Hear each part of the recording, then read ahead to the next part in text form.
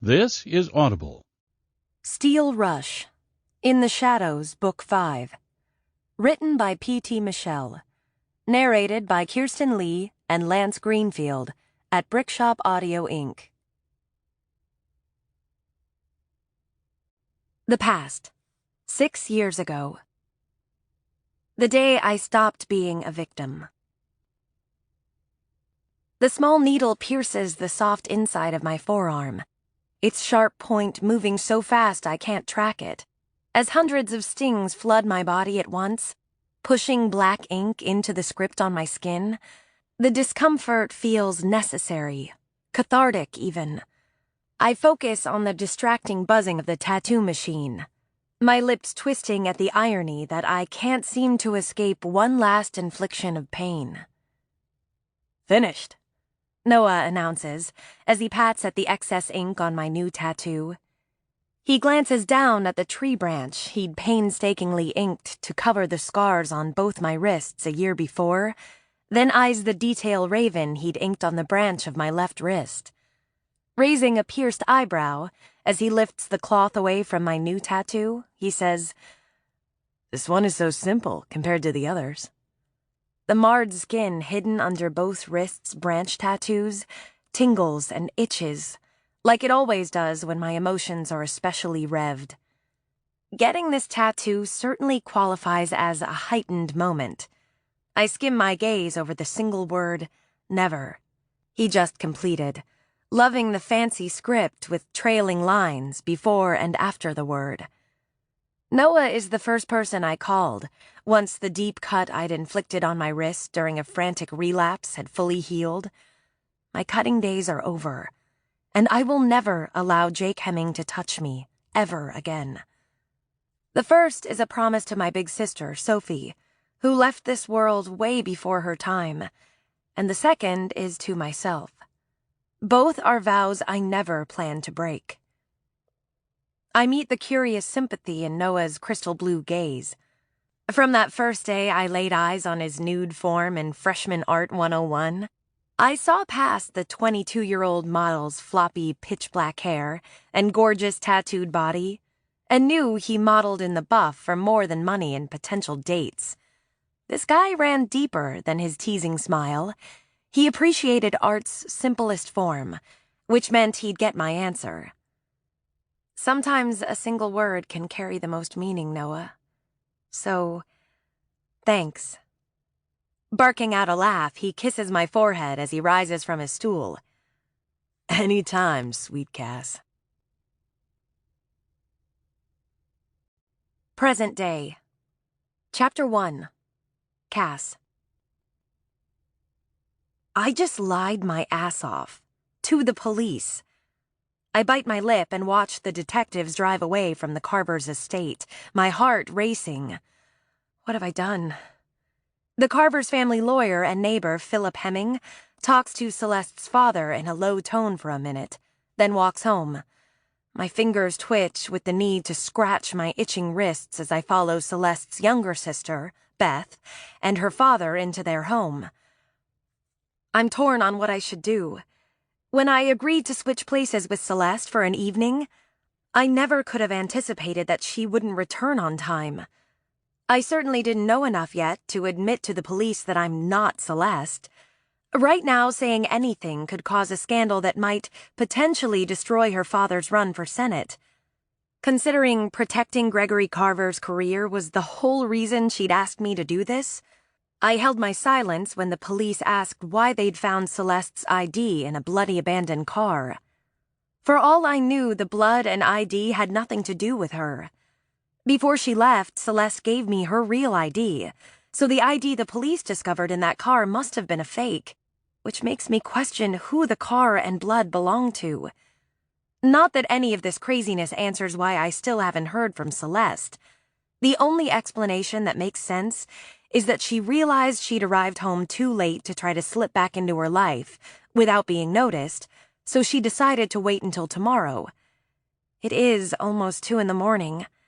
I just wish I knew why she didn't text me her change in plans. Her lack of communication is making my stomach burn with conflict. This is the last thing I need right now, Celeste. Gregory rounds on me in the foyer the moment he closes the door behind us, his terse tone interrupting the tug-of-war going on in my head. I know, Father. I'm sorry to worry you. Tilting his silver head, he narrows his gaze. How did your ID get in that car? I raise my hands, truly mystified. I have no idea. Someone must have lifted it at the club before we got separated earlier tonight. Beth quickly jumps in. I meet her wide-eyed green gaze over Gregory's shoulder. Apparently, she had already spun her own version of our earlier whereabouts to her father and the police before my cab pulled up. I'm pretty sure Beth wouldn't confess to her father that she had actually taken me to an exclusive underground MMA championship fight, one that got disbanded midway through due to the threat of imminent police intervention. And by the pleading look in her eyes right now, her father is clearly unaware that his youngest daughter is dating one of the guys responsible for organizing and running said illegal event. 2 brushes with law enforcement in one night are more than I signed up for when I agreed to this deal with Celeste. Now that the police are gone, a part of me feels I should tell Celeste's family the truth about my identity. But if I speak up too soon, I could blow everything for Celeste. She was adamant that no one could know about me. I can see her thinking that me telling her family the truth, even under these strained circumstances, would be a failure on my part to hold up my end of the deal. I can't allow her to back out of her promise to help my father get his business development plan approved by the city. God, this is one big screwed-up mess with no right answer. It's not like I have a manual to follow on doppelganger switcheroos. Why didn't I stay in bed with Calder like he asked me to? Is this the club where you think you lost it? Gregory prods, pulling my focus back to immediate issues. I slowly nod my agreement with Beth's story version, while telling myself that Celeste will text me in the morning. It had better be first thing. I can't wait to shed her royally messed-up family like an overpriced, ill-fitting sweater. Inhaling an annoyed grunt, Gregory gestures to Marco and Anthony, who have been lurking in the hallway. And you two. Keep up with my daughters like you're supposed to, or you'll be replaced. Am I clear? Yes, sir. Both security guards mumble.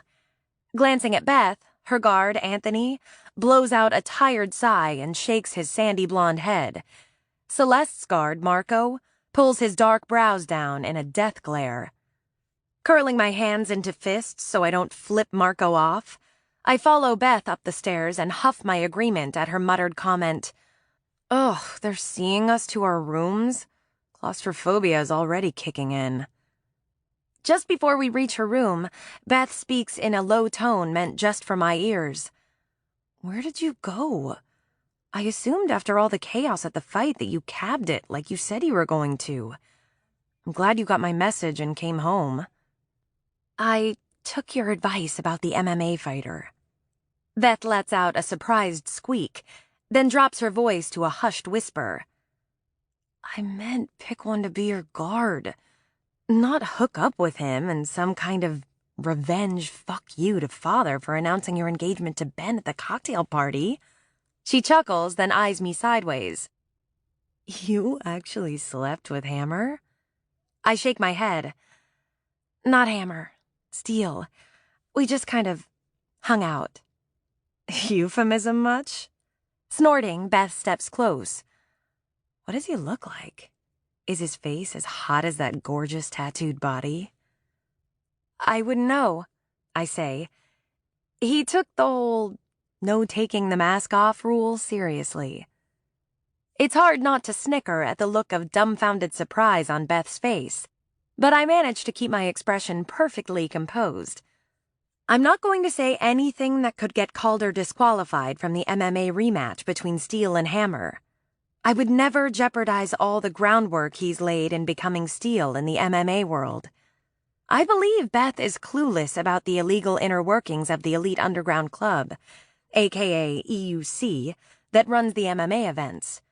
But I can't take the chance she might expose Calder to her boyfriend, It's the only way he'll be able to bring the whole corrupt organization down. Night, Beth. See you in the morning. Night, she says softly, probably too tired from tonight's drama to drill me for more details. My wrists feel like they're on fire, the skin itching like mad as I stare at the phone's text screen. 7 a.m. I've had 2 hours of sleep after finally succumbing to sheer exhaustion. I stayed awake as long as I could, hoping for a call from Celeste Carver. Rubbing my left wrist along my jeans, I sit up on Celeste's bed and blink as I thumb to the missed calls screen. Nothing. Not a single call or text from her. When the phone suddenly buzzes in my hand with a text, my pulse rushes as I swipe it open. My heart plummets when I see it's from Beth and not Celeste. Exhaling, I read her text. I can't believe he kept his mask on. That's so twisted, it's hot. My sex life is what you're thinking about at 7 in the morning? Ah, so you admit there was sex. I smirk and type back, nope. No, there was no sex, or you're not telling me. Normally, I would continue stringing Beth along, but my heart's just not in it. With no contact from Celeste in more than 10 hours, the memory of lying to her family in the middle of the night burns in my stomach in the light of day. What is it about daylight that seems to strip you bare and reveal all your flaws? I squeeze the silent phone as if doing so will make it ring with news from Celeste, then finally respond to Beth. Get a shower. She quickly texts back. Huh? It's too early. Just do it, please. Fine. As dread rolls through me, I walk into the bathroom. Thankful Celeste had provided a small shower kit in the drawer, with a new razor, soap, and toothbrush. Turning on the shower full blast, I shiver in the cool bathroom and realize why there's a dual-sided fireplace shared between her bedroom and bath as I wait for the water to heat up. A hot shower is necessary to wake me up and give me the boost I'll need. I can't stay quiet any longer. Chapter 2. The Observer. This is the early morning news edition. A perky blonde woman with a wide smile reports behind the news desk as a red banner scrolls across the bottom of the TV screen. Police have discovered an abandoned car on 495. I lift the remote toward the TV, turning it up. Blood was found in the vehicle along with a woman's ID. The woman continues in an ominous tone. But the police aren't releasing any details. If you have any information to share about this vehicle or the person seen driving it, call the WVTV news tip line listed in the red banner below. They've found you, I say conversationally, as I stare at Celeste's jewelry, laid out on the white towel, covered in blood streaks. A pair of earrings, a bracelet, and 2 rings. Mementos. While the newscaster drones on, an irritating pressure pushes against my chest. Regret. I don't do regret. I don't feel anything. It's her fault I'm alone now. I squeeze the remote until the pressure in my chest eases. Setting it down on the desk, I pop open her wallet and run my fingers over the attractive picture on her gym ID card. Regret. Regret. Regret. The word hammers like a judge's gavel in my head over and over. You gave me no choice. I rage at her smirking face and throw the wallet against the wall to stop the noise in my head. The expensive leather falls to the carpet with a soft thump, flopping open once more. What's done can't be undone. I stare down at Celeste's smiling face and take several breaths before returning my gaze to the TV. They've found you, and they don't even know it yet. Chapter 3. Cass. What are you doing? Beth tugs her hand from my grasp just outside her father's office. Shaking her head at the closed door, she steps back. Can't you hear him in there talking business? We barely scraped by last night. I'm not stepping into the viper's den. No thanks. Just as she spins to walk away, I grip her arm. This is more important than anything he could possibly be talking about in there. Trust me, Beth.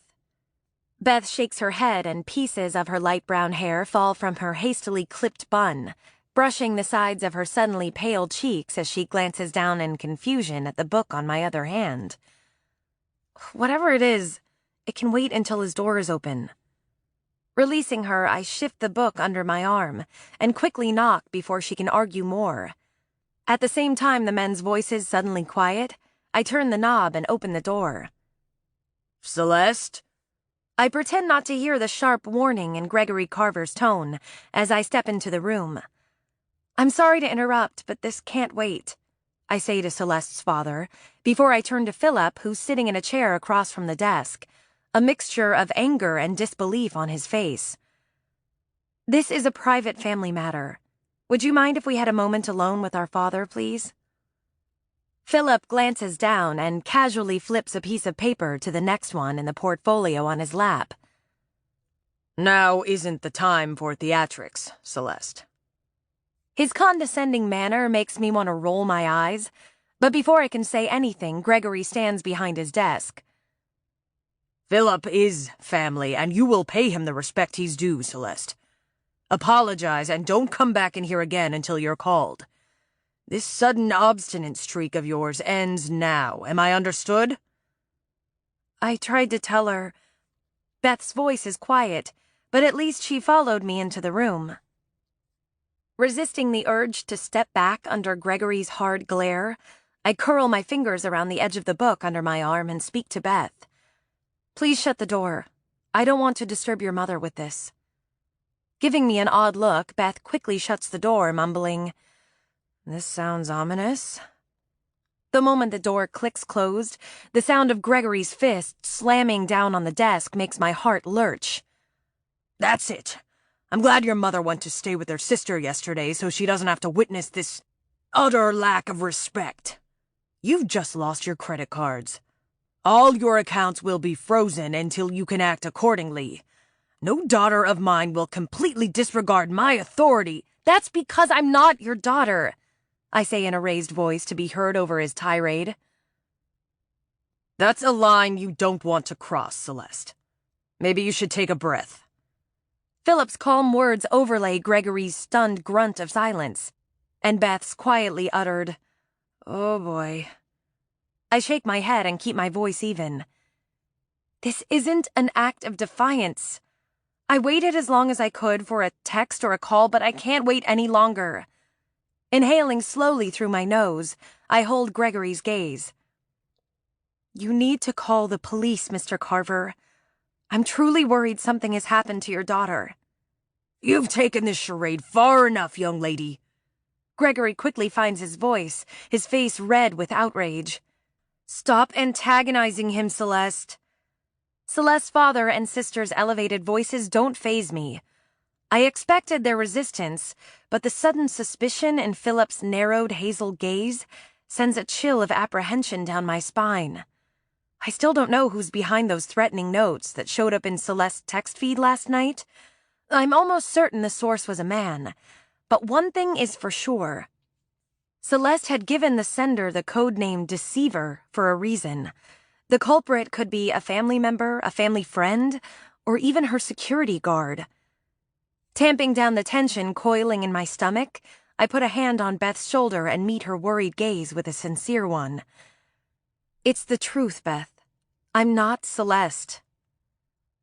She clamps a hand fiercely on mine and directs her anger at her father. She's doing this because you sprang that stupid engagement on her last night. That's enough. Both you girls are beyond spoiled, Gregory growls, crossing his arms. Maybe a stint of honest, hard work, where you actually have to earn your own way, will jolt you back to reality. I had a feeling I might need this. I sigh and pull my hand free of Beth's tight grip. Opening the high school yearbook I found on a shelf in Celeste's room, I set it on Gregory's desk and point to the senior picture of me. That's me, Cassandra Rockwell.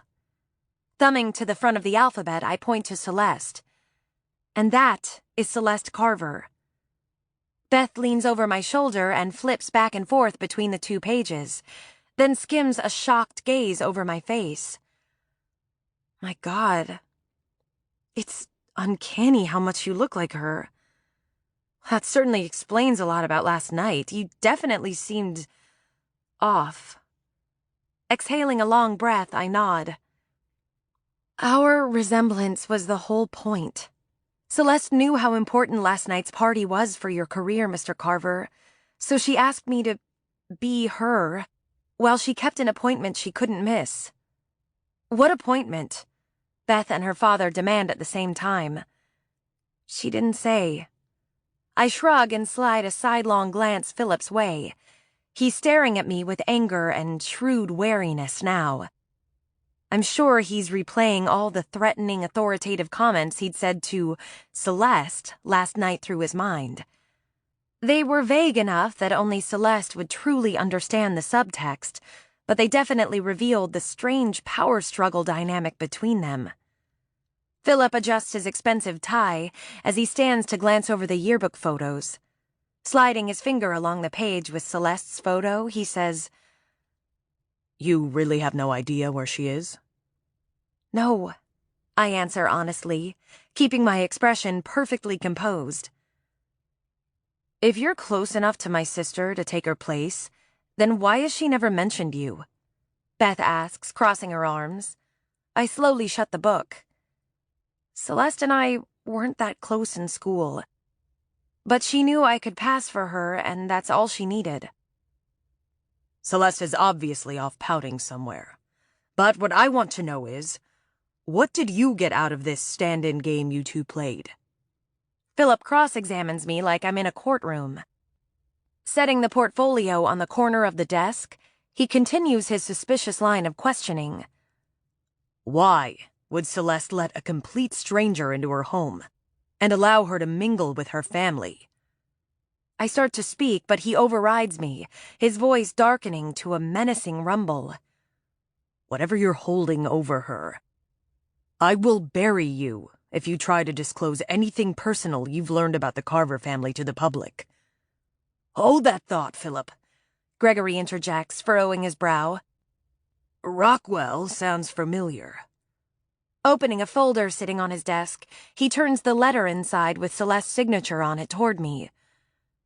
Do you know a Jason Rockwell? I straighten my spine. He's my father. And yes, that was my agreement with Celeste. In exchange for me being her for an evening, Celeste offered to try to help my father get his development plan in front of the right people with the city. I wave my hand. But none of that matters right now. What does matter is that your daughter never came home. I wanted to say something last night while the police were here, but Celeste was adamant that I not tell anyone about our switch. The last thing I wanted to do was cause a scandal. She'd pushed our time to meet back until midnight, and as far as I knew, I had her real ID. So the other one the police found couldn't have been hers. But now that it has been over 8 hours since she was supposed to reconnect with me, I think it's time to go to the police. Gregory shakes his head and gestures to Philip, who's typing something on his phone. I agree with Philip. I'm sure this is Celeste acting out. She's done this before. What, run away? Beth cuts in, her voice tense. That was when she was 14, Father. Philip found her then. I trust him to find her now, Gregory says with confidence. Beth throws her hand out, her voice elevating. What if something really has happened to her? Are all of you forgetting they found blood along with that ID? We can't ignore the possibility. I agree with Beth, I quickly add. You need to— Let's go with your theory that something has happened to Celeste, Miss Rockwell, shall we? I don't like Philip patronizing me, but I need them to believe me, so I wait for him to continue. How do we know you didn't have something to do with Celeste's disappearance? And the police caught you off guard, and that's why you delayed until today to come clean.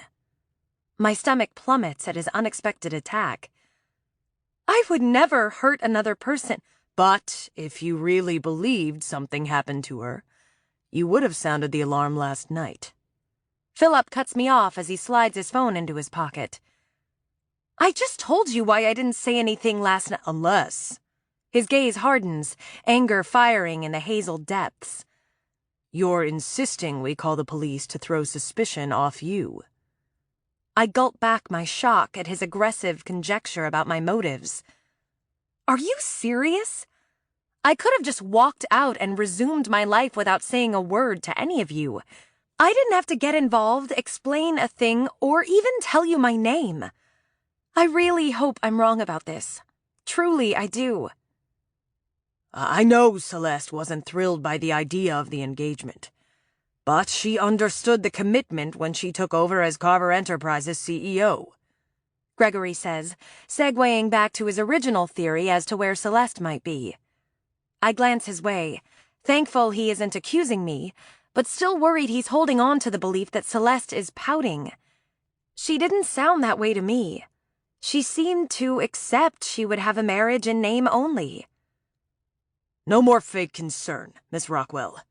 Philip waves his hand dismissively. We've let you spin your tale, but you and Celeste are done with this game. Where is she?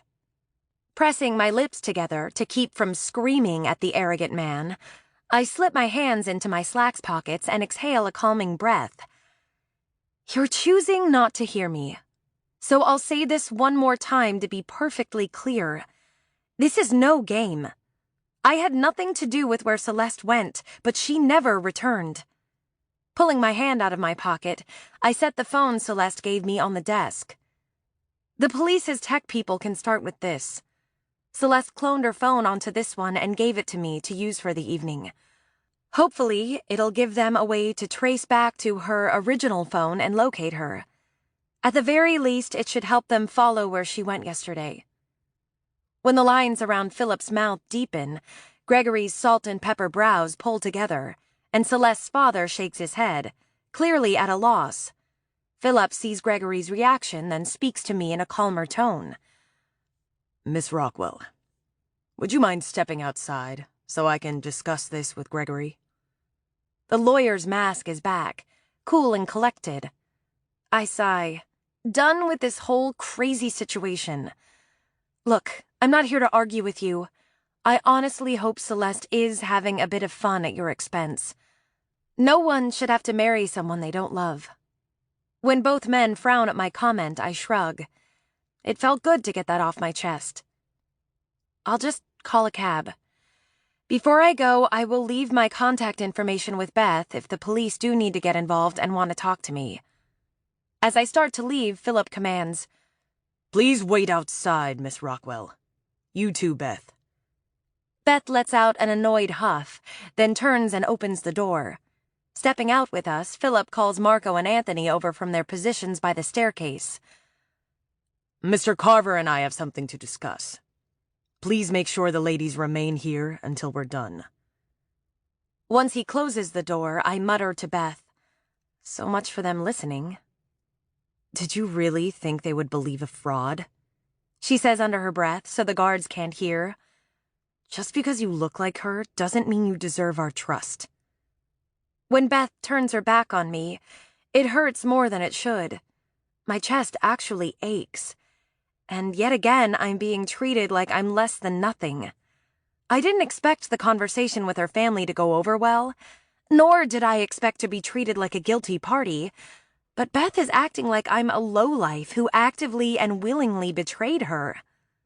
Blowing out a breath, I lean against the wall and try not to freak out at the thought Philip will act on his earlier accusation. What if Philip was playing me, and he's actually in there right now convincing Gregory to call the police, to question me in suspicion of Celeste's disappearance? God, how did this turn into such a screwed-up, tangled mess? After several minutes, the escalating angst and worry over what's being discussed behind that closed door makes me realize that calling a cab is my best course of action, regardless what her family decides to do. They have Celeste's cloned phone. That should give them a head start. Ugh, which means now I don't have a way to call for a cab while standing here. Leaning close to Beth, I ask, "Would you mind if I borrow your phone?" Her only answer is to glare at me over her shoulder. A couple more minutes tick by and my stomach churns tighter. As my heart rate elevates with the continued rumble of voices in the other room, my wrists begin to sting uncontrollably. I can't make out what they're saying, which only amps my nerves.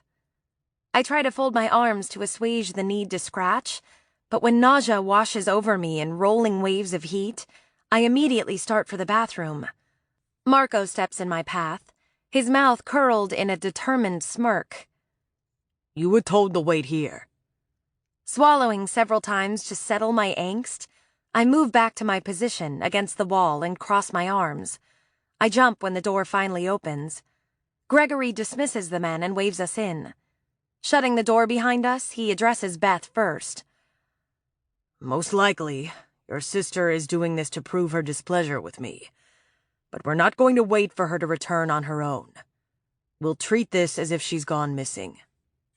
Beth's shoulders relax and she nods. Then Gregory turns to me.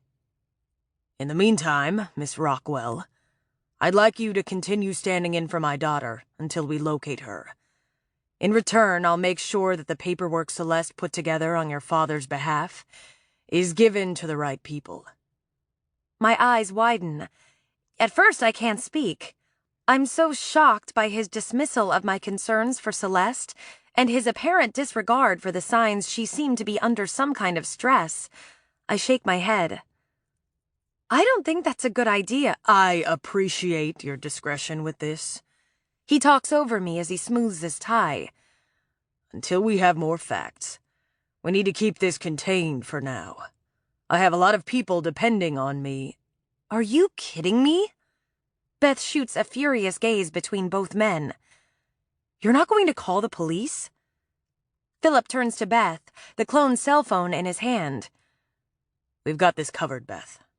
The phone is a great place to start.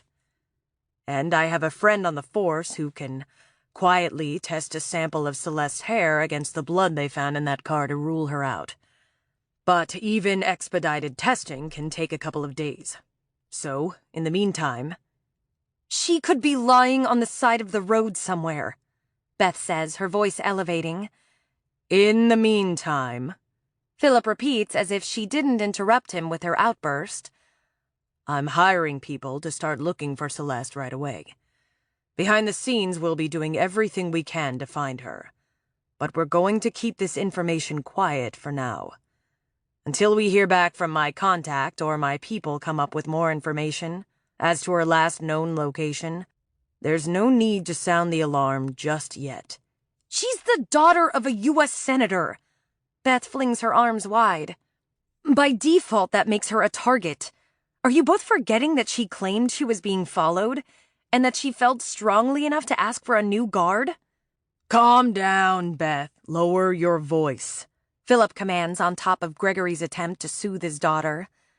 She has every right to be upset, I say before I can stop myself. As Philip cuts a stay the hell out of this look my way, Gregory steps forward and clasps his youngest daughter's shoulders. Marco and Anthony do their jobs. Their presence has prevented more annoyances than you and your sister know about. That said, you shouldn't have ditched them last night. Don't you dare try to pin the blame on us. Beth shakes free of his hold and takes a step back, pressing her lips together. This room is littered with all kinds of agendas except the one that matters. Finding Celeste. Talk about screwed up priorities. I'm out of here. When she reaches for the doorknob, her father's tone turns harsh. Do not tell your mother about this. She's too fragile right now. She went to her sister's to recuperate after last night's event took its toll. We will find Celeste. But for now, no one outside of this room can learn that Miss Rockwell isn't Celeste. Is that understood, Beth? You're not going to tell Celeste's fiancé? Beth snorts, then looks at Philip. Shouldn't your son be informed his wife-to-be is a no-show? That's enough, Beth. Gregory bristles at her sarcasm, but Philip answers anyway. Not even Ben and Jake. Philip states in a firm tone. There's no reason to worry Ben right now. Shooting both men a fed-up look, Beth starts to leave, but her father stops her once more. Beth, I expect you to inform Miss Rockwell what attire is expected for the upcoming events. Huffing her annoyance, Beth leaves, shutting the door behind her with a sharp click. Celeste and Ben's engagement might just be a business arrangement, but from what I gathered last night, Ben is secretly in love with Celeste. He would be genuinely upset if he thought something happened to her and would want to know. A tug-of-war wages in my heart. I want to speak up on Ben's behalf, but if one brother knows, then the other would too. I can't chance Jake finding out that I played Celeste at the event last night. So I brush my damp hands against my slacks and swallow the words sticking in my throat. Not that my internal turmoil changes my answer one bit. I'm sorry, Mr. Carver, but I can't in good conscience continue on as Celeste. While Gregory visibly tenses, Philip runs his finger along the cell phone's dark screen, his gaze laser-focused on me. It is in your best interest to make it easier for us to find Celeste, Miss Rockwell. All we have is your word that she asked you to do this. Trust me, you don't want us going to the police with your story. If we can't locate Celeste, who do you think the police will look at first? I instantly tense, my chest tightening. I don't have any tangible proof, no texts or emails, to show that Celeste actually recruited me. The fact the phone's passcode happens to spell my name could be passed off as sheer coincidence, but the texts between Celeste and me on the phone should contain enough back and forth to corroborate the rest of my story. If I tip Philip off to that fact, and he or someone in the Carver family circle had anything to do with Celeste's disappearance, he could delete those texts before the phone ever makes it to the police. I should have emailed our text conversations to myself to cover my ass, but I never once thought I would be considered a suspect. An innocent person's mind just doesn't go there. It's not a story. My elevated heart rate makes me lightheaded. Philip's ruthlessness is sharply convincing. I have no doubt he's prepared to paint the worst scenario possible, with me at the center of Celeste's disappearance if I don't agree. In this moment, I can see the source of Jake's rotten genes. Like father, like son has never been so true. Miss Rockwell. Cassandra. Gregory steps close and clasps one of my hands, ever the suave politician. My political rivals are already circling like sharks to chum by the news that the police showed up here last night. I have an interview here at the house at 4 that's been set up for weeks. Celeste asked you to be here to keep up appearances. All we're asking is for you to continue on just a little longer. Give us the time to quietly locate my daughter, so that the upcoming social events over the next couple of days don't go sideways with rumors of scandal. Gregory might be trying to sugarcoat Philip's threat, but not being given a choice highlights a very simple truth. I'm the only one I can depend on to untangle me from this mess.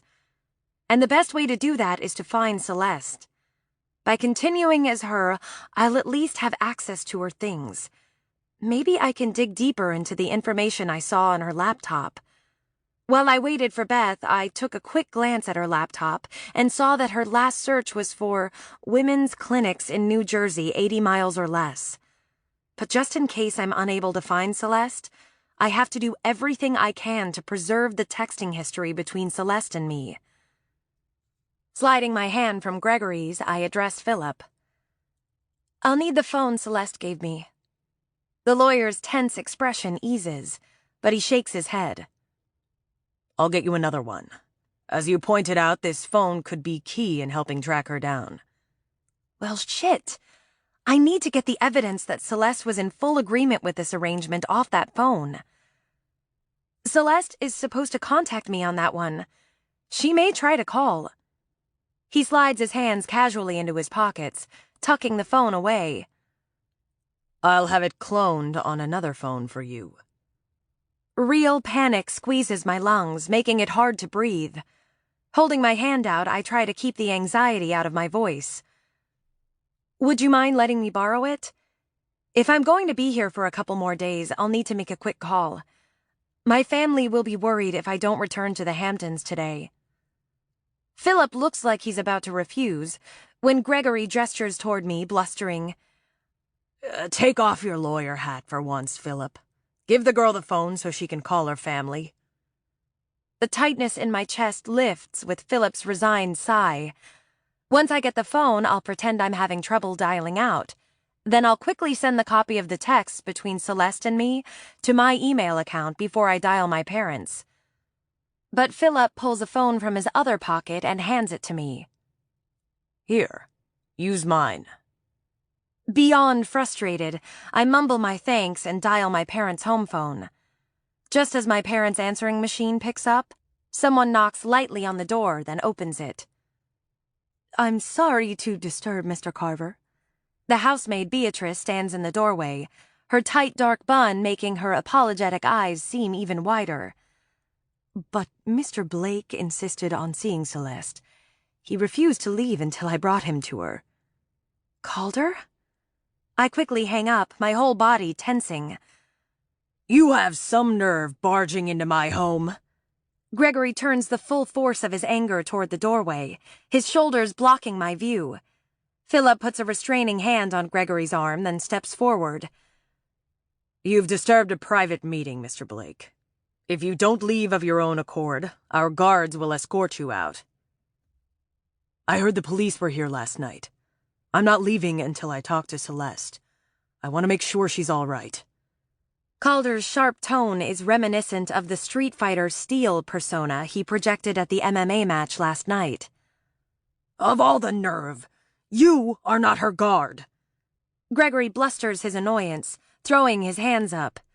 See what I mean about stupid rumors? Where the hell are Marco and Anthony?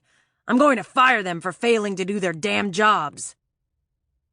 Just as Philip tells Gregory, I sent them on an errand related to the earlier issue. I step to Philip's left and answer the maid. We're almost done here, Beatrice. Can you please escort Calder to the library? I'll be there in just a couple minutes. A look of relief washes over Beatrice's normally stoic face before she says calmly, Come along, Mr. Blake. The heat of Calder's gaze drills into me. Its pull is so strong I can practically feel the pat of his thumb brushing my lips, and the pressure of his fingers tilting my chin so I'll meet his gaze. I bite my lip to tamp down the warmth tingling through me, and blink to avoid looking directly at him. Once Calder turns away to follow Beatrice, I slowly release my breath and greedily drink in how his broad shoulders fill out the medium blue button-down shirt that's neatly tucked into the trim waistband of his black dress pants. The aggressive way he challenged Gregory and Philip shows he's on edge. I don't want him to see tension on my face. Celeste's family's trust in me is on a thin thread.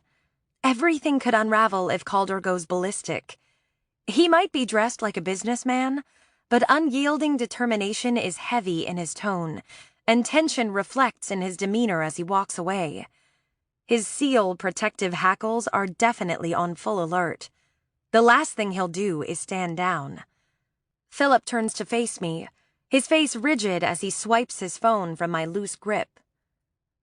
He was told last night that the Carvers don't need his services. Get rid of him. The family doesn't need any more outsiders in this house right now. Maybe if he'd been allowed to do the job Celeste wanted him for, we wouldn't be having this discussion. I shoot back, narrowing my gaze. Gregory's mouth thins to a grim line and he nods toward the door. Go tell Mr. Blake that you're fine. Then send him on his way. I stiffen. I'll do my best, I say, knowing Calder won't like that at all. Miss Rockwell, Gregory calls out when I start to turn. You must convince him to move on, or the arrangement my daughter made with you concerning your father is off. They don't know that Calder is the only one who saw right through my Celeste disguise the moment he laid eyes on me. And I'm certainly not going to tell them. No matter how amazing last night was with Calder, I can't let my feelings for him prevent me from helping my father see his business development dreams come true. It's the last promise I gave my sister before she died, and I plan to keep it. My chest tightens as I head down the hall to convince the man who stole my heart that I don't want him here.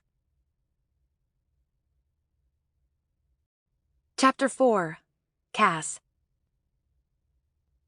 My heart's racing by the time I reach the library. I hover just outside the closed door, flexing my hands by my sides. Taking a deep breath, I exhale and open the door. Calder's standing at the window, his arms crossed behind his back. As he turns, I speak before he can, adopting a formal tone. "Thank you for coming, Calder. I'm sorry my engagement announcement derailed you getting more time with my father yesterday." A look of confusion flickers in his eyes a split second before he starts toward me.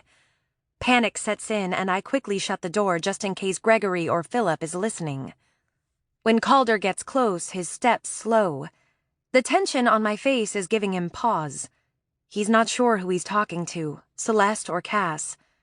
Stopping a few feet away, he slides his hands in his pockets, frustration evident. Forget about yesterday. I came as soon as I heard the police were here last night. What happened?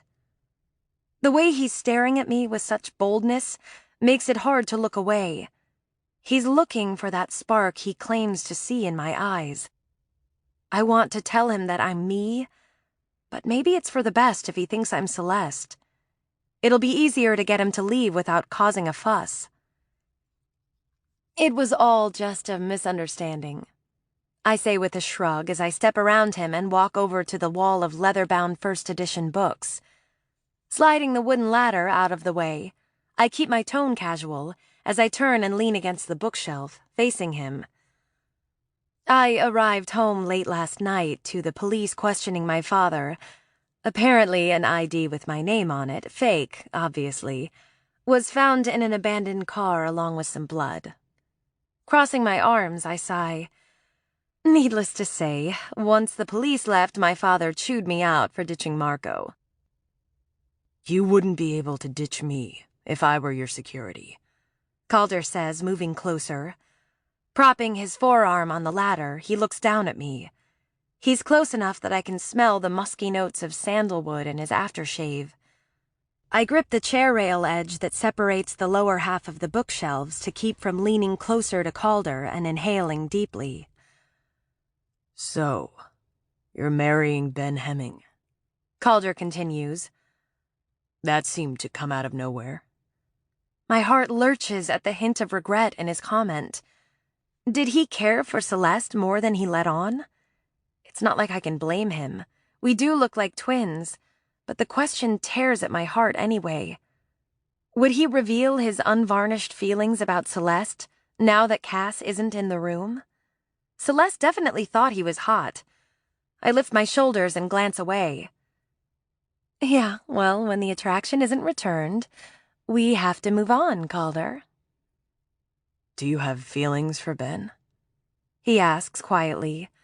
The blunt intimacy of his question, laced with an edge of vulnerability, crushes my heart and pulls my gaze back to his. Ben is my shield. I answer based on the interaction I had with Ben last night, after the engagement was announced. It was obvious Ben wanted to protect Celeste. When Calder's mouth tightens, the proof his feelings run deeper for Celeste pushes a perverse part of me to find out just how much. What Calder and I shared last night was so raw and real it's hard to imagine him being with another woman. But we also only had one night. No matter how amazing it was, that doesn't change the fact that he and Celeste had spent a lot of time together prior to that. I hold Calder's gaze and continue in Celeste mode. Ben really surprised me last night, showing me that there are definite benefits to having him by my side. My chest burns with jealousy as I watch Calder's jaw harden. Spreading my hands wide, I force a smile. I feel protected now and less worried about stuff. When Calder's gaze narrows, I can't stand the torture of being this close to his alluring masculine bubble. It's too tempting to want to yell at him for downplaying his friendship with Celeste, so I push off the bookshelf and spread my hands, adopting an upbeat tone. Thank you so much for coming today, but as you can see, you really didn't have to. I'm all good now. He's staring at me so intensely that it hurts to hold his gaze, so I step around him and walk toward the door. I hope you don't think I'm being rude, but I have an appointment I need to get ready for. Calder grabs my hand and tugs, yanking me around to face him. Don't. He grits out as he crowds my personal space. Calder! I try to step back, but he folds his arm around my waist, pinning me to his solid frame. He bends close, his gaze locked with mine. I will always protect you. Let go of me! I can't keep my voice from trembling as I push against his shoulders and try to struggle from his hold. His muscular arm only cinches tighter around me. I don't want to know the truth about your feelings for Celeste. It hurts too much. He kisses me, his mouth dominating mine, commanding a response. My stomach flip-flops and I whimper against his mouth. My instinct is to kiss him back, but he's not fucking kissing me. Anger fuels my resistance. I dig my fingers into his short hair and tug hard. Grunting his fury, Calder clasps the back of my head and clamps his teeth on my bottom lip. The second I gasp at the pleasure-pain, he thrusts his tongue intimately against mine, stripping away my ability to resist. I release his hair to fist the front of his shirt and kiss him back. He makes me forget who I am, who I'm supposed to be.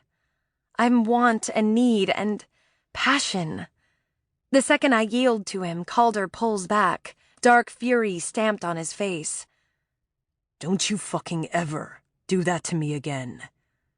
The sudden reprieve from his seduction yanks me back to my senses. Shaking my head to rein in my emotions, I try to pry his hand from around my waist, but he dips his head and bites the side of my neck just below my jawline. The primal move scatters goosebumps across my skin, reminding me how much I crave his touch and aggressive branding of my body. Apparently, I wasn't the only one. I immediately cease my struggles, sadness zapping my fight. Even when she's not here, Celeste still overshadows me. As I take a couple deep breaths to hold my tears back, Calder tenses against me. Clasping my jaw, he straightens to his full 6'2" height and forces me to look into his stormy green eyes. How could you make me think that the blood the police found in that car was yours? Why would you do that to me, Angel? I never thought that by pretending to be Celeste, that Calder would jump to the conclusion that the blood found in that car was mine. I'm so overwhelmed to know that knee-knocking kiss was meant for me, that I close my eyes and lay my head against his chest as a shudder of relief runs through me. Calder slides his thumb along my cheekbone, his touch making my eyes flutter open. The truth, Cass, he says, cupping my jaw so I meet his gaze. Why are you still pretending to be Celeste? What the hell is going on? I keep my voice low and tell him everything that transpired once I arrived back at the house last night. Calder's jaw muscle tenses several times, but he finally cuts me off when I get to the part where Philip and Gregory struck a deal with me. He clasps my shoulders, his tone turning cold, deadly. Get your things. You won't stay another minute in this house of liars and cheats. I'm surprised by his harsh statement. Celeste's father may lord his authority over his daughters, but I believe he actually does care for them. And he hasn't lied to me that I know of. I shake my head. I can't leave. His grip tightens on my shoulders. The Blake family name has sway, Cass. We'll find another way to help your dad get his business development approved. My heart trips that he would call on his family to help mine, even though he's distanced himself from the Blakes. but I flatten my palm on his chest and shake my head. You don't understand, Calder. I might be the only one who has a clue where Celeste went. I feel responsible in a way, after having agreed to switch with her in the first place. Calder's brows pull together. Do you know where she went? Where her appointment was? Why didn't you tell her family? I gave Celeste my word, Calder. When I press my lips together, his frown deepens. I know you feel an obligation, but if you really think she's missing, you have to start sharing. At least with me. I hope that I've earned some measure of trust with you last night. He didn't give away that he knew about my arrangement with Celeste to her father or Philip when he challenged them earlier, so I know Calder has my back, even when he's worried about me. It's complicated, I say on a heavy sigh. What I can say for now is that I saw a snippet of a text conversation between Celeste and someone she has labeled as Deceiver on the cloned phone she gave me. She must have been deleting any other texts before I could see them. Whoever this person is, my gut tells me it was a man. He had a strange kind of hold over Celeste, and it was something she was trying to break free of. The gist of the conversation was that he tried to control her and she told him she was going to do something. Her response pissed him off. Calder releases me and spears a hand through his short light brown hair. Give me the phone and I'll have one of the guys on Bash's security team run down this deceiver's identity. I sigh my frustration. I don't have the phone. Philip took it to try to retrace Celeste's steps from last night.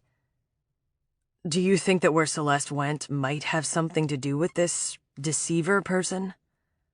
I don't know if the two things are connected. She was definitely antagonizing him in the texts.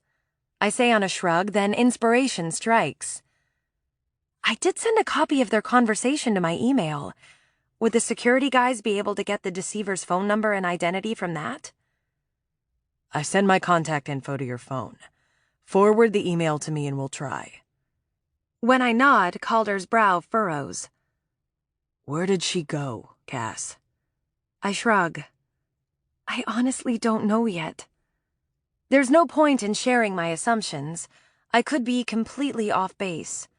When I saw the search Celeste made on her laptop, my heart sank. There's usually only one reason a woman goes to that kind of clinic. It would make sense that she would want to go out of town, but I didn't have time to look up how many clinics in New Jersey fell within 80 miles before Beth texted me that she was dressed. Celeste's diary might have more clues, if I could decipher what her darkly poetic entries meant. Could the green greed and black deception she talked about in her entries be the deceiver? I'm going to go through Celeste's things. Now that I'm here for at least one more night, I can really look over her room. Thankfully, her laptop isn't password protected. There might be more useful stuff on there. What? Calder urges me to continue when I stop talking. I smirk. It just hit me that I never told Philip the password for Celeste's phone. I wonder how long it'll take him to realize it. And when Philip asks me for the code, I'll come up with an excuse to hold it so I can send those texts between Celeste and me to myself. Philip. Calder snarls. I don't like that prick. I agree with you on that. I'll keep in touch and send you anything else I find once I do a more thorough search on her computer's history. Calder snorts and crosses his arms. You don't really think I'm leaving here without you, do you? I gape at him. What? You can't stay. Gregory told me he'll rescind the deal Celeste made with me about my dad if I can't get you to quietly leave. Calder's jaw muscle twitches. I told you I'll find another way to help your father. But if you insist on staying, then you've got yourself a new guard because there's no fucking way I'm leaving you here alone. You must go, Calder, I say in a quiet hiss as I grip his thick upper arm and try to tug him toward the door. But he doesn't budge.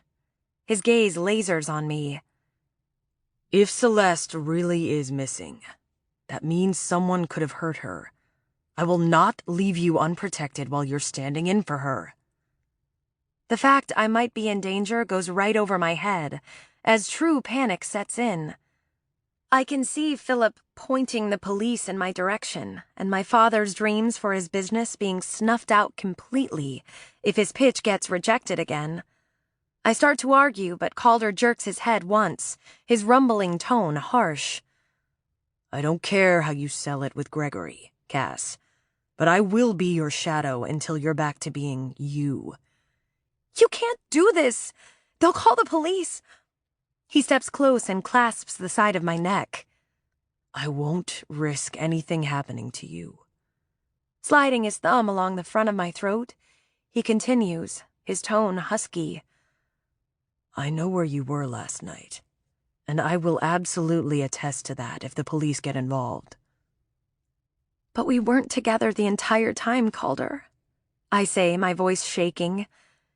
You don't know what time I left or where I went. You were asleep.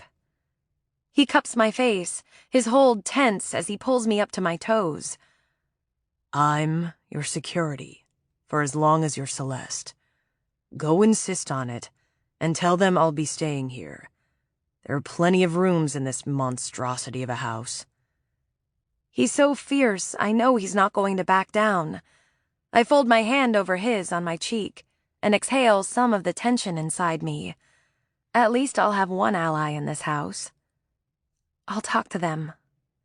Calder dips his head in a curt nod, and his fingers flex around my jaw. I'll wait here for you. What do you mean he's staying? Gregory huffs his fury, his chair slamming back against the wall with his swift move to his feet. When Philip quickly stands from his chair in front of Gregory's desk and buttons his jacket, muttering, We'll just see about that. I close the door and lean against it. He's a Navy SEAL. You won't stand a chance. Philip pauses for a second, but when a determined expression sets on his face and he starts toward the door once more, I hold my hand up. I asked him to stay. Philip halts and both men say in unison, What? I might be shaking on the inside, but I meet their shocked stares with confidence. If you want me to continue to be Celeste, then Calder staying on as my guard is a condition of my agreement. Philip slices his hand through the air, spitting out, Absolutely not. I ignore Philip and turn to Gregory.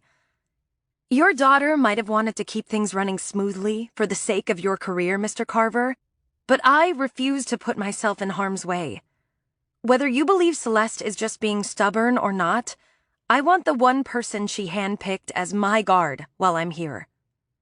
Gregory jams his hands in his pants, his gaze sharp. Resorting to blackmail doesn't instill trust, Miss Rockwell. Your lawyer seems to have no issue with that tactic. I quickly counter without sparing Philip a glance. Calder will be another set of eyes. Everyone benefits from that. All I've told him is that you've decided to give him a trial run for a couple of days at my request. You're not really considering this, are you? Philip asks Gregory, his tone clearly annoyed with me. The stubbornness that flickers in Gregory's eyes knots my stomach with worry. Before Philip can talk him into nixing Calder, I fold my arms and call their bluff. If you don't agree to Calder, then you may as well file a missing persons report with the police today. I won't continue as Celeste without protection I can trust. Marco is your security, Philip snaps. My gaze flicks to his irritated one. He's useless. Gregory's jaw muscle bunches before he finally speaks. You'll have 2 guards then. Everywhere you go, Marco follows. I start to argue, but Philip interrupts. You seem to be forgetting that you're a guest in this house, Miss Rockwell. If Gregory insists that Marco be everywhere you and Mr. Blake are, then you have no choice but to accept. I grudgingly nod my agreement to Gregory's terms. I don't like it, but it's better than the police hauling me away for questioning. At least Celeste's room is off-limits to Marco, which means I'll have privacy to do a more thorough search of her recent internet history. Addressing Gregory, I ask, "Will there be an evening event tonight?" He nods, sliding his hands into his pockets. Yes, one at a hotel in Manhattan. And there will be another event here tomorrow evening. Then I'm going to have Beatrice prepare a room for Mr. Blake. I understand these kinds of social events can run late. Philip's gaze narrows, but Gregory just waves dismissively, already clearing me from his presence. Just be where we ask you to be, and things should run as planned. About the events, Miss Rockwell. Philip chimes in. All of Celeste's social roles and responsibilities must be maintained, which includes her engagement to my son, Ben. Even though I genuinely enjoy talking to Ben, I instantly stiffen. What is he implying? It's a marriage in name only. He offers a cold, brittle smile as he brushes lint off his suit jacket sleeve. Be that as it may, you must conduct yourself as if you're a happily engaged couple. That includes posing for photo ops and conversing with constituents and Carver Enterprises board members in attendance about causes you plan to support and issues you want to defend as a married couple. My eyes widen. I have no idea what those are. Just let Ben do his doctor thing. All they need to see is you being supportive. I frown slightly at his unspoken yet implied, like a good wife should. But as Carver Enterprises CEO, wouldn't they expect to hear Celeste's thoughts on worthy causes and social issues? Philip snorts out a laugh as he folds his arms. Do you really think Celeste runs Carver Enterprises? She knows the role she plays. So this is what Celeste meant by her CEO title not meaning anything. How sad that she gave up her ability to choose whom she married in exchange for a business role with no substance. I bite back my instinctive snarky response to Philip's dismissive comment. He apparently never witnessed Celeste bend people to her queen bee will in high school. I'll bet Celeste could easily run a business. Capability and willingness are two entirely different things, Gregory says on a sigh, as he sits down and picks up a folder, his expression shuttered. Don't forget the media interview is at 4 today. Please be dressed and in the living room 10 minutes before. That will be all, Miss Rockwell. Marco stands guard just outside the library door when I walk in and close it behind me. Calder says goodbye to whomever he's speaking with, then slips his phone into his pants pocket. When I press my finger to my lips to let him know we have an audience, then nod to answer the question in his eyes, did Gregory approve him as my security? An arrogant smirk crooks one corner of his mouth. Striding in my direction, he says in a low tone, Let's go. I need to run a quick errand to rearrange my coaching schedule with some other trainers at the gym. Then I'll grab some clothes. He passes me, continuing his line of thought. Will I need a tux? When he realizes I'm not on his heels, he quickly turns, his light brown brows pulling together. Once he steps back into place in front of me, I speak so only he can hear. The only way Gregory agreed to you as my guard is if Marco goes everywhere you and I do. You use the gym under your MMA persona, right? When Calder scowls his frustration, I shoo him on. I know you need to keep Steele anonymous. Go sort out your schedule. Calder's fists clench and the vein down his neck visibly pulses.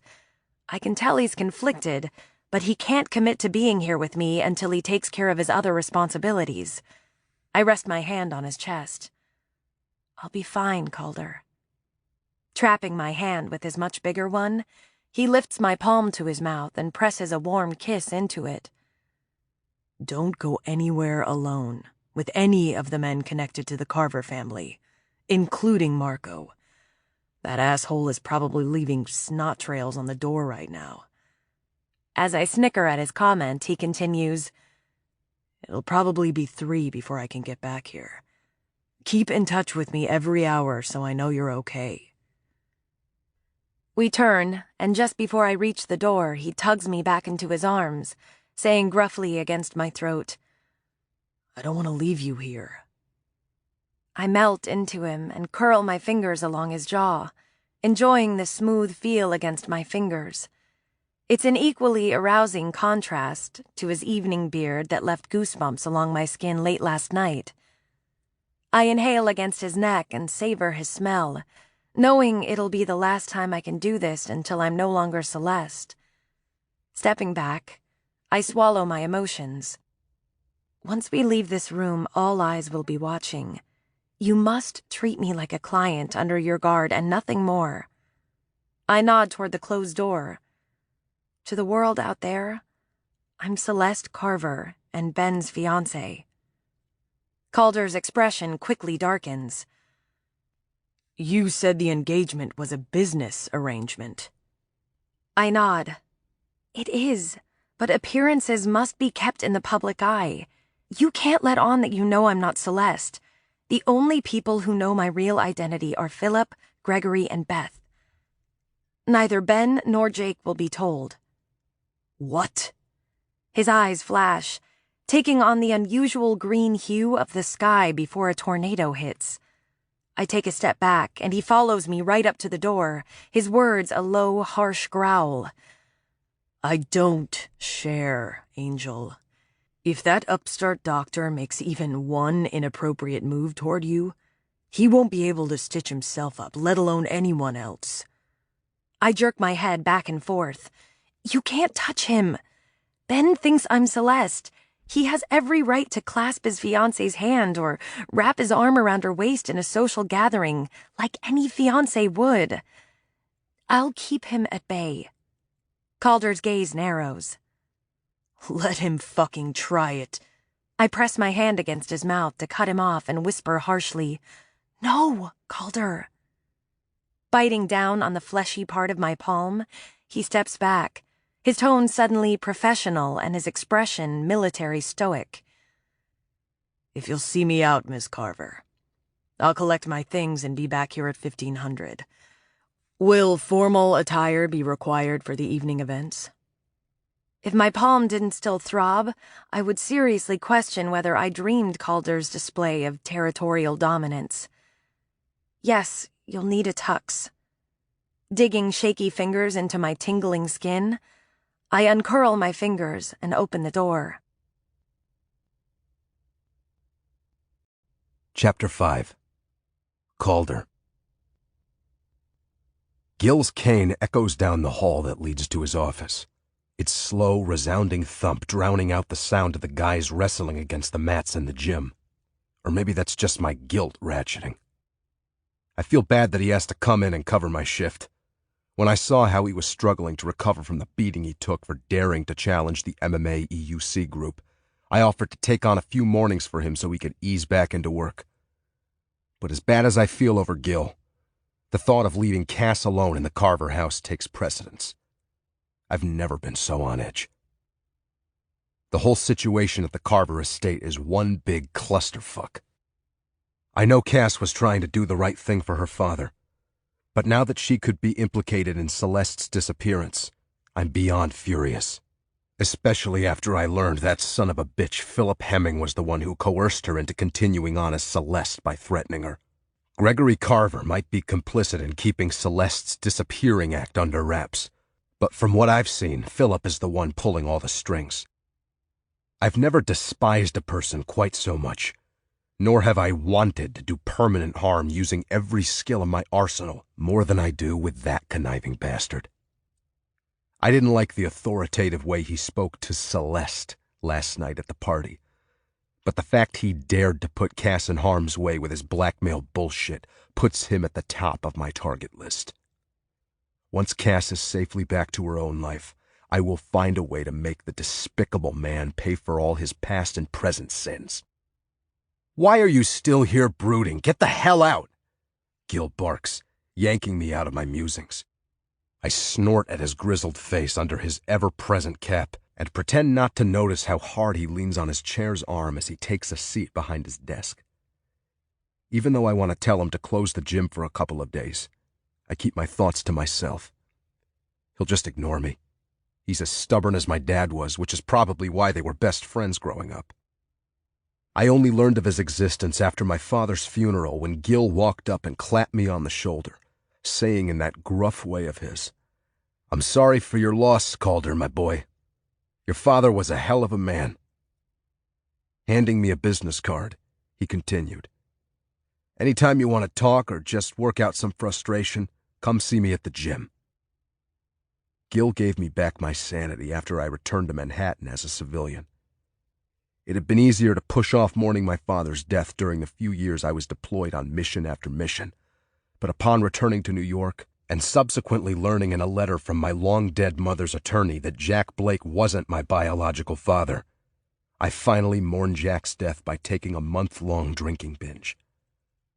I may have drunkenly called Gil one night. I'm not really sure. All I know is that Gil found me at a bar and dragged me to his gym. "Wake up!" someone yelled while spraying me with a burst of hard water in a dark alley. What the hell? I stumbled to my feet, wet trash sliding underneath my shoes. Resisting the urge to shiver in the cold, I blinked the water out of my eyes and tried to make out the shadowy figure in the hat wielding a fire hose. "Who the fuck are you?" "Watch your mouth." A hard spray sliced across my face from ear to ear, jacking my fury even more. Coughing up water, I lunged unsteadily toward the man, but he just turned the spray toward my crotch and hit it full blast. Oomph! The laser accuracy sent pain from my balls straight to my brain. I grabbed my junk and fell back against the wall, bent over and moaning, "Son of a motherfucker! Your father would be appalled, Calder." When his familiar voice sank in, I glared at him in the darkness. "Gil?" "Damn straight it is." He slammed the hose on the asphalt and stalked toward me, all gruff and grumble. "Now that you're somewhat aware, haul your drunk ass inside and get dried off. We need to talk." An hour later, we sat at his office table, and over a pot of coffee I spilled my guts, telling Gil about the letter I received from my mother's attorney. "I wish she'd never told me, Gil. Honest to God. I wish I could unlearn that bit of history. But I can't help but think that things could have turned out differently if she had just confessed to my dad. Rebecca didn't tell your father for a reason, Calder." I snapped my gaze to Gil's. "You knew about the other guy?" I growled out the question, full of renewed resentment. "I was the one who told her never to tell your father." I jumped to my feet, the newly brewed coffee jostling in the center of the table. "Why the hell would you do that?" Gil held up his work-roughened hands, unperturbed by my outburst.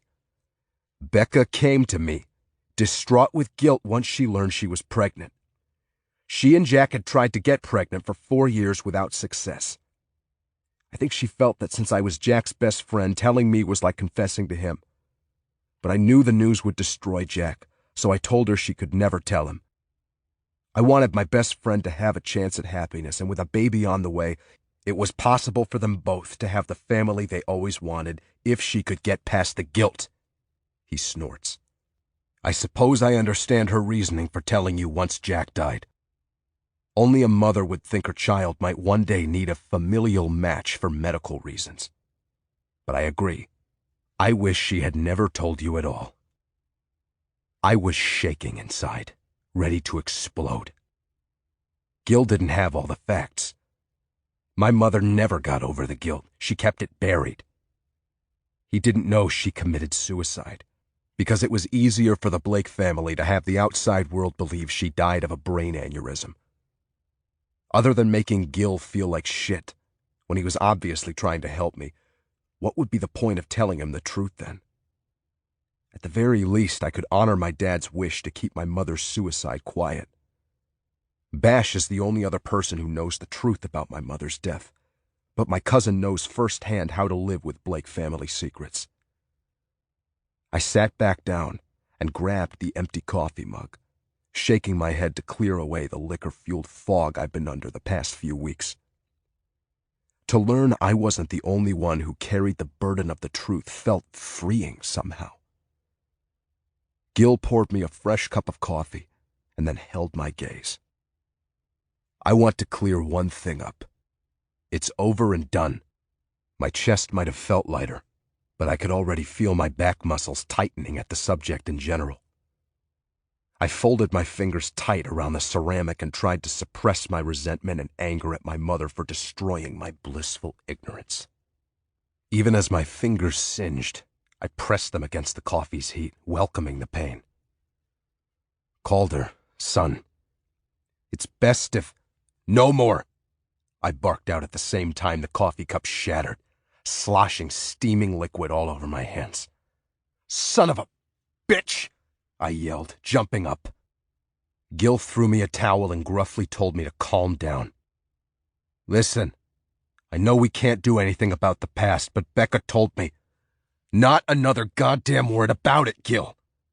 I gritted out as I wiped the coffee off my hands in fast swipes. Or I'll walk out of here and never speak to you again. And to his credit, Gil has never spoken about the past.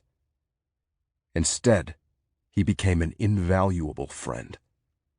Working out with Gil's guys gave me something to focus on other than the fact that I was never really a Blake. The distraction built into something far more than a physical honing of my body. It was different than being in the military, but I became a part of a family here. After Gil got attacked for standing up to the EUC over one of his fighters who disappeared, I had a purpose that could put my special military training to use as well. I made a plan and went undercover as Steel with the sole intent of taking down the EUC and holding them all accountable for their crimes related to MMA fighting. What I didn't expect was to grow so close to Gil in the process. The gym and the fighters are the only family he has ever had. He treats the guys like his adopted kids, but for some reason I'm different. He treats me like the son he never had. Maybe he does so out of loyalty to Jack, or he has regrets about the advice he gave my mom all those years ago. All I know is seeing him lying there all beaten and bruised in that hospital bed put me on the kind of focused path I've only felt during missions. The EUC group will go down. I protect my family and those close to me with fierce conviction. And I'm close. Once I win this last rescheduled fight, I'll get to meet the benefactors. I'll finally have names and faces to give the authorities. Now that I'll have access to the Carver's house, there's a slim chance I'll get a lead even sooner if I can get a hold of Beth's phone and swipe her boyfriend's phone number. Then I could hand the info off to Bash's team to trace.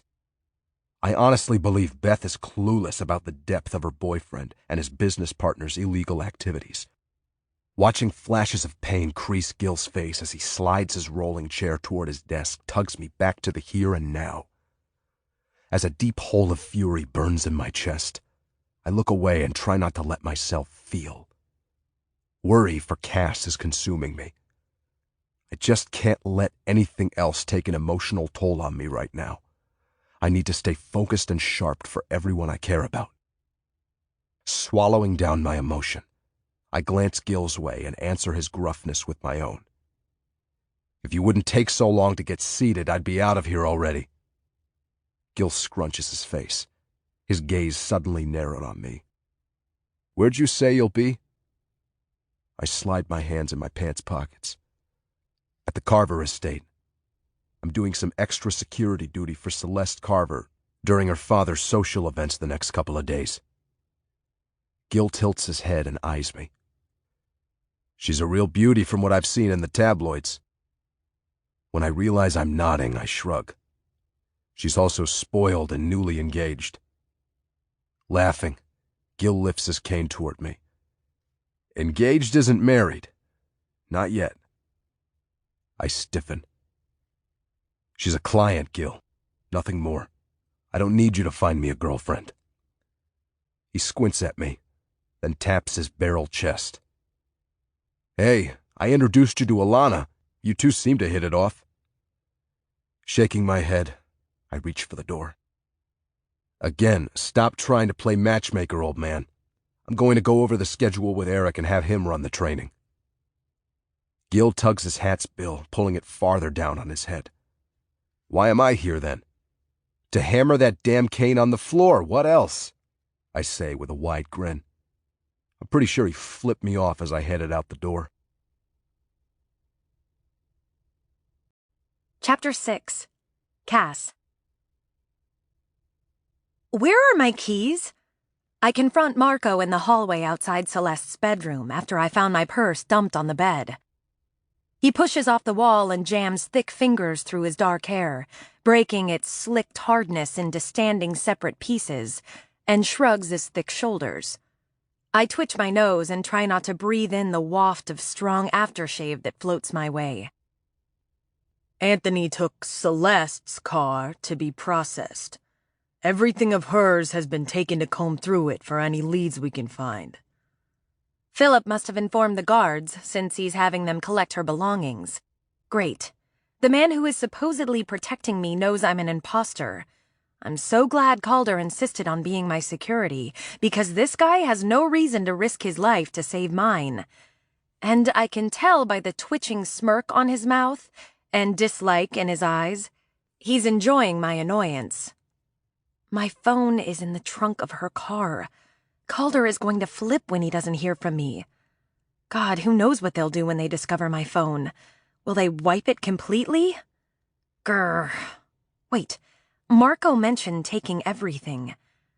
I step back to the doorway of the room. Damn it, her laptop is gone too. Even though I know Celeste's family has every right to confiscate her things, I keep my gaze from skirting to her nightstand where I replaced her diary in its hidden compartment. Whatever, I say, showing mild irritation as I casually step into the room and shut the door in Marco's face. The second I quietly flip the lock on the door, I head for the nightstand, my heart pumping. I apply pressure to the drawer's fake bottom panel, but when it easily gives underneath my hand and no book slides onto the carpet, my heart sinks. Empty. Her diary is gone, too. Standing, I rub my temples in frustration, wondering how I'll find Celeste now. Her room was supposed to be my base of operation, but now it's devoid of all potential leads. I turn a full circle in Celeste's room, looking for other sources of information, but nothing jumps out. And now I can't even do any research via the web without a phone or a laptop, nor can I chase down leads without a car. Feeling frustrated and trapped, I pause when I noticed Celeste's gold necklace with the diamond locket, gold heart, and key still on her dresser where I left it yesterday. Why did they take her diary but not the key to access it? Granted, the lock could be jimmied, but why take a chance on breaking it if the key was right here? It doesn't make any sense, unless they didn't know the key on the necklace fits the lock. Pressing my lips together, I hook the necklace around my neck once more for safekeeping. There has to be something I can do with the last search criteria Celeste used, but I need access to the internet. I know Beth probably has a laptop in her room, but her reaction to my request to borrow her phone doesn't bode well for me using her computer. Was there a laptop in the library? I start for the bedroom door, then pause. Marco will follow me everywhere I go, and who knows what he'll report to Gregory. I need access to a computer without anyone reporting my activities. Turning toward the bathroom, I close the door behind me and open the linen closet. Sliding back the panel on the far wall like Beth showed me last night, I step into the narrow space between the walls. Once I close the panel, darkness consumes me. I wish I had my cell phone to light the way. But after blinking in the cramped space for a few seconds, my gaze adjusts to the darkness. I'm relieved to see bits of light coming through here and there. It's probably from cracks in walls. But I take advantage of the faint light and hold my hand out to keep from smacking my head into a beam, corner, or exposed nail as I move in the direction Beth took us last night. Pressing my lips together, I silently pray I don't run into any spiderwebs.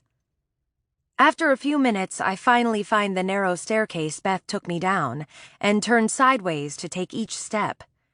Just when I reach the bottom, I notice a longer stream of light and peer through a place where the door jamb doesn't quite line up with the wall. I can see right into the formal room from here, which makes me wonder what other parts of the house I can see from behind these walls. Instead of looking for the way we exited yesterday, via a panel that leads to a cramped coat closet next to a back door entrance, I start exploring every crack on the main floor. I discover that I can see into the small alcove in the kitchen and also Gregory's office. The last place I end up is a steep stairwell that leads down to a narrow pocket door. Cracking it open, I realize I'm in the Carver's impressive wine cellar, with a long tasting table flanked on either side by floor-to-ceiling custom wooden drawers of wine. The whole collection is probably worth more than my parents' Hamptons house. Shivering at the cooler temperature, I brush off the dust from my clothes, then turn into the small foyer and take the two-person elevator up to the main level. Thankfully, the elevator is quiet, as it opens into a rarely used side hall. I glance both ways, then follow the hallway when I realize it leads to the library from the opposite direction. After a thorough search of the library, I lean against the desk, deflated. No laptop. Nor did I see a house phone anywhere during my exploration. Apparently, even in this turn-of-the-century house, everyone uses a cell. Beth's voice carries down the hall, and I instantly move over to the bookshelves to quickly grab a book, ready to pretend I'm choosing one to read. But when Beth asks Beatrice to prepare her a late breakfast, I put the book back. While she's eating in the dining room, her room will be empty. If I move quickly, hopefully I'll be able to access her computer and narrow down potential clinics before she gets back upstairs. What are you doing in my room? Beth says in a high-pitched voice the second she opens her door. Shh, I quickly say to calm her down, and mime for her to shut the door. Relieved I was able to send Calder an email with the attachment of the Celeste deceiver text, as well as a message to my parents letting them know I'm staying in town for a while before she walked in, I say, "I'm sorry, I just needed your phone for a minute." Growling her anger, she stalks over to where I'm seated at her desk and rips her phone from my hand. Get out of my room or I'll call the police myself.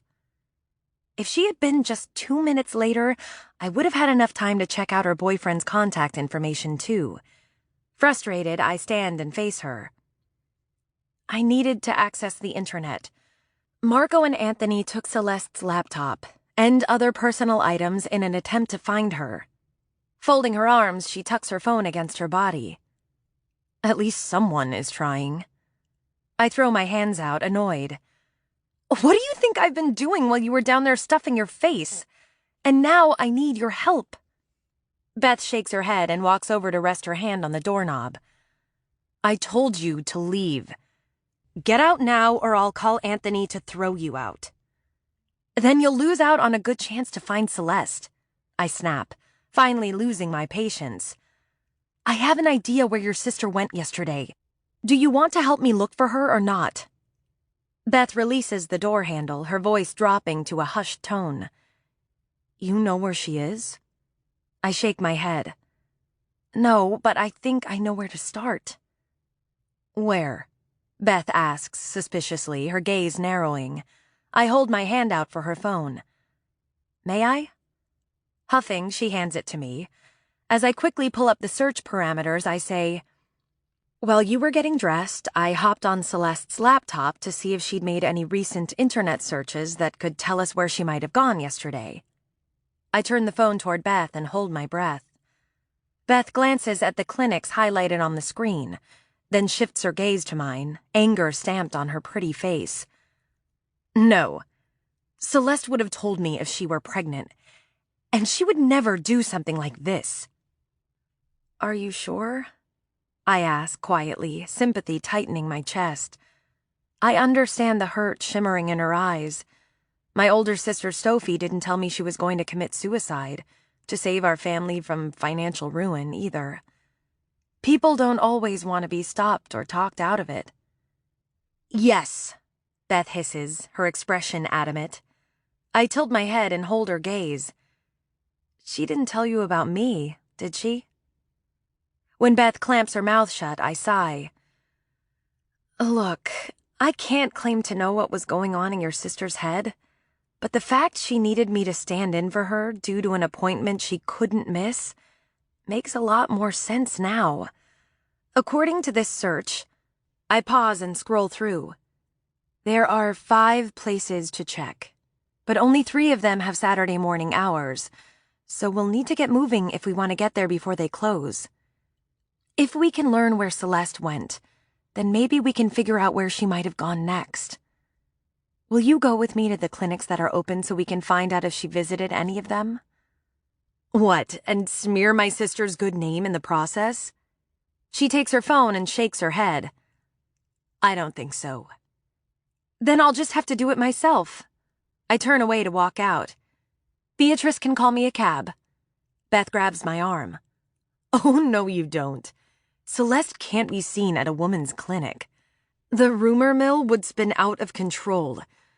God, this makes me wonder what my sister was thinking when she asked you to step in. You have no idea how private she was. I'm intimately familiar with keeping a private life private. But I shrug off her dig. I learned a long time ago not to give a damn what people think about me. So if you want to manage your sister's precious social image, then take me and you can help make our presence there as discreet as possible. Whatever we do, we need to do it soon. The clinics will close in 4 hours. When Beth glances down at her phone, her teeth worrying her bottom lip, I touch her arm. I know you feel like you can't trust me, but I want Celeste to come home just as much as you do. I hope you'll agree that finding your sister is far more important than protecting every aspect of her reputation right now. She pulls away from me and straightens her shoulders. Grabbing a pair of sunglasses off her dresser, she hands them to me.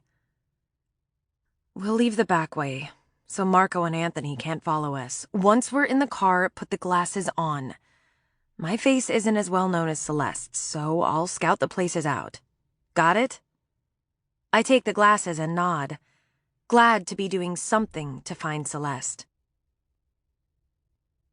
After striking out at the 3 clinics with morning hours, I convinced Beth to try the other 2 clinics, to see if someone was there who could answer questions. As we approach the 4th clinic and a police car's red and blue siren lights are flashing outside, Beth hits the brakes. Hell no. I gesture to the side of the road. Pull over here and we'll wait. For what?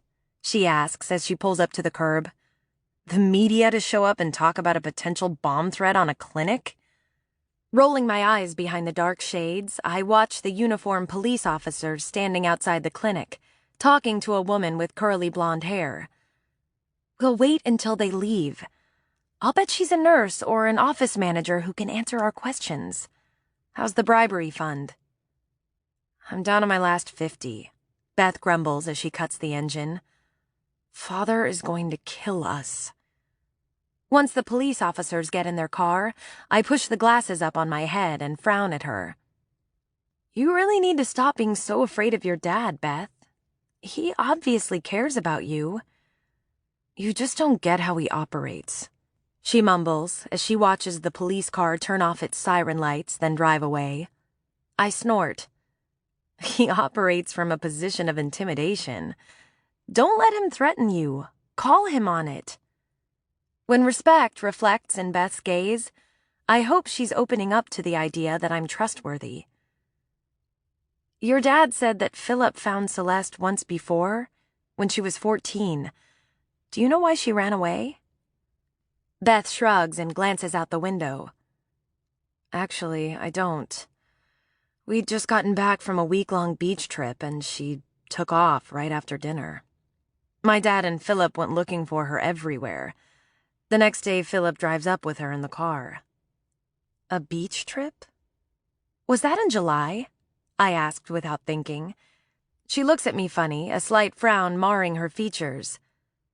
Yeah, how'd you know that? Isn't July peak vacation time? Did she have a terrible time at the beach? Beth slides her hand over the steering wheel.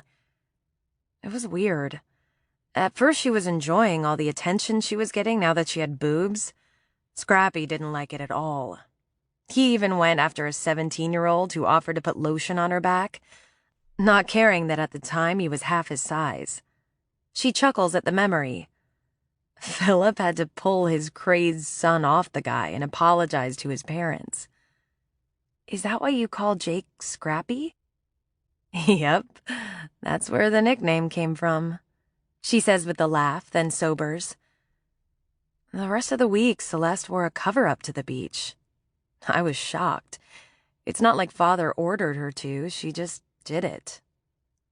I really hate how Beth bows to her father. You should stand up to your father, Beth. He might come across angry, but I believe he'll respect you more for it. He's my father. I know him far better than you. I shrug. What's the worst that can happen? Beth sighs, then tilts her head, staring at my face. I can see slight differences now. The slant of your eyes and the arch of your eyebrows. Your smile is more genuine, too. Her last comment surprises me, and I take a moment to really look at Beth. You know, you have nice bone structure. The models I work with would kill for your cheekbones and jawline. A slight smile crooks her lips. What do you do that you work with models? When I'm not pretending to be my doppelganger, I'm a fashion photographer. Beth's eyes widen. What an interesting profession. I grin. The best part is that I get to be my own boss. Beth presses her lips together and glances out the window. I need to go before the lady locks up and leaves. Wondering why she had a sudden change of attitude, I pull the sunglasses back down and open my car door. Beth reaches for my arm. What are you doing? You're supposed to stay in the car. I easily evade her hand and slip out of the vehicle. There aren't any patients there to see me. We'll be fine. Beth sniffs her annoyance as she steps into place beside me at the clinic's door. As the rosy-cheeked woman in her mid-30s approaches behind the glass door, a look of surprise on her face, Beth mutters, It would be nice to be my own boss. It has its benefits, I say, then push the sunglasses up on my head so the woman can see my face. Pointing to the locked door, I nod, asking for her permission to enter. I'm sorry, but we're closed today, she says the moment she unlocks the door and swings it open. I'm only here because the alarm went off. Waving her hand, she hurries on. Are you here to make another appointment, Miss Carver? Beth and I exchange glances and I ask, Can we come inside for a minute? While the lady flips on several lights as we walk through the empty waiting room and back to her office, I whisper to Beth, Just follow my lead. If she thinks I'm Celeste, we'll get access to her medical records. Beth is biting hard on her bottom lip. She's stressed and worried for Celeste, so I squeeze her arm to get her to calm down. Nodding, she edges a bit closer to me. Once we're seated in the chairs across from Nancy Weston RN's desk, at least that's what the desk nameplate says, I ask, Is everything all right? I saw the police drive away. Nancy waves. Please don't worry, Miss Carver. There were no threats to the clinic. Our main computer was damaged and some filing cabinets and desks were broken into. But thankfully, we don't keep money here. She turns on her computer and hits a few keys. Fortunately, the appointment calendar works just fine. Sliding her finger down the screen, she nods and smiles. It appears you're in luck. We had a cancellation yesterday afternoon for next Thursday. It's also the last appointment of the day. Lifting her gaze to mine, she continues, Would you be able to make that? Beth instantly straightens in her chair, her nostrils flaring. Clearing my throat, I say, In light of this recent break-in and your database issue, I would like to request a copy of my records. Nancy lifts her chin slightly. Your information is perfectly safe. We have an off-site backup system. I understand that, but Do you plan to switch clinics? She interrupts, her voice pitching slightly. I fold my hands in my lap, adopting a calm demeanor. I'm reserving the right, but no, I haven't made that decision yet. Exhaling obvious relief, the nurse stands. If you'll just wait right here, I'll make a copy of your records for you. As soon as she walks out, Beth looks at me, her expression tense. This whole situation freaks me out. I can't believe Celeste didn't tell me. Gesturing around the office, she continues, her voice dropping. And I can't believe Celeste would... Hearing footsteps coming back, I grip Beth's hand and say under my breath, We don't know anything yet. Don't jump to conclusions. Nancy appears in the doorway, looking pale. I'm sorry to inform you, Miss Carver, but your record appears to be among a set of folders that were taken from the filing cabinet. Disappointed, I hold her gaze. Are you serious? If your computer system is down, how can I get a digital record? The woman tenses.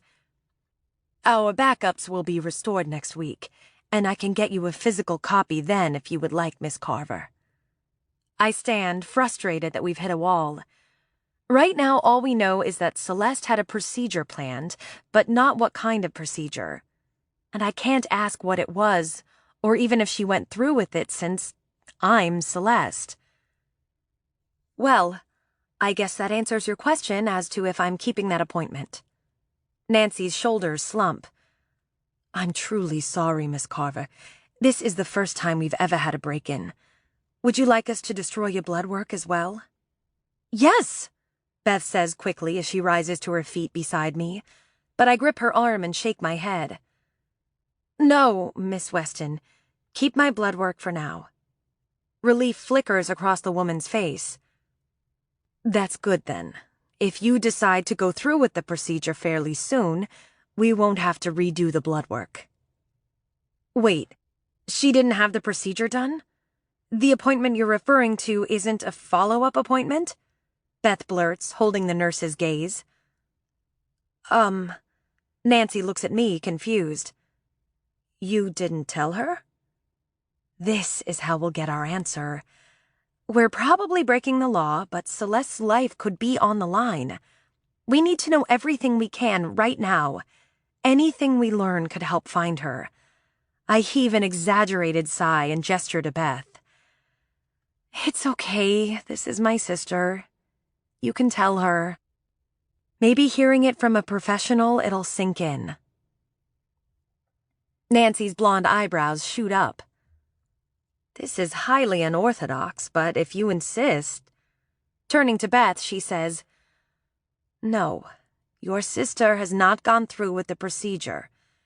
She had an appointment late yesterday, but she never showed for it.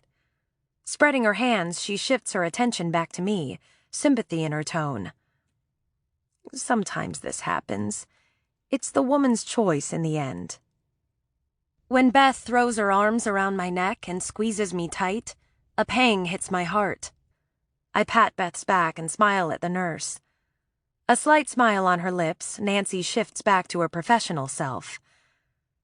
Please keep in mind, the sooner you make a decision, the better, Miss Carver. Now, if you ladies don't mind, I need to lock this place up and try to make the last half of my son's soccer game.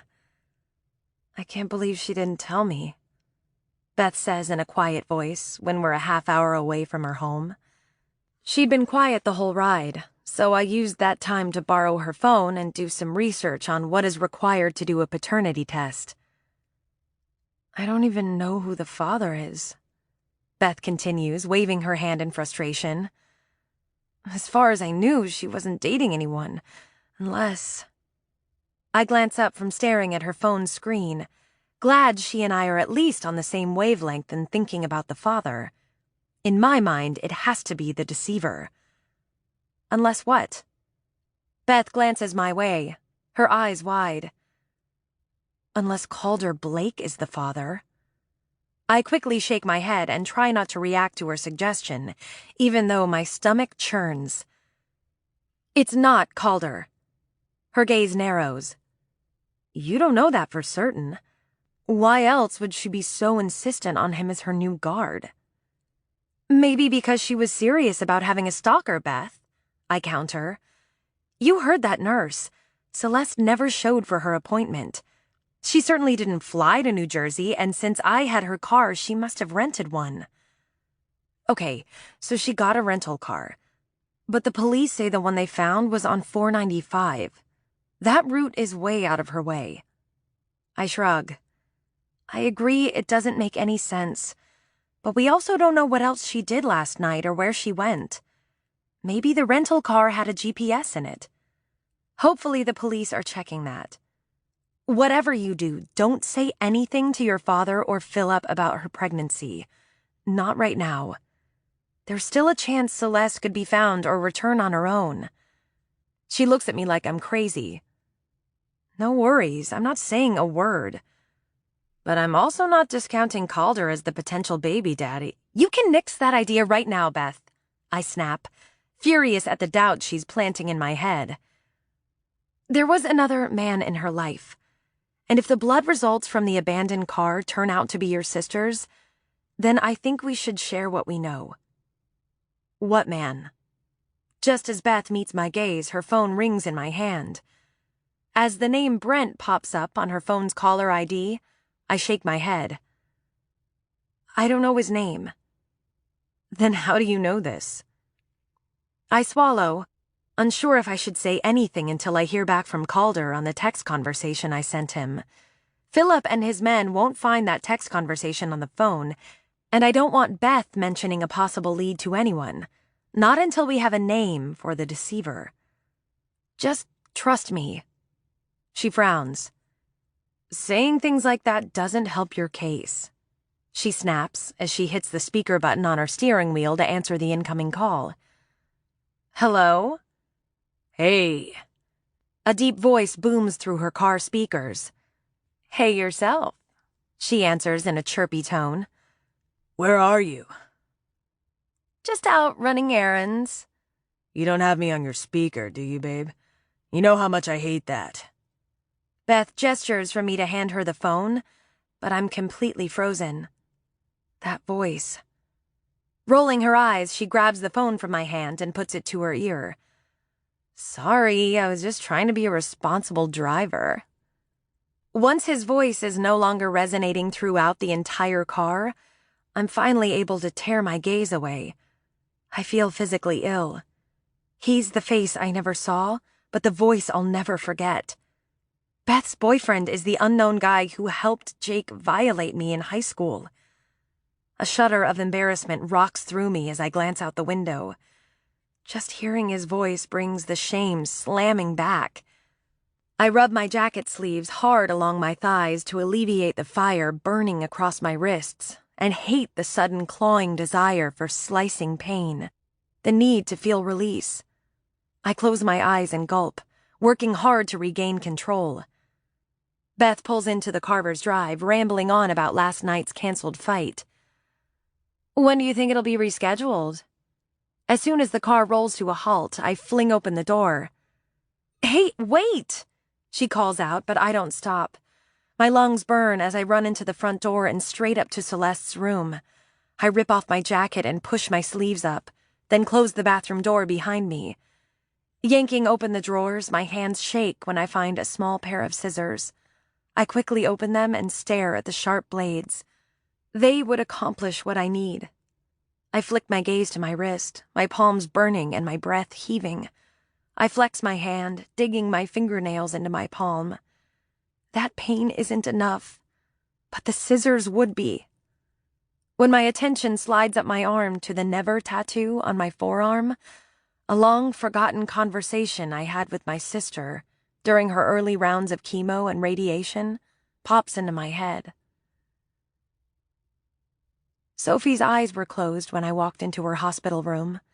She looked so broken and pale. My chest squeezing with sadness, I sat in the chair beside her bed and gingerly lifted her hand into mine, hoping I don't wake her. The moment my hand settled over hers, Sophie's brown eyes popped open and she smiled. It wasn't a weak smile. It was wide and radiant, despite the medical procedures that were destroying her body in an attempt to heal it.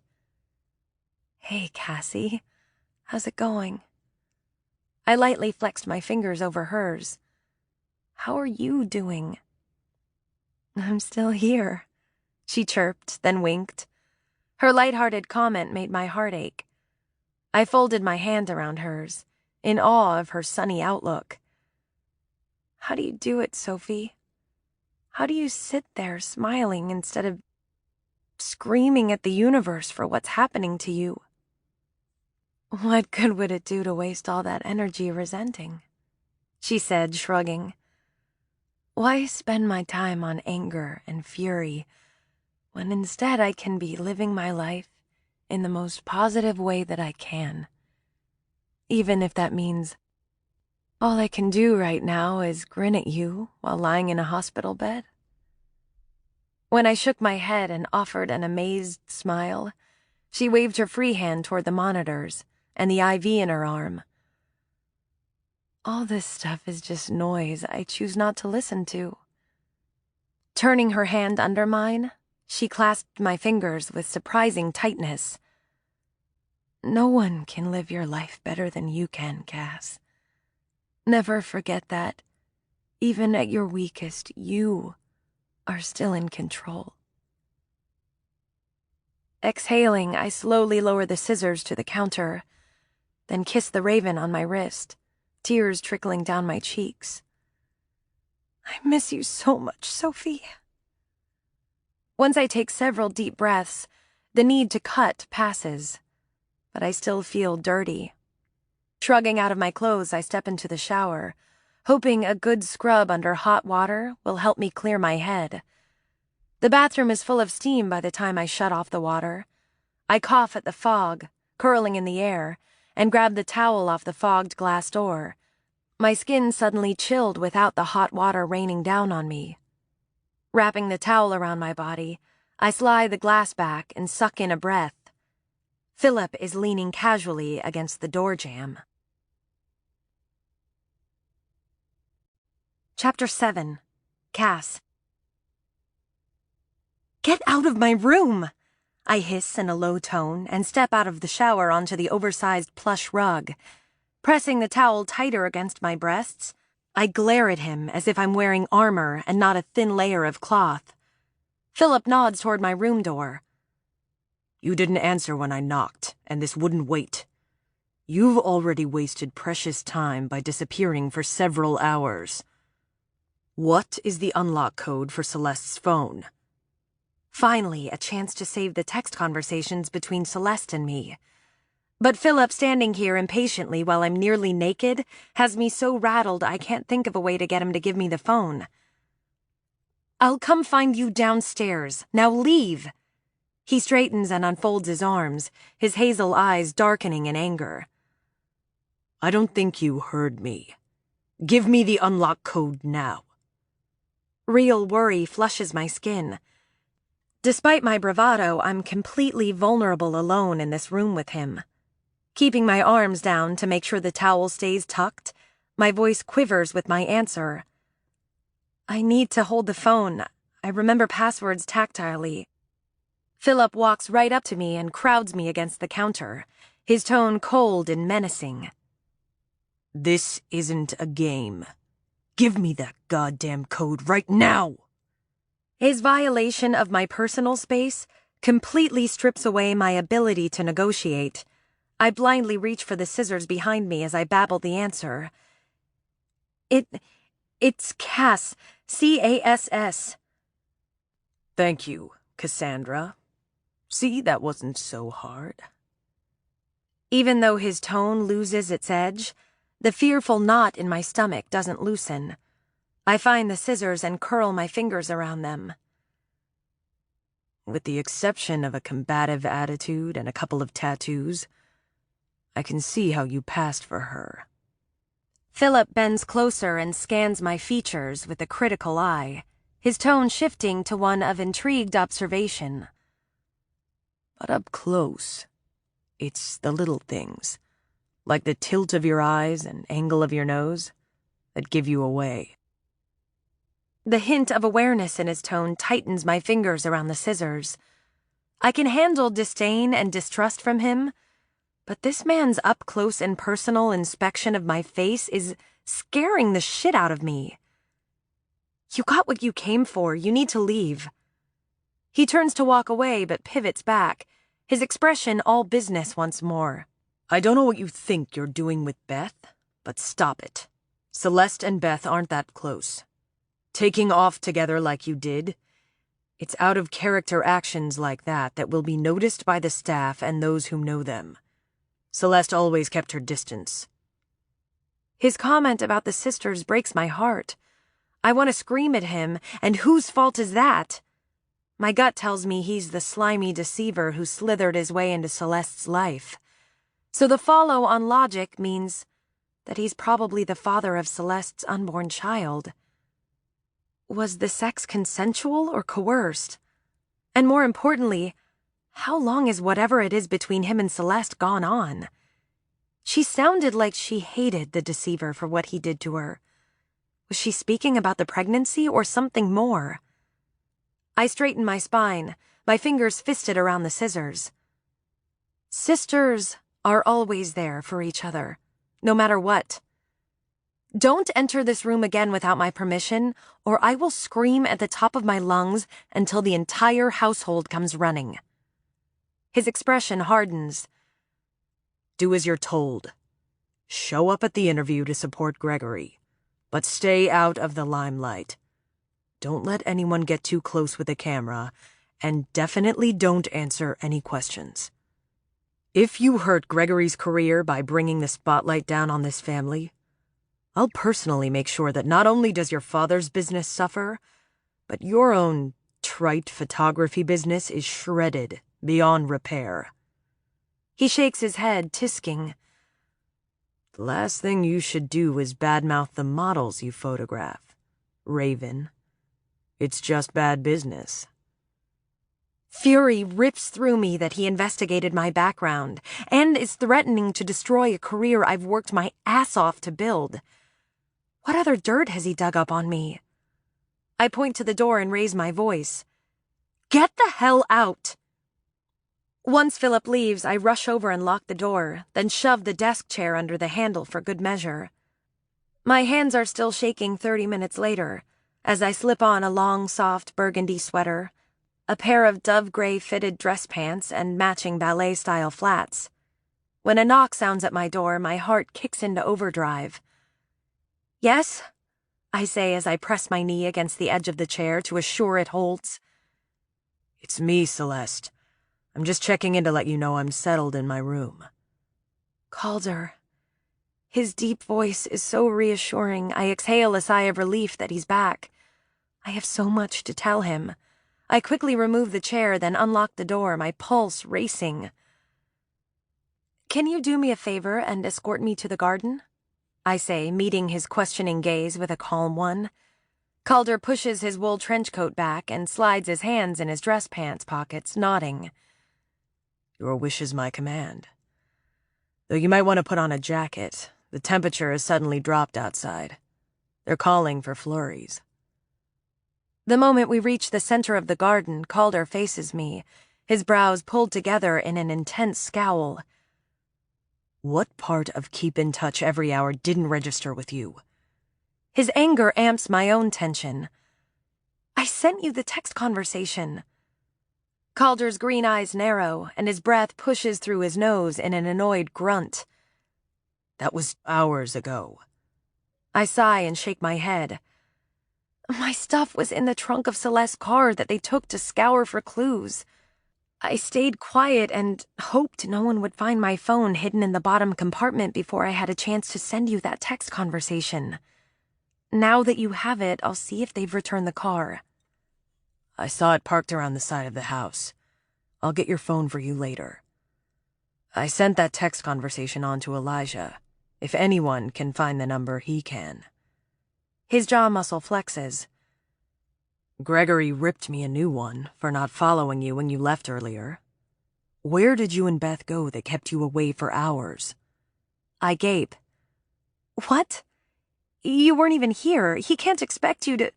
Calder touches my jaw, then realizes what he's doing and pulls his hand away. Stay focused. Where? When I glance around to make sure no one is lurking, Calder smirks. Marco had to go pick up another tux for tonight's event. Apparently, his neck had gotten too thick for his current one. Instead of reassuring, his comment reminds me that I don't have anything to wear. I've been borrowing Celeste's clothes, and I have no idea what I'm supposed to wear tonight. I'm not wearing her underwear, and I'll need long sleeves. Beth was supposed to tell me, but she... Calm down, Cass. Where did you go? Nodding, I swallow my nerves and tell him where we went and what we discovered at the clinic. He cuts in, his words sharp. This deceiver person has to be the father. Taking that text conversation between Celeste and him into context, now it makes a lot more sense. He rubs his jaw and turns to pace in front of me. I have a few people in mind, but hopefully Elijah can tell us who. I think it's Philip, I interrupt, anxious to get that burden off my chest. Calder halts, sheer dislike glittering in his gaze. He's a total dick, I'll give him that. But that takes some major balls. There are other things he said to me. When he thought I was Celeste, he was controlling, authoritative, and possessive of whom she spent her time with.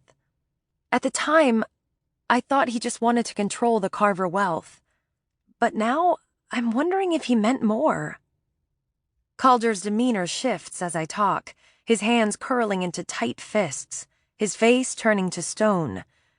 Where anger initially lurked in his eyes, now simmering fury is roiling.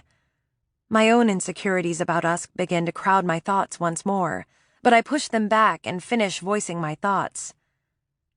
I think he has used his position of power in this family to influence her, possibly for years. That manipulative, conniving son of a bitch, Calder grates. With retribution stamped on his face, he pivots and stalks back toward the house. Panicked, I run after him and jump on his back, just before he enters the maze. Wrapping my arms around his neck, I try to get through to him. No, Calder! We need to prove Philip is the father first. When he keeps charging forward like a bull going after a flapping red cape, I hiss in his ear. I said stop! The moment he freezes, then shakes his head, his breathing sawing in and out, I tighten my arms around his neck and soften my tone. I have an idea how we can prove his paternity. Calder grips my arm and tugs me down in front of him.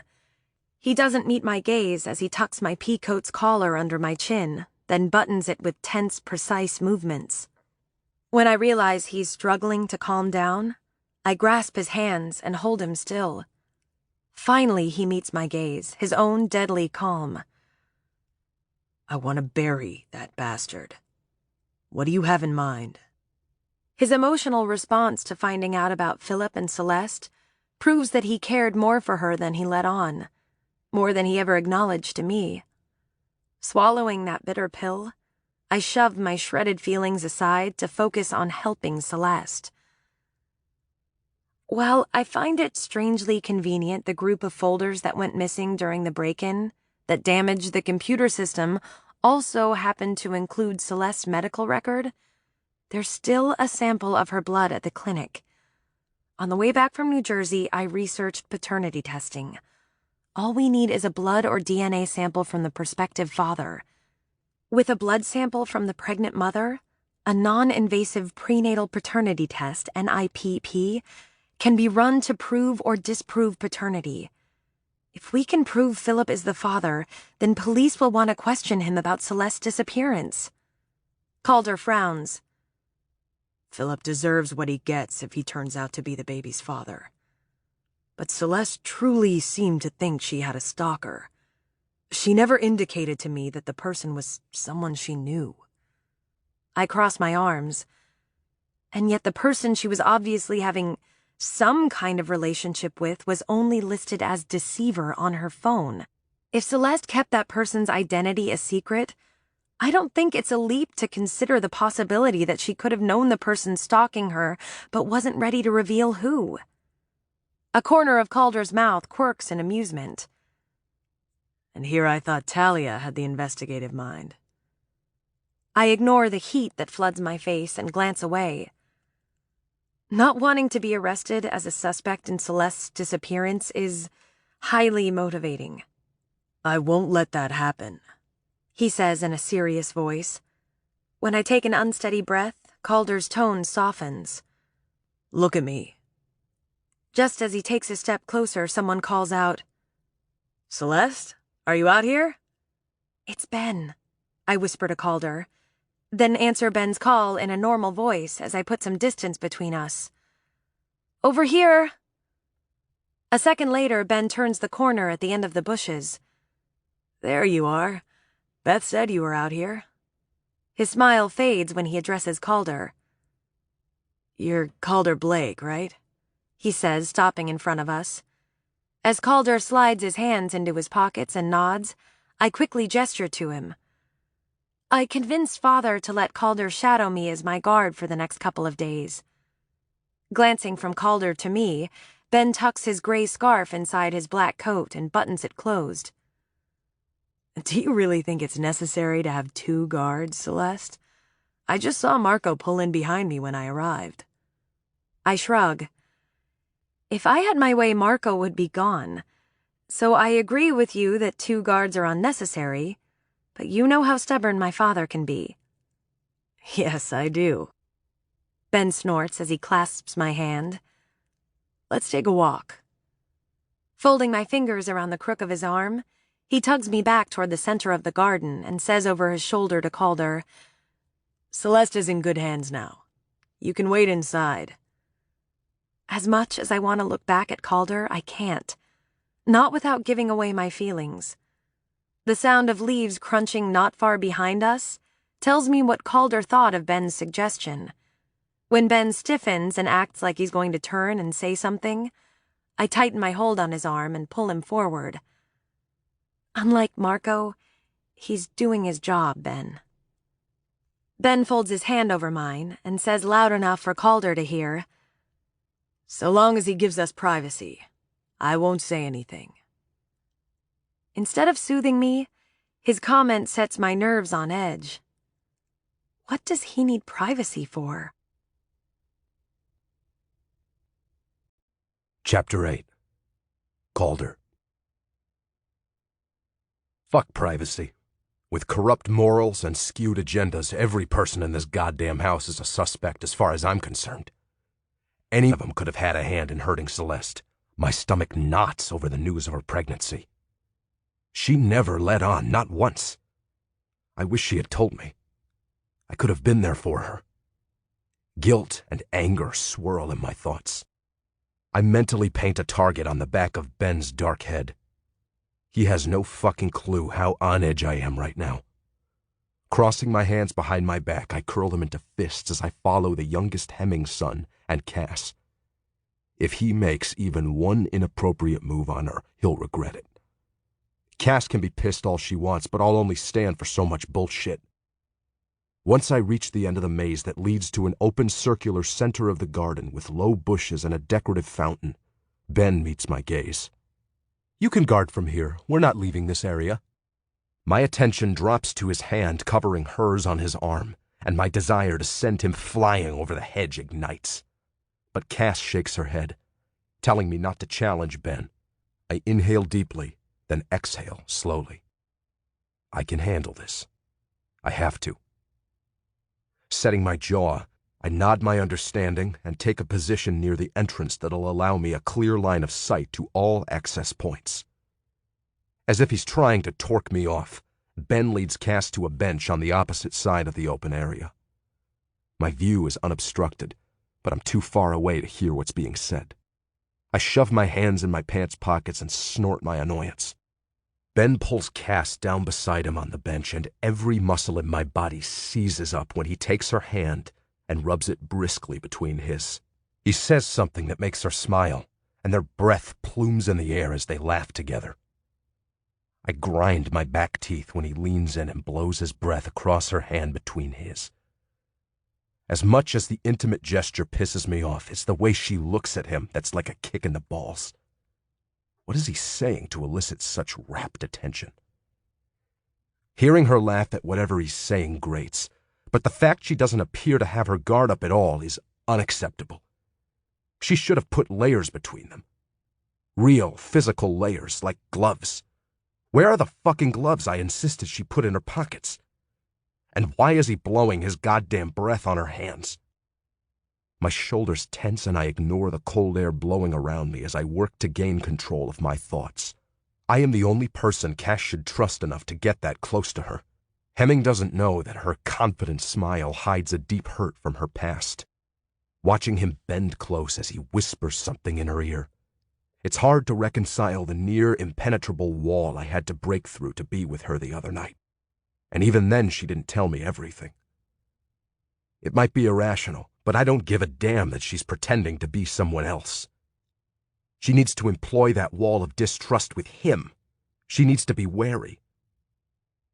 When Ben lifts her hand and her broad smile fades slightly, I'm instantly on alert. My gut twists as he slides a ring on her left finger. What kind of business-only marriage needs a diamond big enough for me to see from this distance? But it's the look in his eyes as he presses a lingering kiss to the ring on her finger that ignites fierce territorial instincts within me. Fuck, he wants her. I stride forward without a thought, but I don't get more than 3 steps away before my phone buzzes. I halt and keep my gaze on Hemming as I answer in a low, curt tone. Blake, Elijah looked over that text conversation Cass sent you, Bash says. We were able to retrieve a phone number, but it's a burner phone that's gone dead. No way to trace it. I move into the entrance of the maze and turn my back to the foliage, making sure I can still see Ben and Cass as I speak to my cousin in a low rumble. Were you able to find out anything about the rental car or the blood they found in it? We were right behind the police and talking to the rental car company. A woman matching Celeste's description rented the car under the fake credit card of Selma Tobian. They didn't have any security cameras to confirm her identity.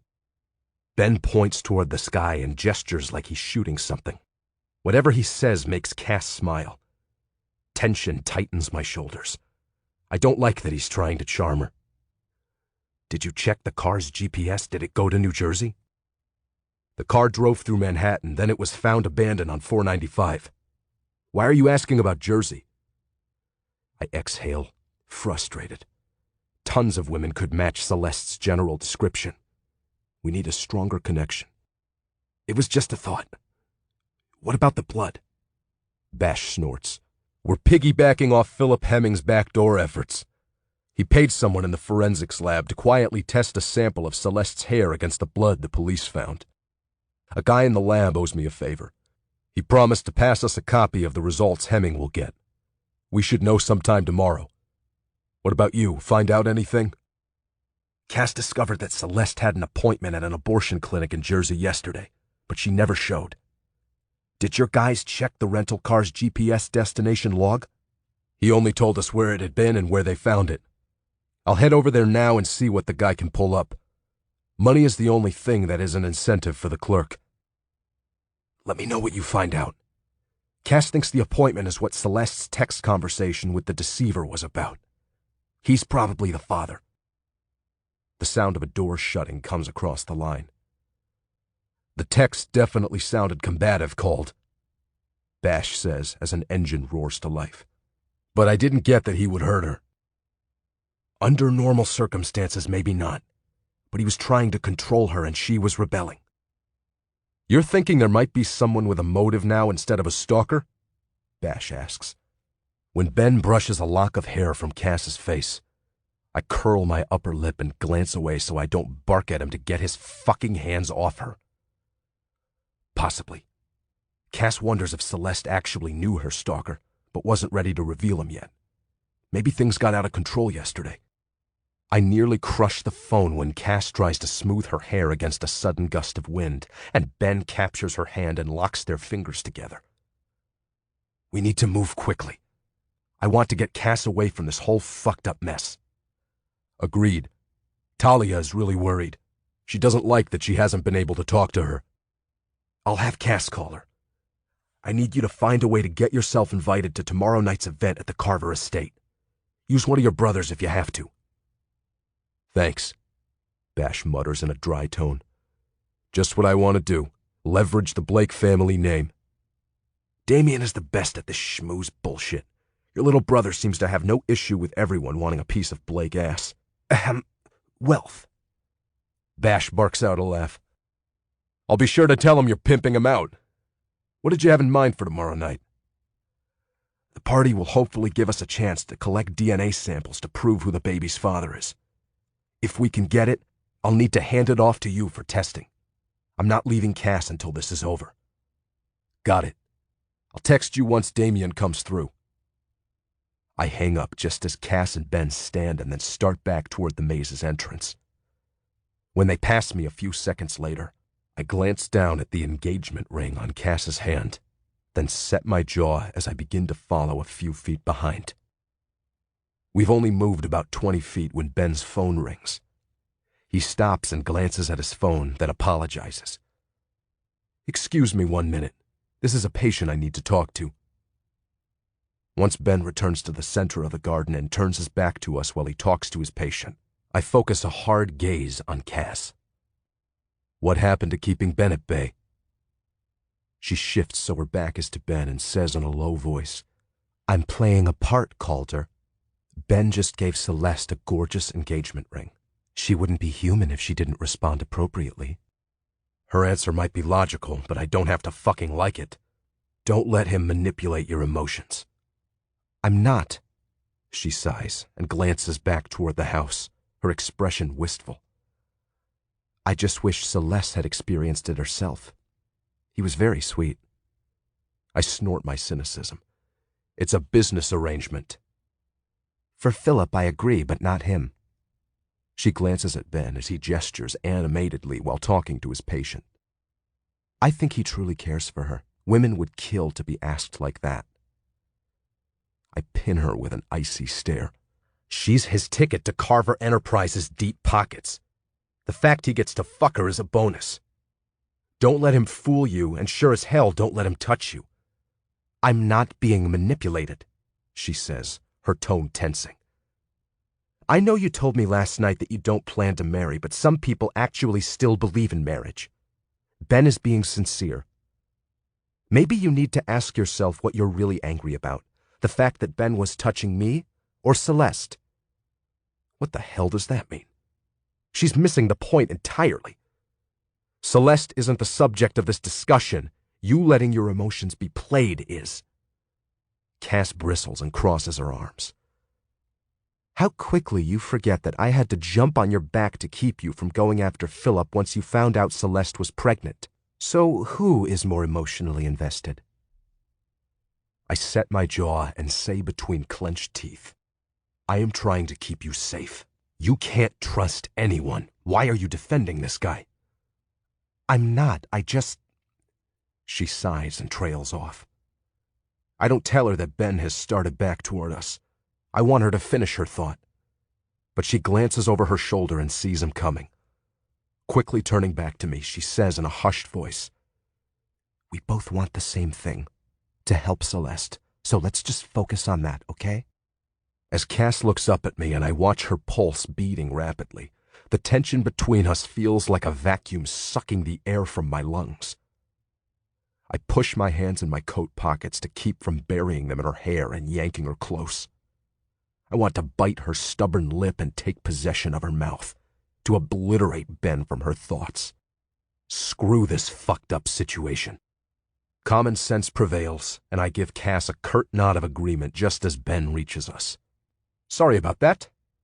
Come along, fiancé, he says jovially, urging her back toward the house. My gaze locks on his hand resting at the small of Cass's back, and I instinctively step forward, protective hackles fully engaged. At the last second, I stop myself from grabbing his arm and let them continue on while I get my shit together. The tension between Cass and me is shredding my control. One thing we definitely agree on. Ben wants his fiancée. The difference is he desires Cass. I saw her engaging personality bleeding through when she laughed at something he said in the garden. Celeste smiles, but she rarely laughs. Cass might think I've called a truce over Ben, but for us to be effective in uncovering the truth in Celeste's life, she has to trust my instincts and keep her guard up. All the men in Celeste's life are suspects, and the only way I'll get Cass to unequivocally trust me on this is if I find a way to tear down the barrier she's built back up between us since last night. I don't know why it's suddenly there, but I want it gone. Moving forward with a determined stride, I curl my fingers around the leather choker in my slacks pocket and slide my thumb over the silver raven. Beth pulls the French door open just as we reach the back patio. "Come inside, Celeste," she says, looking impatient. "I'm trying to coordinate what to wear for the interview." Cass quickly shakes her head. "We're just attending, not being interviewed." Beth rolls her eyes, her tone clipped. "You're the one who taught me that you're always being interviewed even when you don't say a word. We must be dressed appropriately." Exhaling deeply, Cass apologizes to Ben, then trails behind Beth. I step forward to follow them inside when Ben says next to me, "I'd like a word, Blake." Beth and Cass are standing at the entrance of the main room, apparently disagreeing about the upcoming interview. The last thing I want to do is referee their squabble, so I slide a stoic gaze Ben's way and wait for him to speak. Ben reaches over and pulls the door closed. Folding his arms, he turns on the patio and faces me, leaning against the door jamb. "After the next couple of events, the media attention should die down. I want you to pack your things and leave." The desire to flatten this entitled prick resurfaces all over again. But for Cass's sake, I manage to rein in my temper. Keeping my eye on the ladies through the glass, I answer in an even tone, "I will leave when Celeste decides my services are no longer necessary." I start to reach for the doorknob, but Ben puts his arm across the doorway. "You had your chance with her at that masked party 4 years ago. I don't know if the rumors about you two in the kitchen are true." When I slip my gaze, he stiffens to his 6-foot height. "She's my fiancée now. I'll take care of her." I roll my shoulders, taking advantage of the couple of inches of height I have over him. "But can you protect her?" When he starts to speak, I cut him off. "You want to keep her safe, right?" The moment's stubborn determination settles on Ben's face. I drop my casual tone. "I don't give 2 shits if my presence threatens your fragile ego. She is my priority. Don't block my way again." I return my attention to Cass and Beth in time to see sheer devastation on Cass's face as she stares at Beth. Once the ladies exit the room, I step forward aggressively. Ben yanks his arm out of my way at the last second, then calls after me with determined confidence. "Your presence here ends tomorrow night." Game on, asshole. I pull my phone from my pocket and keep my gaze straight ahead so I don't turn back and smash the smugness from his face. Dialing a number, I wait impatiently for an answer. Chapter 9. Cass. "Wait up!" I call after Celeste's sister. While Calder and Ben talk outside on the patio, I approach Beth. She's standing at the entrance of the room, her hair down now, curls bouncing against her pale blue silk blouse. I can tell that I annoyed her when I said I wasn't going to wear anything with a repeating pattern of animals or nautical symbols on it for the afternoon event. The fact that Calder avoided answering my question about Ben flirting with Celeste in the garden is setting me on edge. I wanted to push him to share what's really going on in his head about her, but he'd just keep challenging me about my trust in Ben. It's not like I can tell him that Ben acting polar opposite of his prick brother Jake and his ruthless father is the whole reason I trust Ben. Why are half-truths much harder than full-out lies? If Calder discovered what Jake Hemming did to me in the past, I worry he wouldn't be able to keep his cool when Jake shows up at these events. As long as Jake thinks I'm Celeste, I'll be fine. I need Calder's military stoicism right now more than ever. I can barely handle myself in this screwed-up situation, let alone try to keep him from losing it. Beth turns in the doorway to face me, pulling me out of my worried thoughts about Calder. "You're here for one reason," she snaps in a low tone. "You will wear the most Celeste outfit I can find in her closet and not say a word about it." Something else underscores the irritation in her voice. A pained tension reflects in her gaze. Worry. This is her way of coping with Celeste's disappearance and what she discovered about her today. I can't imagine how she must be feeling right now, after learning that she didn't know her sister was as well as she thought. And I have a feeling that she really wanted to. With her mother off recuperating, she must feel very alone right now. "I'm sorry, Beth. I didn't mean to offend. I'll wear whatever you think is best." As Beth stares at me for a second, I can't let her go without asking the question that had been nagging me since I left her car. "How did you meet Brent?" She seems surprised, but answers, "It was all very mysterious. The day before the event, I got an invitation. I'd heard rumors from friends who were invited to this exclusive MMA event, and I was jealous I hadn't gotten one. The fact I didn't know who sent the last-minute invite made it too hard to pass up, so I went." She exhales a laugh, her gaze sparkling over the fun memory. "I lined up with a couple of my girlfriends, all of us vying for a coveted ring girl position, and yep, I got pulled out of that line too. I put up quite a fuss when the security guy put me in the hall outside the arena and shut the door behind me. But then Brent stepped out of the shadows, in an Armani suit and an irresistible smirk on his face, and invited me to watch the fight with him instead. We've been together ever since." I'm relieved that she didn't meet him through Jake, but I need to give her a heads up about him. Tilting my head, I ask as innocuously as possible, "Do you feel like you know him pretty well?" "Of course," she says, snorting. "I'm sleeping with the guy." You can have sex with a person and not really know him. God, that's so true. Instinctive trust and major attraction keeps bringing Calder and me together, but we've barely scratched the surface of what we know about each other. Beth turns to fully face me. "What are you saying?" Even though her defensive tone makes me tense, I feel like I should warn her the best way I can. Your boyfriend is running a business that you know skirts a gray line. I trail off and spread my hands. I'm just saying be careful. Brent's an aggressive businessman who's being proactive in building his business. He's smart to entice high-paying clientele by establishing a reputation for delivering exciting bouts that the competition can't hope to match. It's just a matter of time before the state legalizes professional fights here. He's just ahead of the game. Huffing, she shakes her head and crosses her arms.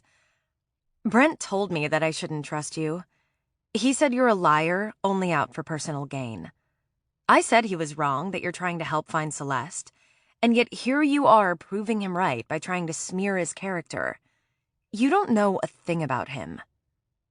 For Beth's sake, I wish that were true. My stomach churns with the knowledge that Brent knows who I am. But does he know I remember the part he played in violating me? The fact he had already set the stage to turn Beth against me proves he was ensuring she wouldn't believe anything I said. I grab Beth's arm before she can turn away, my heart racing. You weren't supposed to tell anyone that I'm not Celeste. My sister is missing, she hisses. Brent is the only one I told.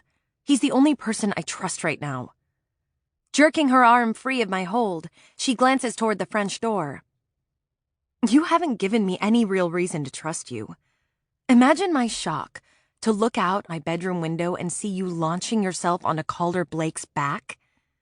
Narrowing her gaze, she continues, You will not ruin my sister's reputation by acting like a slut with her security guard. Hot words crowd my throat, rushing to be free. The fiery desire to tell her that I know Calder from the past burns in my mouth, but I clamp my lips together. I can't take a chance she'll share that information with Brent, or what he'll do with it. The last thing I want is for my connection to Calder to compromise his Steel persona in the upcoming MMA fight. The fans might not know Steel's identity, but since Brent helps run the Elite Underground Club, EUC, that recruited Steel to fight, he has to know who Steel really is. Right now, Brent doesn't have a reason to distrust Calder. But what if he decides to disqualify Steel because of his association with me? I swallow back the truth. That's not what was going on. Who do you think sent Ben out there the moment he arrived? Beth rambles on. After everything I've learned today, I've decided that he's perfect for Celeste. When she comes back, he'll treat her fairly and look out for her. You don't understand. I was just trying to save it, she says, throwing her hand up. For all I know, you're in on my sister's rebellion. And even now you're doing everything you can to stall us from finding her. As much as I dislike you being here, my sister is newly engaged, and you will play the part until she's found. Stay away from the hired help, and you'd better keep things platonic with Ben, or I'll tell my father. I'm sure anything you have to wear while you're here is preferable to a Riker's uniform. I hope that's clear enough for you. Beth may as well have punched me in the stomach. She's treating me like I'm some kind of slutty criminal. My chest aches with the need to tell her everything, starting with Jake and Celeste's involvement in my life back in high school. Jake and Brent violating me, my sister's suicide, my cutting, all of it. I don't understand my desire to make Beth understand me. I haven't even told Talia most of the details of my past, and she's my best friend. But now that Brent has poisoned Beth against me, even if I showed her the text between Celeste and the deceiver, she'll probably think I faked those in some kind of twisted collusion with her sister. Swallowing the hurt squeezing my throat, I force myself to ignore the hot tingling radiating from my wrists and nod. Perfectly clear, I say flatly. I'm ready for you to pick the outfits I'm expected to wear for the upcoming events now. A flicker of remorse shines in Beth's green eyes before she tosses her hair over her shoulder and leaves the room ahead of me. My hands are shaking by the time Beth leaves my room a half hour later. I stare at the tailored red sweater, white collared shirt, black pencil skirt, and matching heels I'm supposed to wear for the interview in an hour. Then I glance over the 2 dresses in the closet Beth chose for tonight and tomorrow night's events, and realize how very different our styles are. Squeezing my hands into tight fists, I close my eyes and fantasize that Celeste shows up right after the TV crews leave this afternoon. The idea of just being me once more is so appealing, I smile. A knock at my door yanks me from the daydream, and my chest instantly squeezes as reality slams back. It's me. Calder's deep voice carries through the wood. I walk over to the door, but don't open it. I'm too wound up and tense right now. I don't want to argue with him over Ben anymore, or wonder what he really feels for Celeste. I just need some downtime, Calder. I'll see you downstairs in 45 minutes. When I hear him walk away, I sag against the door. I don't like this tension between us, but I don't know how to stop it. Instead, the distance seems to be growing. That's what happens when you keep secrets. There's too much I can't tell him right now, and I know he'll keep pushing for answers. Sighing, I walk into the bathroom and brush my hair. I've just finished touching up my makeup when another knock sounds. Open the door, Calder says in a matter-of-fact tone. Great. He sounds ticked. I walk over and steel myself before I open the door. Calder, You need to eat, he says gruffly. His expression is hard to read as he pushes a plate of food into my left hand, but I'm surprised when he sets my cell phone in my right one at the same time, commanding, Call Talia. Without another word, he pulls the door shut, leaving me standing there, stunned. It's like he knew exactly what I needed, but there's no way he could know just how on edge I am, with Brent potentially lurking in the background, I'm questioning whether or not I can pull this charade off with my sanity intact. This isn't about you. If something has happened to Celeste, you have to follow through and help. Glancing down at my phone, I quickly turn it on while I carry the plate over to Celeste's desk. With my hands shaking, I sit down and press the button to dial Talia's number. Talia answers on the second ring, and instead of fussing at me for not keeping in touch the last day and a half like I expect her to, she just says, "I'm here, Cass." Her simple statement says so much about our friendship that I instantly tear up and start rambling. God, I miss you so much, Talia. You have no idea. I'm sorry I've been a mess the last few months and that I never told you about my past.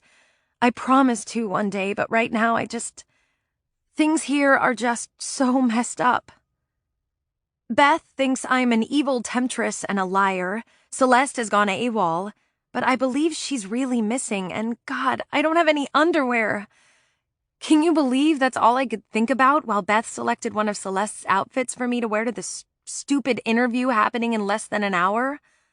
That I want to wear my own freaking underwear underneath the Celeste costume I'm expected to present to the reporters? This was just supposed to be a dinner party, and that was it. None of this was supposed to happen.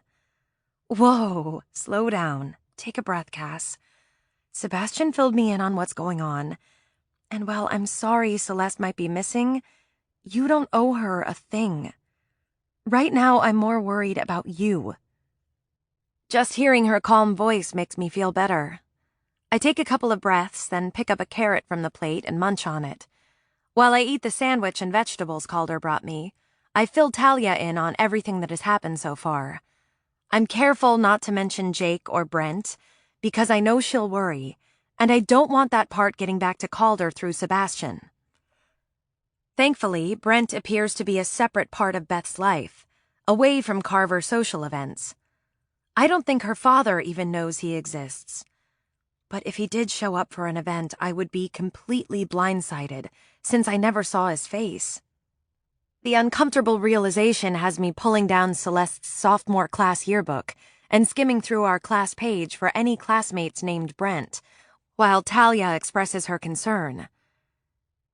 This whole situation is so messed up, Cass. I wish you could just walk away.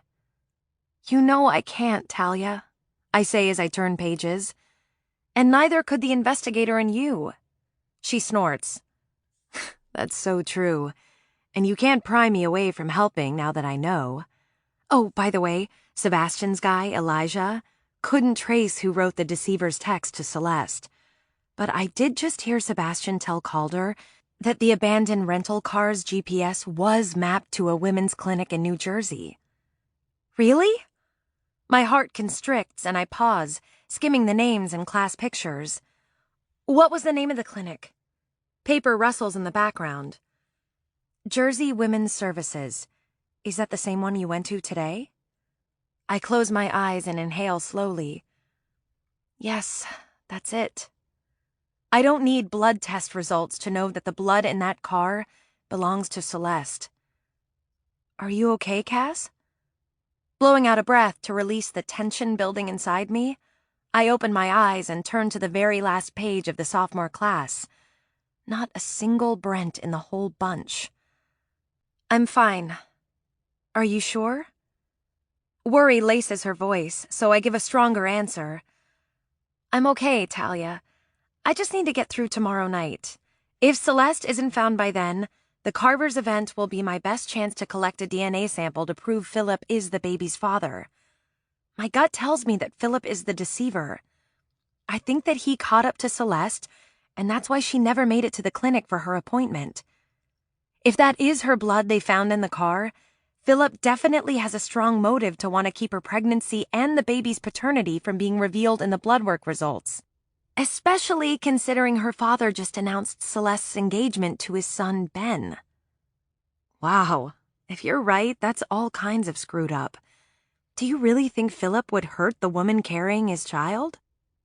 Jake briefly pops into my head. He was pretty pissed last night, but I dismiss him as a potential threat to Celeste as I shut the yearbook. Other than her guard, whose faults are many, but he has no reason to hurt Celeste. The only other men in her life was Ben and Jake.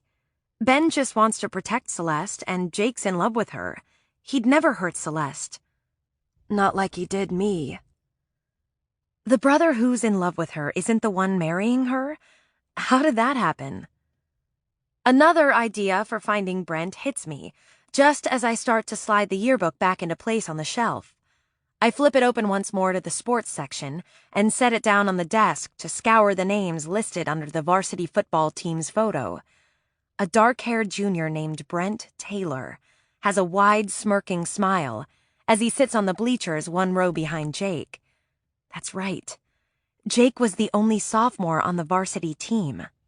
I stare intensely at Brent's dark brown eyes, floppy hair, full mouth, and square jawline, searing his image in my memory. Earth to Cass. I'm sorry, Talia. I quickly shut the book to keep my mind on the present. Returning it to the shelf, I continue, What were you saying? Never mind. I just wanted you to know we'll see you tomorrow night.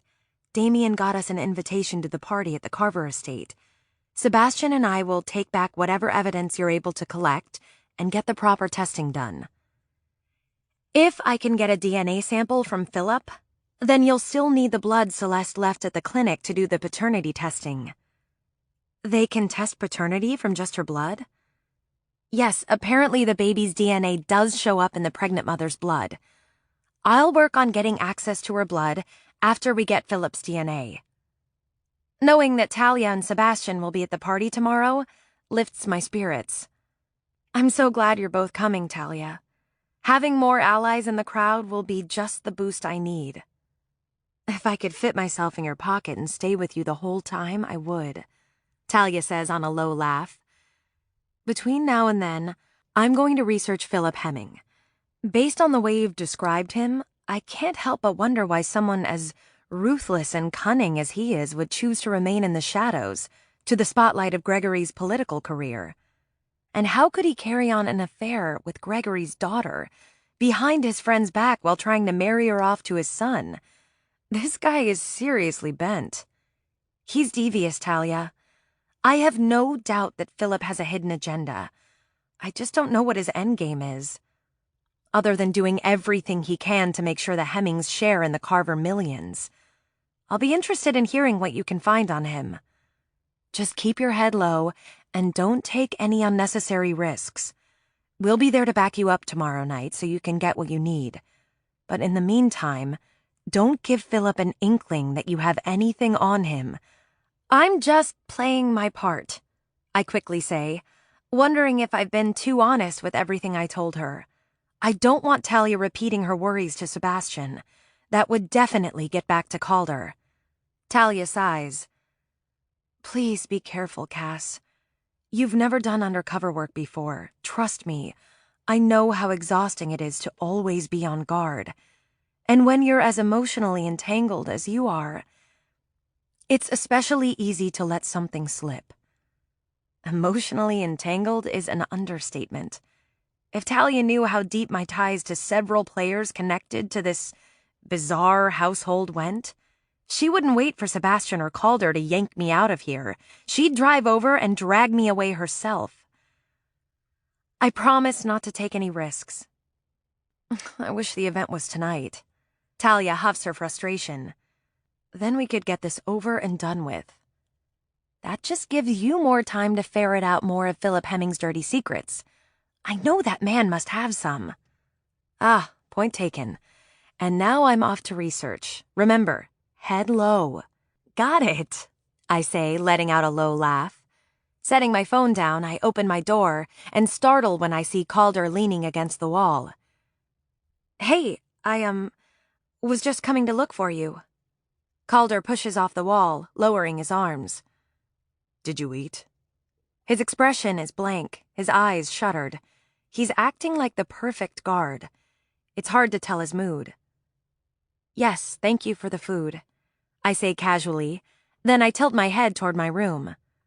Calder follows me inside, but doesn't change his formal stance as I shut the door behind him. I have Beth's boyfriend's full name. It's Brent Taylor. He frowns. Did you ask Beth for it? I told you I didn't want you involved in the EUC stuff. I don't want him to know Brent's connection to me from my past, so I lie.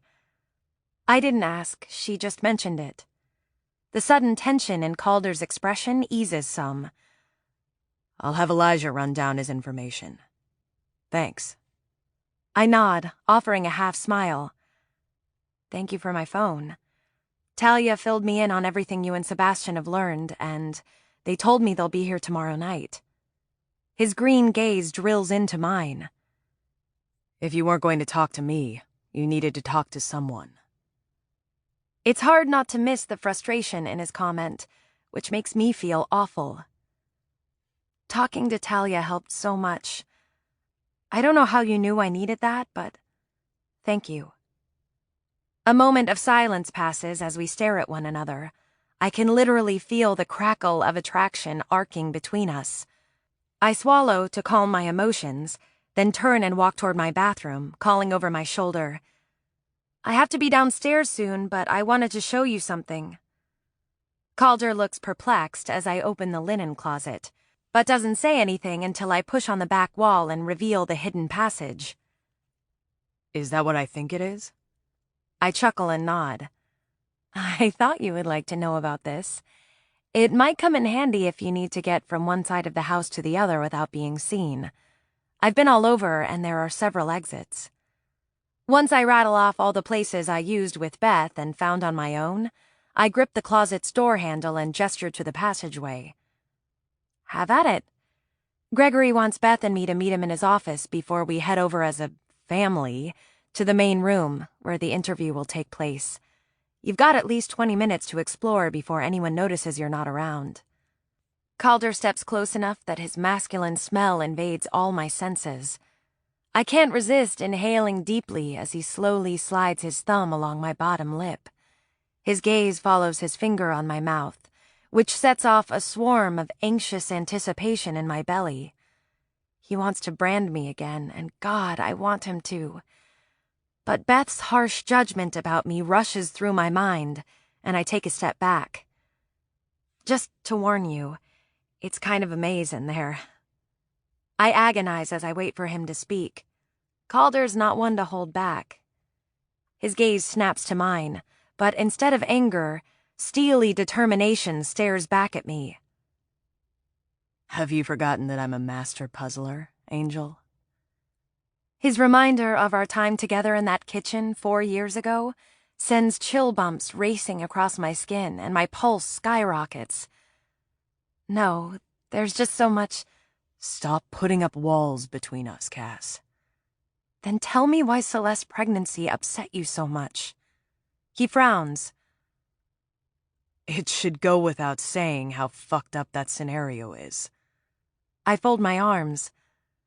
There's more to it than that. Tell me why you have this zealous faith in Ben. He counters, scowling. You shouldn't trust anyone here. I told you, he's sincere. Calder lets out a harsh snort. We face off in a stalemate. When I turn to walk out, the fierceness in his tone stops me mid-stride. I'll rip the fuckers down, Cass. Every single wall you throw up. But know this. My patience with this whole goddamn situation is wearing thin. I compose my expression to hide how much the thought of him leaving tears me up before I turn to respond. You're free to leave anytime you want. Not without you. He pins me with a hard stare, then steps inside the passageway and closes the wall behind him. Chapter 10. The Observer. I stoke the fire in the fireplace, mesmerized by the flames licking away the wood a bit at a time. Once the fire flares high, I toss the bloody towel onto the smoking logs and watch it burn away to nothing. The voices on the TV snag my attention. A news anchor mentions the police finding an abandoned car late last night. Then the camera switches to a brunette reporter outside. She shivers in a thin coat as she stands near the road. "This is the stretch of road where the abandoned vehicle with blood was found," she says, sweeping her arm to indicate the traffic zooming past behind her. Facing the camera once more, she continues, "There's speculation that an ID was discovered in the car also, but the police aren't releasing a name at this time." It was that senator's daughter, the dark-haired one that's always in the magazines? A stocky guy in baggy jeans and blonde dreads says as he photobombs the journalist. The woman quickly turns, pushing her mic toward him. "Do you mean Celeste Carver? Did you see her in that car?" His dreads sway against his back as he shakes his head. Nah, I just heard the cops talking about it. One of the guys said there was a lot of blood and he wasn't sure she could have walked away. The journalist pivots back to the camera. "Was that Celeste Carver's ID found in that car? If so, hopefully the police will provide answers soon. Back to you, Stacy." The shot cuts back to the perky reporter with a wide smile, sitting behind the news desk at the TV station. "Great timing with your question, Taylor. Our crew is at the Carver estate interviewing the senator as we speak."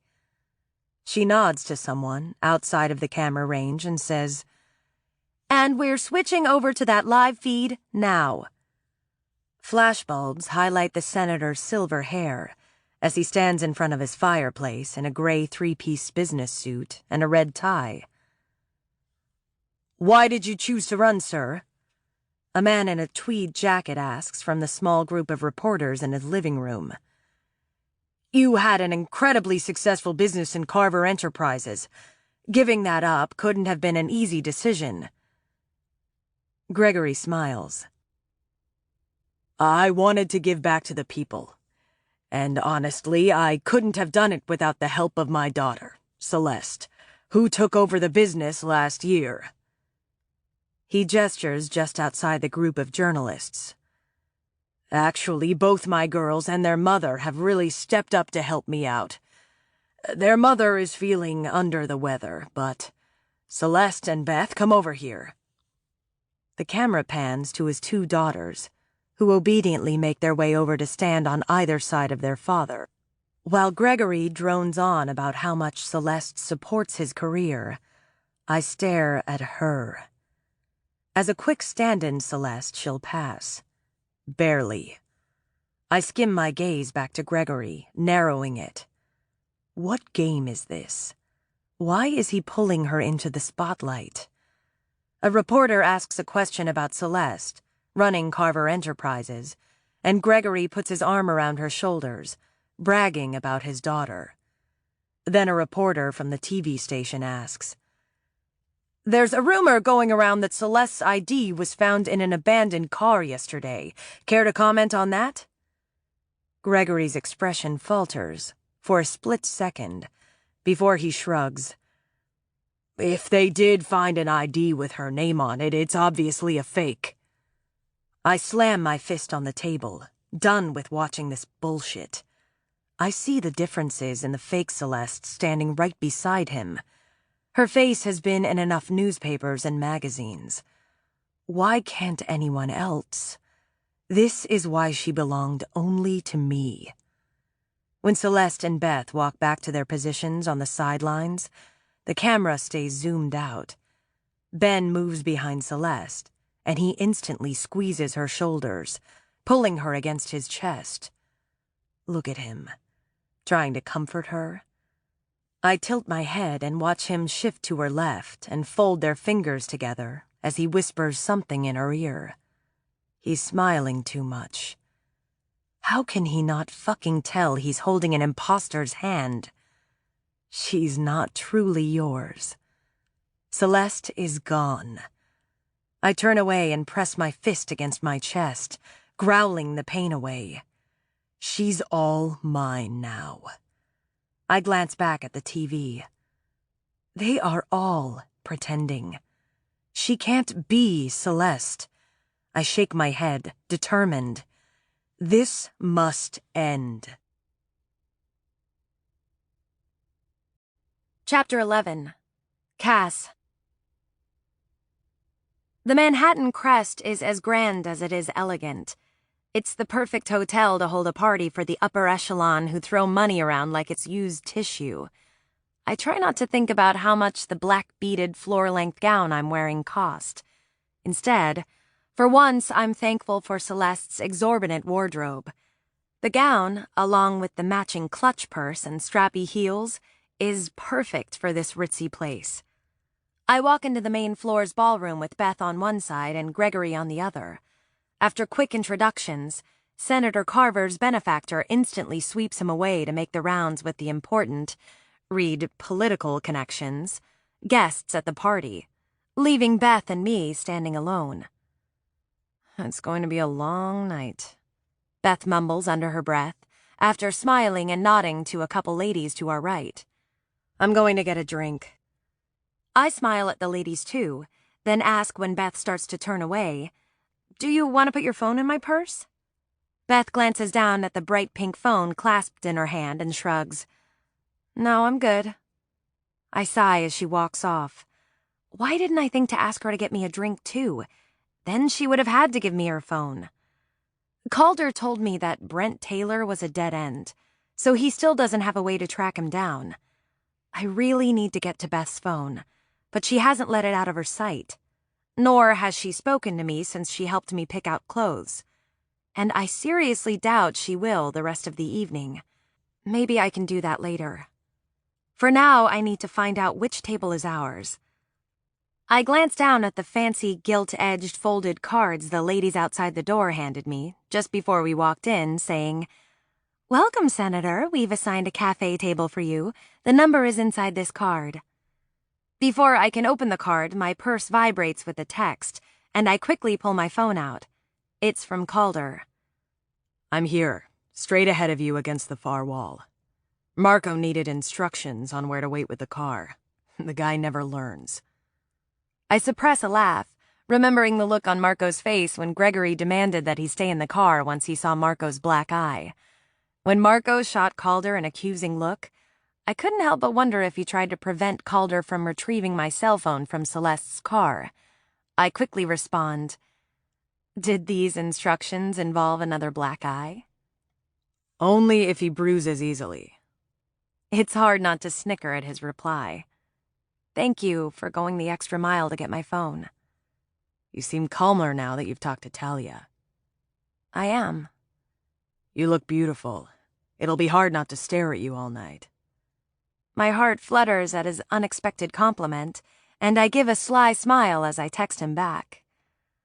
"Would it make your job harder knowing I'm completely underwear-free under this gorgeous dress?"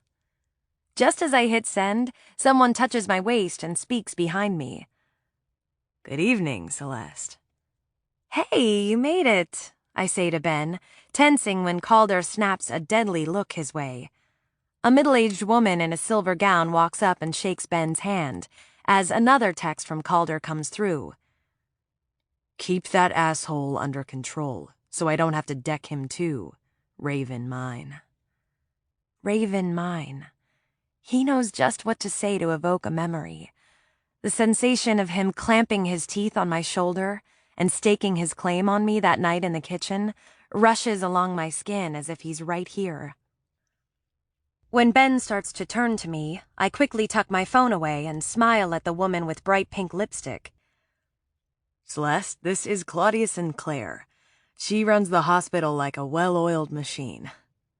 The woman titters at his compliment as she shakes my hand.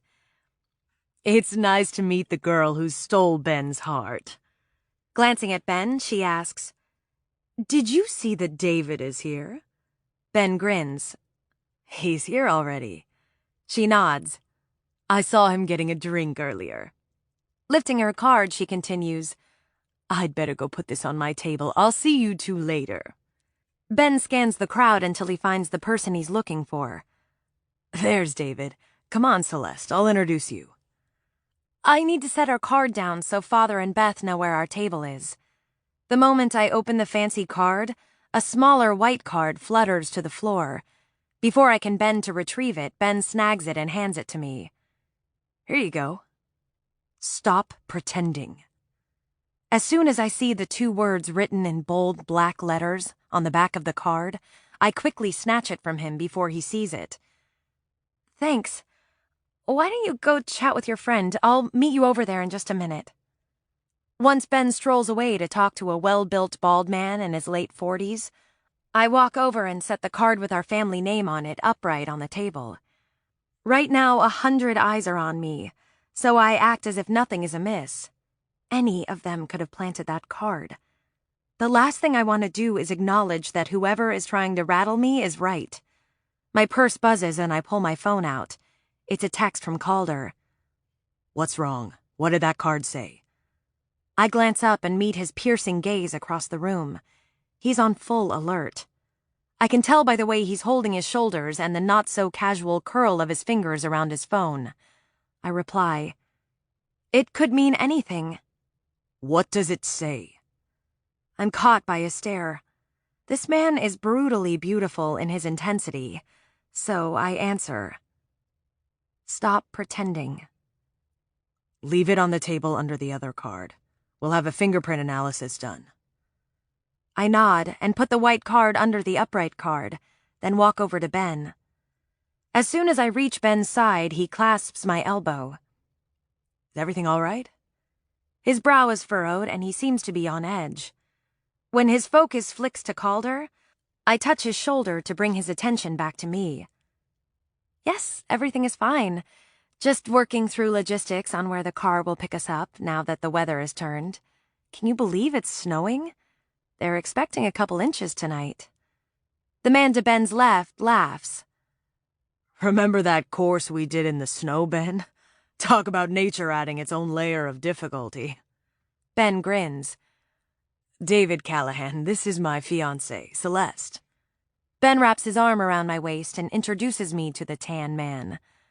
Celeste, Dr. Callahan was not only my mentor in med school, he's also the one who got me into multi-gun shooting competition. The sport keeps me fit and sharp. It's nice to meet you, Dr. Callahan. I quickly glance at Ben in surprise as I shake the man's hand. Shooting competition. Ben just mentioned skeet shooting. Call me David. Skeet shooting is an entry-level kind of sport. The lines around his eyes deepen with his laugh as he releases my hand. What we do is run a different obstacle course, where we test our physical endurance, scaling walls and such, while also shooting at targets using 3 different guns. An automatic handgun, a shotgun, and, for extra difficulty, an old-school 6-shooter pistol. He turns and clasps Ben on the shoulder. Don't let Ben's laid-back attitude fool you. This young man is incredibly competitive and quite the sharpshooter. He keeps me on my toes. I raise my eyebrows at Ben, remembering our conversation in the garden. He told me he didn't believe in hunting and never went on trips with Philip and Jake. Is that so? Ben grins and shrugs. If I'm not going to bag a deer or a turkey like my dad and Jake, then the least I can do is bring home targets with the best scores on them. When I smile at Ben's comment, David grins. I see you found a keeper, Ben. Don't let this one go. Laughing, Ben pulls me close and says in a low voice, I don't plan to. Before I can think of a witty response, he presses a kiss to my cheek, then meets my surprised gaze, murmuring, She's the real deal. Even though I know I'm only playing a part, my stomach lurches at his sincere compliment. Beth is right. I'm a fraud. Maybe not for the reason she thinks, but for so long I've played in a world like Celeste's through my photography business. I created scenarios just like this ostentatious hotel with its overflowing champagne and caviar, and in the heart of it all stood the handsome man fawning over the beautifully adorned girl.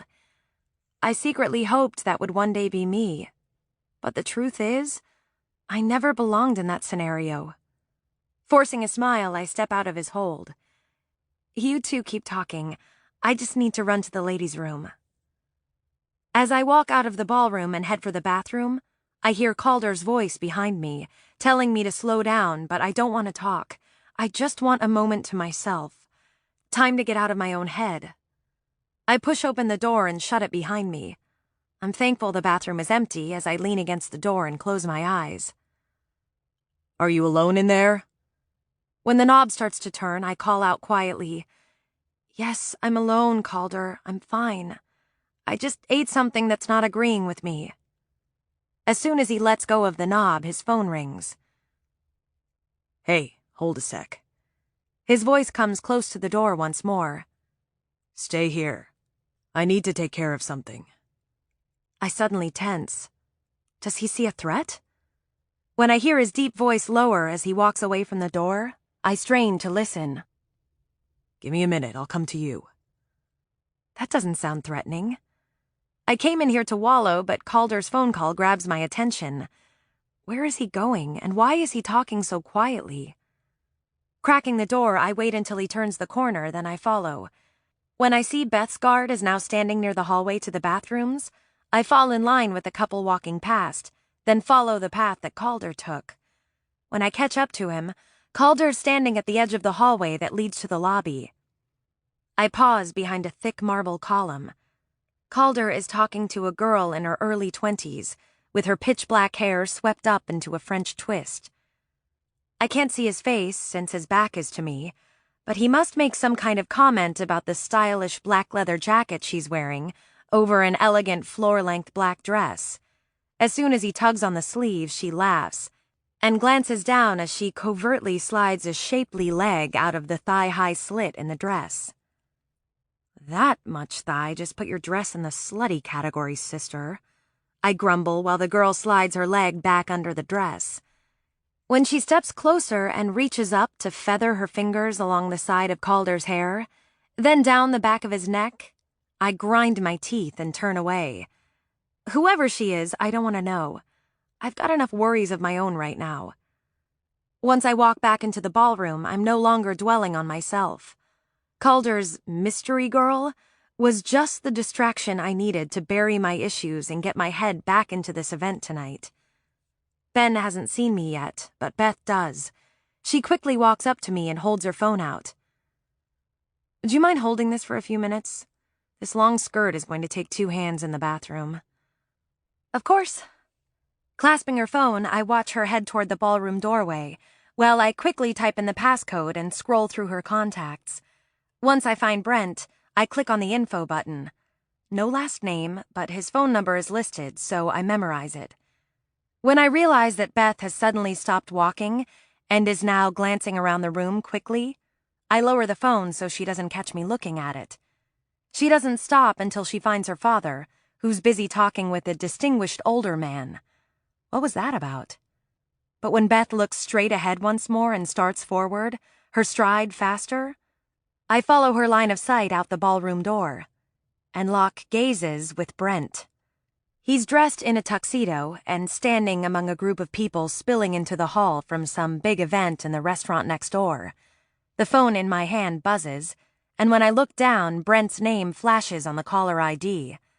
I panic, thinking that I accidentally dialed him, but then I realize the call is incoming. I jerk my attention back to Beth. He can clearly see she's heading straight for him and doesn't have her phone.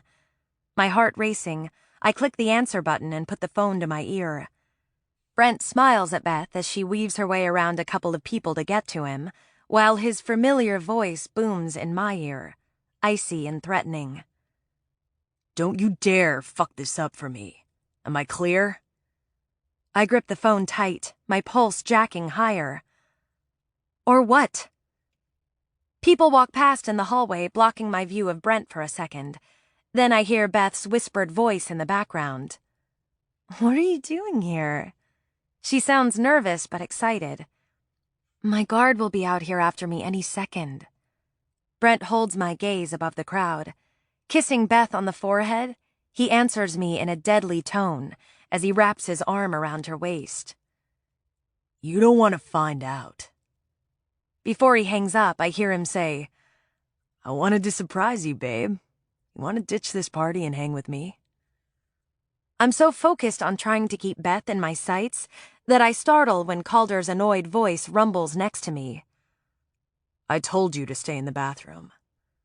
I cut a sharp gaze his way. You weren't there when I walked out. His face instantly hardens. I told Anthony to watch for you. Annoyed with myself for letting the unknown girl he just met with get to me, I say, Anthony needs to be on Beth at all times. Make sure that he doesn't let her out of his sight. Calder instantly scans the room. Is there a problem with Beth? Where is she? She's just outside the ballroom. Her guard's probably looking for her in that crowd. Please remind him to be extra diligent.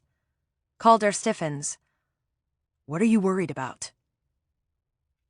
Celeste, we're headed to the top floor now, Ben says before I can reply. Hooking his arm in mine, he smiles. There will be more schmoozing, but this time there will be dancing with an amazing view of the city. Let's go. As Ben starts to lead me away, I hand Beth's phone to Calder. Please make sure Anthony finds Beth and gives this back to her. It's midnight by the time the event winds down. Ben wasn't kidding about the amazing view. The bit of snow covering the city and the lights twinkling in the night was a gorgeous sight. Ben insisted on walking me to my car, so I button my coat closed as the doorman holds open the main door for us. My feet hurt from dancing so long in shoes I've never worn before, but I did enjoy his company once I stopped worrying about Beth. Apparently, she had one drink too many and asked Anthony to take her home early. Philip left a half hour before, and Calder is somewhere behind us. He stayed in the shadows along the walls most of the night, but I could feel his heavy stare. The hotel has laid fresh salt on the walkway, but the mixture of sleet and snow coming down has already covered it again. When Ben steps forward, then starts to slip on the ice, his tight hold on my hand yanks me off balance. My left ankle turns, and as I stumble, I hear Calder grumble, "Fuck this," and I'm immediately swept off my feet. I let out a yelp of surprise, grabbing onto Calder's shoulders in a death grip. Put her down, Ben commands as Calder settles me against his chest. Follow me if you don't want to break your neck, Hemming. Calder grunts out, then utters, Dumbass, under his breath. He steps into the snow-covered grass beside the walkway and strides toward the waiting car. Calder's arms around me are so tight I don't look up to meet his gaze. He's clearly annoyed, and I'd rather not be judged right now. Despite the tension between us, he's so close I can't help but inhale his amazing smell. Closing my eyes, I take in the arousing bergamot spice and other earthy scents in his aftershave. God, this man makes me want to bury my nose against his neck. I could fall asleep breathing him in. All too soon, Calder sets me down, and I re-grip his shoulder to test my weight on my left foot.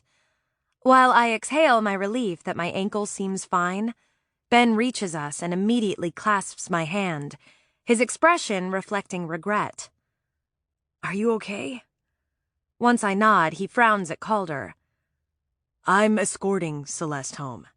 Right up front. When Calder doesn't move out of the way, but instead holds Ben's gaze with a bold, challenging one, I'm suddenly anxious, both for what Ben might expect at the end of this ride, and Calder's reaction. Turning to Ben, I step between them and try to diffuse the tension. That's really not necessary, Ben. What about your car? I took a cab to get here. I'll just call a car service to bring me back to the city. Ben waits for Calder to move to the front of the car, then he follows me into the back seat. While Calder slides into the front and motions for Marco to drive, I furrow my brow at Ben.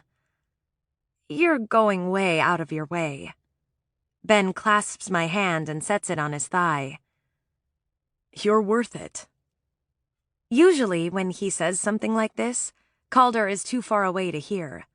Squirming in my seat, I try to ignore just how deathly quiet the car feels and turn the focus to the evening. Tonight seemed to go well, don't you think? Ben smiles and talks about the people his father told him he needed to connect with. As he segues the conversation to future events Philip has asked that we attend, I try to disentangle my hand from his, but he just folds our fingers together. Enough about tonight's social commitments. I hope you enjoyed meeting David. He wants me to invite you to the next competition. So there will be a place to observe you in your element. Ben shakes his head, his eyes full of devilish amusement. Observe? He squeezes my hand lightly, laughing. Oh no, you're going to participate. I let out a nervous laugh. You're joking, right? I've never shot a gun in my life. Calder hasn't glanced our way since we got in the car, but at my last comment, he turns his head slightly to the left. He's not looking at us, but the angle is enough for me to know he's actively listening. I try to ignore the muscle jumping in his jaw, but it's all I can see as Ben continues. Don't worry, I'm a great teacher. I won't bring you with me until you can handle all 3 guns with ease. How about we start tomorrow? I'll take you to the shooting range. Calder's expression hardens and his gaze narrows. I don't think I'll be very good at it, Ben. Marco's watching me in the rearview mirror. I can tell by the look in his eyes he's smirking. The asshole is enjoying my fidgety discomfort. Ben squeezes my fingers encouragingly. You'll do great. Don't be nervous. She needs a license to shoot a gun. Calder cuts in, glancing our way. That'll take time. No problem. Ben flashes him a cocky look, then shifts his attention back to me. With my connections, I can get her one by tomorrow. What do you say, Celeste? Say you'll do it. Ben runs his thumb along mine. It'll be my only chance to spend some time with you, since I won't be at the party. You won't? Why aren't you coming? I feel myself frowning. I don't like the idea of facing another political event where every word I say is catalogued and judged. Ben is my social suit of armor. I don't have to worry about blundering when he's around. I promised to cover for a buddy's shift a while back before things changed. He shakes his head and smiles. Jake is coming to help Dad support Gregory instead. Don't worry, he'll behave. I think Dad must have threatened to cut him out of the will or something, because he has gone back to his normal, smart-assy big brother self with me. Ben says a couple more things, but all I can hear is Jake is coming, reverberating in my head over and over again. Except in my head, it's not an innocuous comment. It's a foreboding one. I don't like the idea of attending this event alone, but the thought of Jake being there makes me instantly nauseous. I don't care what kind of assurances Ben gives me. The need to rub my tingling wrists is almost overwhelming. I bite the inside of my cheek to try to regain my inner calm. While stressing about Jake, I must have agreed to the gun range, because Ben's smile suddenly widens to a pleased grin. Lifting our clasped hands, he presses a warm kiss to the heel of my palm. We'll have a blast. I bet you'll get the swing of it quickly. A few minutes later, Marco turns into the front gates of the Carver estate. The sleet-snow mixture might have tapered off, but the vehicle slips as we try to pull up the long drive. Stop the car, Calder commands, and I'm surprised that Marco instantly complies.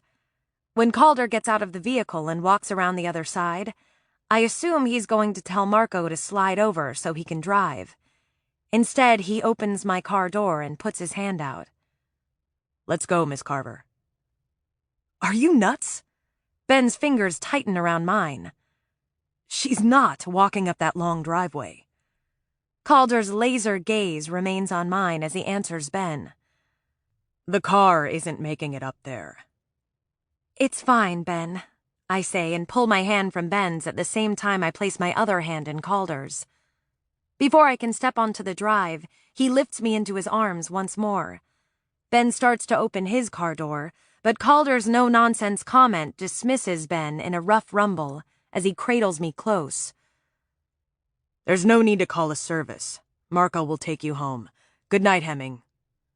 Calder shuts the door when Ben starts to argue, cutting off his words.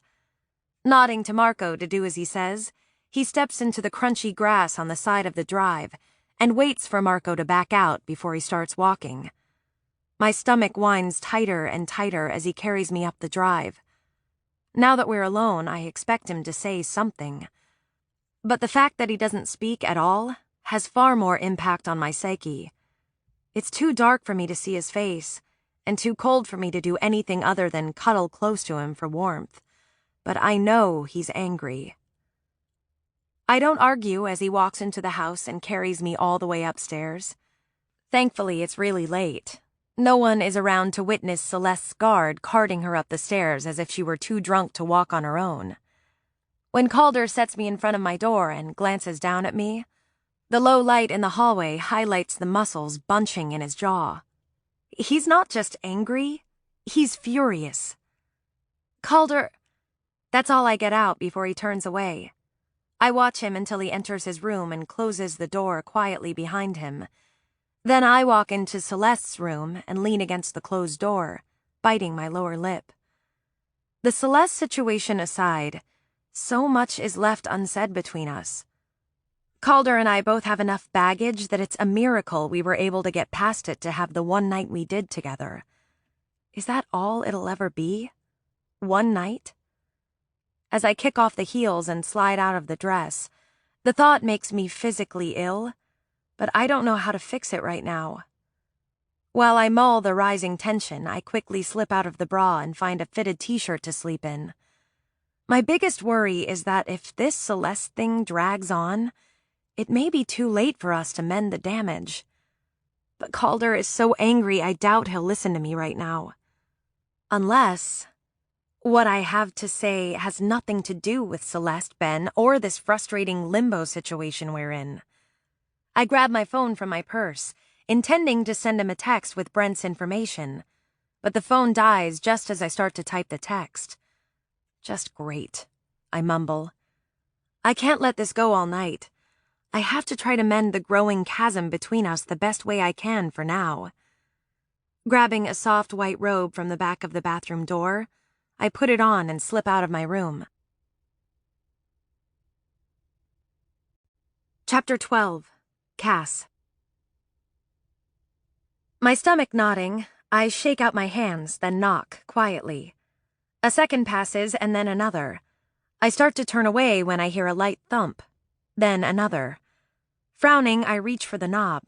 I step inside just as Calder lands from a spinning back kick. He moves so fast, the next thing I know he's turning with the gun pointed right at me, an intense look on his face. I gasp at the same time he lowers his weapon and yanks the earbuds out of his ears. "What the fuck, Cass?" he says in a low tone. "You can't sneak up on me like that." I quickly shut the door as he sets his gun down and unstraps his phone from his arm. He unplugs the headphones from his phone and tense music briefly fills the room before he turns it down. I stare at his bare chest and gray lounge pants, guilt riding me. Of course he has to keep training, so he's ready when the MMA match is rescheduled. He's only here because of me.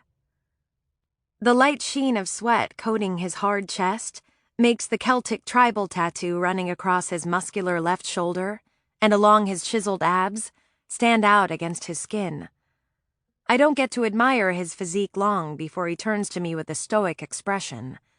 As he faces me full on, his green gaze still sharp with anger, I'm temporarily speechless. Seeking common ground, my gaze is drawn to the Latin word solace along his rib cage. He told me it meant alone, but he never explained why he had it tattooed on his body. "Cass?" My brain finally engages as the intense song playing on his phone registers. Linkin Park's One Step Closer. He's definitely in a mood. I clear my throat, but my voice sounds strained when I speak. I tried to text you a number, but my phone died. I thought you'd like to have it now so maybe Elijah could start working on it for you. "Whose number?" Brent's. I memorized it from Beth's phone. Other than a spark of interest in his eyes, Calder doesn't let anything show as he gestures toward the desk. "There's a pen and paper." I'm surprised he doesn't ask anything else, but instead walks away to lower himself to the floor near the end of his bed. I watch him effortlessly do 10 push-ups before I glance away. Taking the hint he's not in the mood to talk, I jot down Brent's number. Just as I reach for the door handle to leave, Calder's cold voice sends a chill of apprehension through my body. You don't have anything else to say? I slowly turn, and he's standing near the bed, muscular arms crossed over his chest, his expression dark and brooding. When I don't answer right away, he snaps, Ben. Trying to ease the tightness in my shoulders, I spread my hands and exhale. What am I supposed to do? Ben thinks I'm Celeste, and Gregory and Philip insist that no one else know the truth. Maybe they're worried Ben and Jake won't be able to keep Celeste's disappearance to themselves. I don't know. When Calder's expression turns darker, I sigh and lower my hands back to my side. He's being attentive. Not overly aggressive, Calder. It's not the best situation, but holding my hand is pretty innocent and tame.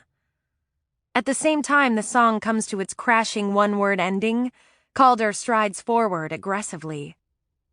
The intense look on his face has me instinctively backing up, but the moment my shoulder blades touch the door, he stops. Resting his hand on the solid wood above me, he steps into my personal space. Do you think standing close like this is innocent? His masculine scent of sweat mixed with faint hints of aftershave tease my senses, elevating my pulse. I refuse to look at his sculpted body. He's far too enticing.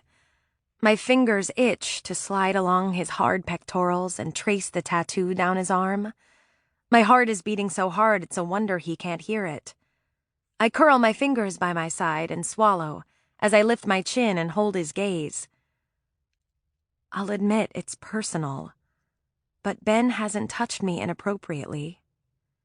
Calder's jaw flexes, but instead of responding, he reaches out with his left hand and lightly runs the pads of his fingers over my thumb and along my index finger.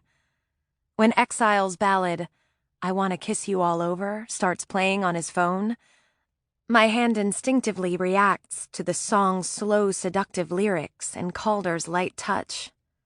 Calder's love of old songs makes him even more attractive, and I turn my palm toward him, needing to feel more of his touch. His breathing halts just before he touches the tips of his fingers to mine. The electricity is instantaneous the moment our skin connects. My breath hitches and I tingle everywhere, but especially where he's touching me. What about now? He demands ruthlessly. I'm afraid to look into his eyes and see judgment there, so I drop my gaze to our hands. Big mistake. At that moment, he slides the tips of his fingers between mine, and then slowly glides them upward. My skin prickles when the base of our fingers lock together. Perfect fit, he murmurs, and folds his thumb around mine, pulling my hand close to his. Desire slams into my stomach, and my mind is filled with memories of the first sensual moment our bodies physically connected the other night. His simulation with our hands is masterfully beautiful, hitting me in the most intimate way possible. Does this feel tame, Angel? He asks, his voice dropping to a husky timbre. Only Calder could turn hand-holding into a carnal act. I refuse to look at him or acknowledge what he's doing. Ben has never touched me like this, certainly not with the kind of heat that would melt an ice cap. Calder's barely touching me, but the connection and the angry passion in his tone is so provocative I have to hold myself still to keep from melting against him. Lowering his hand from the door, he brushes the tips of his fingers along the base of my spine. His touch is barely there, but the warmth from his hand feels as if my terry robe is made of tissue. I swallow the gasp of surprise when sudden heat radiates from my head to my toes. What? No answer? He leans close, his warm breath caressing my ear, just before he presses a feather-light kiss to my cheekbone. How about now, Raven mine? I'm soaking up every sensation and the want in his voice, but I do my best to hold any audible responses inside. I don't want him to know how much this is affecting me. I feel like I'm vibrating with suppressed lust. God, this is hard, but knowing he's doing this just to prove a point is the only thing keeping me from giving in to his seduction. Calder slides his thumb along the heel of my hand, then down to the center of my palm. Moving his mouth close to my jawline, he presses his finger deep into my skin, hitting all the right sensual points. Without conscious thought, I angle my chin, giving him better access. Accepting the fantasy, I hold my breath and wait for him to clamp down along my jawline, to claim me all over again.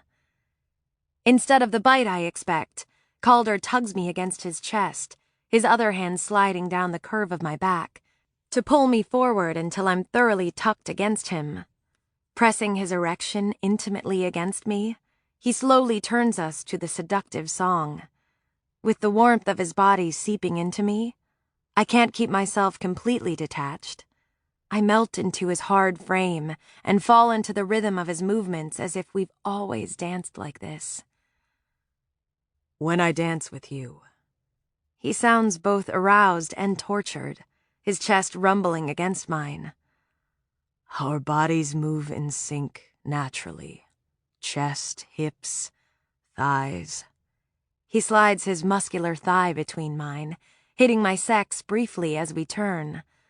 My body throbs and I bite my lip. I want him to connect again, but this time hard enough to ease the sexual tension. Pulling me close, he husks against my temple. This is sex with clothes on, Cass. He instantly stops dancing, his voice dropping to a harsh grate as he releases me. You smell like him. To be clear, watching another man do this with you is not something I will ever tolerate again.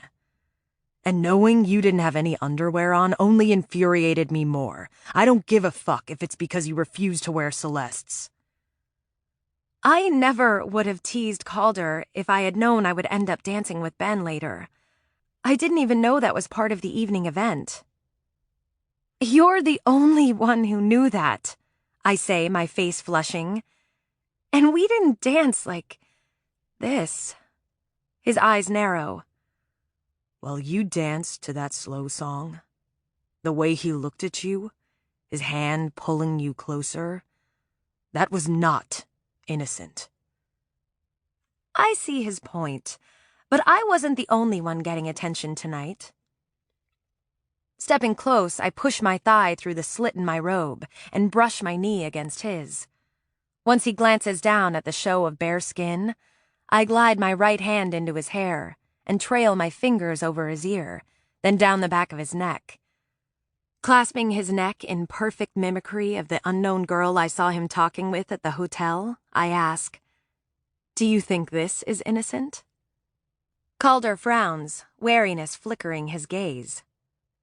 What do you mean? I saw you talking to someone at the hotel. He stiffens.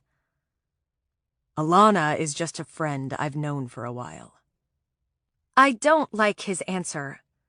A part of me hoped Calder would quash my worries and tell me I was imagining an intimate familiarity between him and the mystery girl.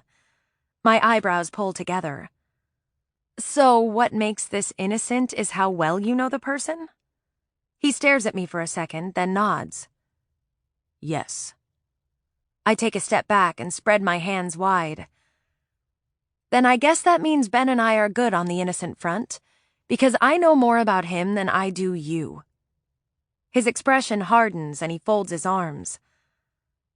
I'm going to assume you're not talking about sex. To be clear, sharing is a two-way street, Angel. This isn't a game.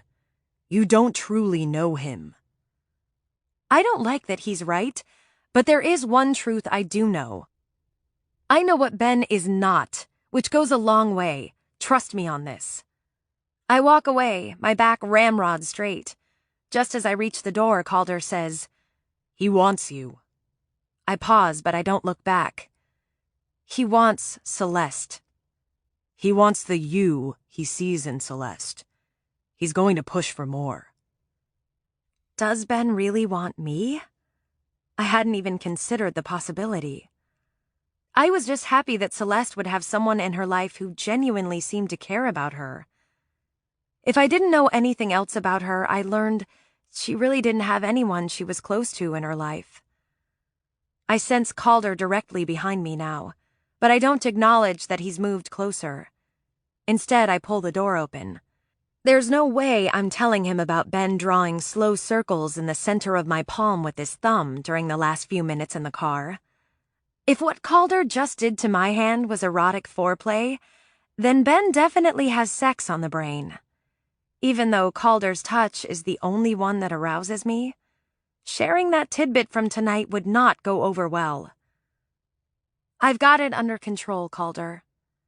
When I start to walk out, he says, "Someone else knows you're not Celeste. The fact they aren't sounding the alarm about that speaks volumes about Celeste and the danger you're in." I glance back at him, my heart stuttering. How do you know that note wasn't related to something else, or even meant for Gregory? My gut. And because the only fingerprints on it were yours and Ben's. You already had the card analyzed? I blinked my surprise. But you were with me the whole time. Alana delivered the card to Elijah for me. How generous of her. I don't bother to keep the sarcasm out of my response, but at least I know Sebastian's black securities team isn't beyond doing whatever it takes, even hacking government databases for fingerprint data, to keep me safe. Calder's gaze sharpens. This isn't just about Celeste anymore. Don't go anywhere without me. You can't afford to be wrong about anyone, including Ben. He made his point, but I refuse to argue about Ben. You'll always know where I am. Good night, Calder. The sensation of someone's hand covering my mouth pulls me awake to total darkness. A shadowy male form hovers over me, and Calder's last comment warning me to be careful repeats over and over in my head as I scream and try to back away. He sits on the bed and clamps his hand tighter on my mouth, then leans close to my ear. Shh, it's me. Calder. My heart still pounding insanely fast, my eyes adjust to the bit of light coming from the bathroom, and Calder's features start to form in the darkness. I instantly relax and pull his hand from my mouth to my chest, whispering, "How did you get in here? I locked my door." He turns his chin back toward the bathroom. "Through the passageway you showed me." I blink in the darkness, glad my pulse is starting to return to normal. What is it? Is something wrong? Holding my gaze, Calder slides his thumb along my skin exposed by the t-shirt's V-neck. Yes, something is wrong. We're broken, Cass. And I refuse to let this situation we're in ruin what we have. I inhale slowly and fold my fingers around his hand. We're fine, Calder. Liar, he says, his gaze narrowing. You've pulled further and further away from me since I got here. I'm just trying to stay focused. I don't want to get into it now. I honestly don't think we can get back to us in the current situation. Too many secrets and past issues keep creeping up for both of us. Calder turns his hand and clasps my wrist. When he runs his thumb along the scars, I pull away from his hold. He doesn't speak, just recaptures my hand, but instead of touching my wrist, he presses my palm against his solace tattoo. Do you want to know about this? He's trying to share. Hope filling my heart, I swallow and nod. Calder quickly tugs me toward him and lifts me in his arms. Where are we going? I ask, wrapping my arms around his muscular shoulders. You're going to wash the smell of him off you first. It's fucking playing with my head. Setting me down in the bathroom, he flicks on the shower, then pulls my long t-shirt off in one swift movement. He grunts when he sees that I'm underwear-free. I'm sure he's still pissed about earlier tonight, but I'm surprised when he doesn't join me under the hot spray. Instead, he leans a muscular shoulder against the wall and folds his arms, commanding, "Shower, then we'll talk." I don't like that he's ordering me around in the middle of the night, but this is the first time he's offered to share something of himself. In his own gruff way, he's trying, so I won't question his timing or methods. As I slide the bar of soap along my skin, I note the tension in his jaw and inwardly squirm at the hungry way he watches my hands. I want to pull him into the shower and make him wash me. Then I could run my hands along the shadow of his overnight beard. That darkness only adds to his irresistible sexiness. I would spend tons of time soaping his beautifully sculpted body. In comparison, I feel inferior, so I take extra time soaping my breasts, my stomach, and between my thighs to keep his gaze distracted from my flaws. When I pour shampoo in my hand, then start to massage the liquid into my scalp, Calder reaches down to adjust himself. Excitement slides through my veins, but I pretend I don't notice and work the suds into my hair. I know he's watching the foamy bubbles slide down my chest, along the curves of my breasts and hips, before funneling through the bit of dark hair between my legs. Even though he's standing a couple feet away, I feel the magnetic pull of desire smoldering between us. Closing my eyes, I let the pounding water wash away the last remnants of suds and fantasize what it would feel like with him in here, with me. The sensation of Calder's fingers sliding down my throat along with the water feels so real. I give in to the sensual moment and hold myself perfectly still, just being in the moment. But when his fingers move with the water to my collarbone, and then slowly trail down my chest and along the curve of my breast, I'm thankful the shower is washing away the tears that well up. I love that he can't stop himself from touching me. When the water suddenly shuts off, my eyes fly open. Calder's holding a towel out for me, heat and want reflected in his gaze. I wring my hair out and quickly wrap the towel around me. Just as I tuck the end between my breasts, Calder fists his hand around the knot in the towel and pulls me out of the shower. Setting me against the wall next to the shower, he slides his hand up my chest. Tracing his finger along my collarbone, he presses to slide his thumb up the curve of my throat. "When he moves close like this, do you want him to touch you?" I sigh. Why won't he let the Ben thing go? Calder, what are you doing? "I'm getting to know you much better." I frown. That's not what I meant, and you know it. Grunting, he clasps my hand and folds it against his rib cage. Vulnerability shines in his green gaze for a split second before it's masked behind a hard stare. "Did you ask him if he has any tattoos?" I slide my thumb over his solace tattoo and answer honestly. I only want to know about yours. You said it means alone, but I know there's a lot more to it than that. Calder tugs on the end of the towel, and as it falls to the floor, my skin prickles at the chill hitting me. I raise an eyebrow. That's not an answer. His only response is to pull my hair forward and stare at it lying against my chest. As he traces the water dripping from the damp ends, along the outer curve of my breast, my gaze locks on his dog tags. The memory of how creative he'd been with them, and my responses makes my cheeks flush with heat. When he touches me, I forget all my inhibitions. You said you'd tell me.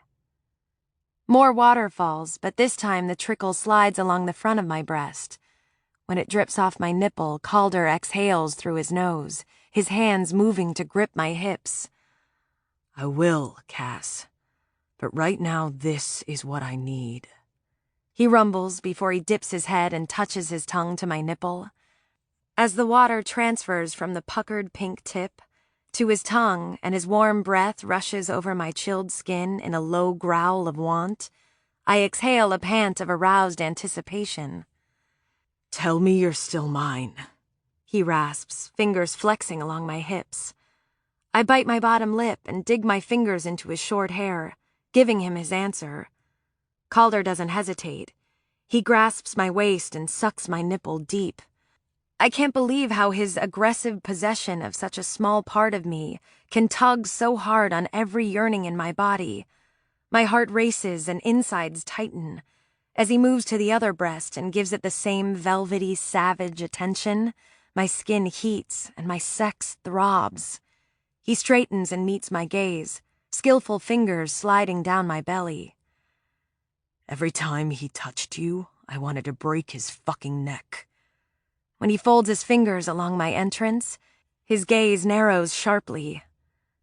You're already dripping. I quickly shake my head. I never said I didn't want you. I gasp and grip his biceps when he slowly dips a finger inside me.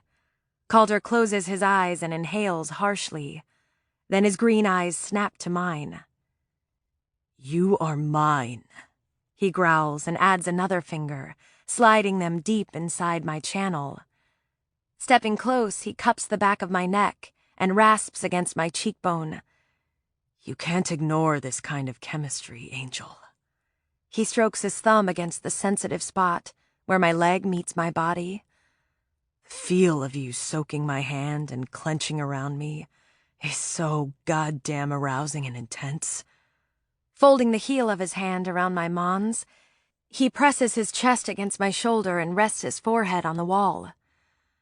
The way you taste haunts me, and all I've thought about since you left my bed is how much I want to fuck you in every way possible, until the only words out of your mouth are, "More, please." I'm shaking and can barely hold myself up. Calder. No more holding back. His hand tightens on my body and his entire frame tenses. Exhaling deeply, his rough tone softens. When two people connect the way we do, we fucking own each other, Cass. My heart melts, and I turn so my cheek touches his jaw. More, please. Chapter 13. Cass. Calder's head jerks up and his green eyes meet mine for a split second before he withdraws his hand from my body. Lay down, Angel. I glance down at the towel over the thick rug. Here? He turns and hits the light switch, dousing the room in darkness. When he flicks another switch and a fire leaps to life in the dual-sided fireplace, I love the warm, glowing light reflected in the room and lower myself onto the rug. As soon as I lay back, Calder crawls over me, warm skin stretched over hard muscles, and unadulterated hunger reflected in his gaze. Lay still and don't move. Think you can do that? He says, his voice silk and steel. While he seeks my agreement, his necklace swings between us, ticking off our intense rhythm of desire like a metronome. I clasp the dog tags, hoping to freeze this moment in time. I want you to share with me, Calder. Sliding my fingers along his solace tattoo, I continue, to truly share. Think you can do that? He pulls my hands above my head. As he trails his fingers up my arms and toward my wrists, it takes major effort not to yank my hands away. He holds my gaze and slowly runs his thumbs over my scars. Only if you do, sweet raven. That wasn't the deal, I say, my heart sinking at the idea of revealing my past. Calder slides his fingers along my palms, then clasps his hands to mine in a tight hold. A two-way street, remember? His expression is so intensely sincere, I nod, hoping I'll find the courage to tell him. He smiles and dips his head to press a kiss to my shoulder. Releasing my hands, he moves lower and nips at the curve of my breast, his breath warming and arousing me at the same time. I flex my stomach when he reaches my belly button and lingers. When I got home, after leaving the military, I received a letter from my mother's lawyer. I thought you said your mother died when you were young. Calder clasps my hips and his fingers flex tight as he glances up at me. She did. Let me finish, then ask, okay? I bite my lip and nod. He flattens his palm on my belly and holds it there, his gaze locked on his hand. The lawyer was instructed to only send the letter once my father passed away. But he had to wait until I returned from deployment to send it to me. In the letter, my mom informed me that Jack Blake isn't my true father. She said the only reason she told me at all was so that I would know who my biological father was, in case I ever needed it for medical reasons. Oh, God. That's why Calder distanced himself from his family. He feels like he doesn't belong, that he's not a true Blake. My eyes fill with tears when his hand shakes as he moves it to my thigh. I can't stay quiet. I'm sorry, Calder, I had no idea. He grips my thigh hard and shakes his head, cutting me off. Blowing out a breath, he continues as he rubs away the bits of water still left on my skin. She said that if Jack had learned the truth, it would have destroyed him. So, she kept the incident to herself. He snorts his anger. Incident? Can you believe that shit? Apparently the guilt of her affair was too much. At least I learned the real reason she took her life back then. He pauses his exploration of my skin and encircles my ankle with his fingers. So, not only did I lose my father before I deployed 4 years ago, but when I got back, I lost everything else. Every single memory we had together as a family, every father and son moment. I lost myself and who I thought I was. How could his mother not think how this news would impact him? Tears slide down my temples. I can't imagine how hard that must have been for him. Is that why he started doing MMA? As some kind of punishment? I want to ask him so much. Who is his real father? I'm sure he feels so much anger and resentment that I doubt he'll ever contact him. But is he curious at all about the man? Instead of voicing my thoughts, I slide my hand down his arm and set my foot on his thigh, curling my toes into the muscle to let him know I'm here. I'm listening.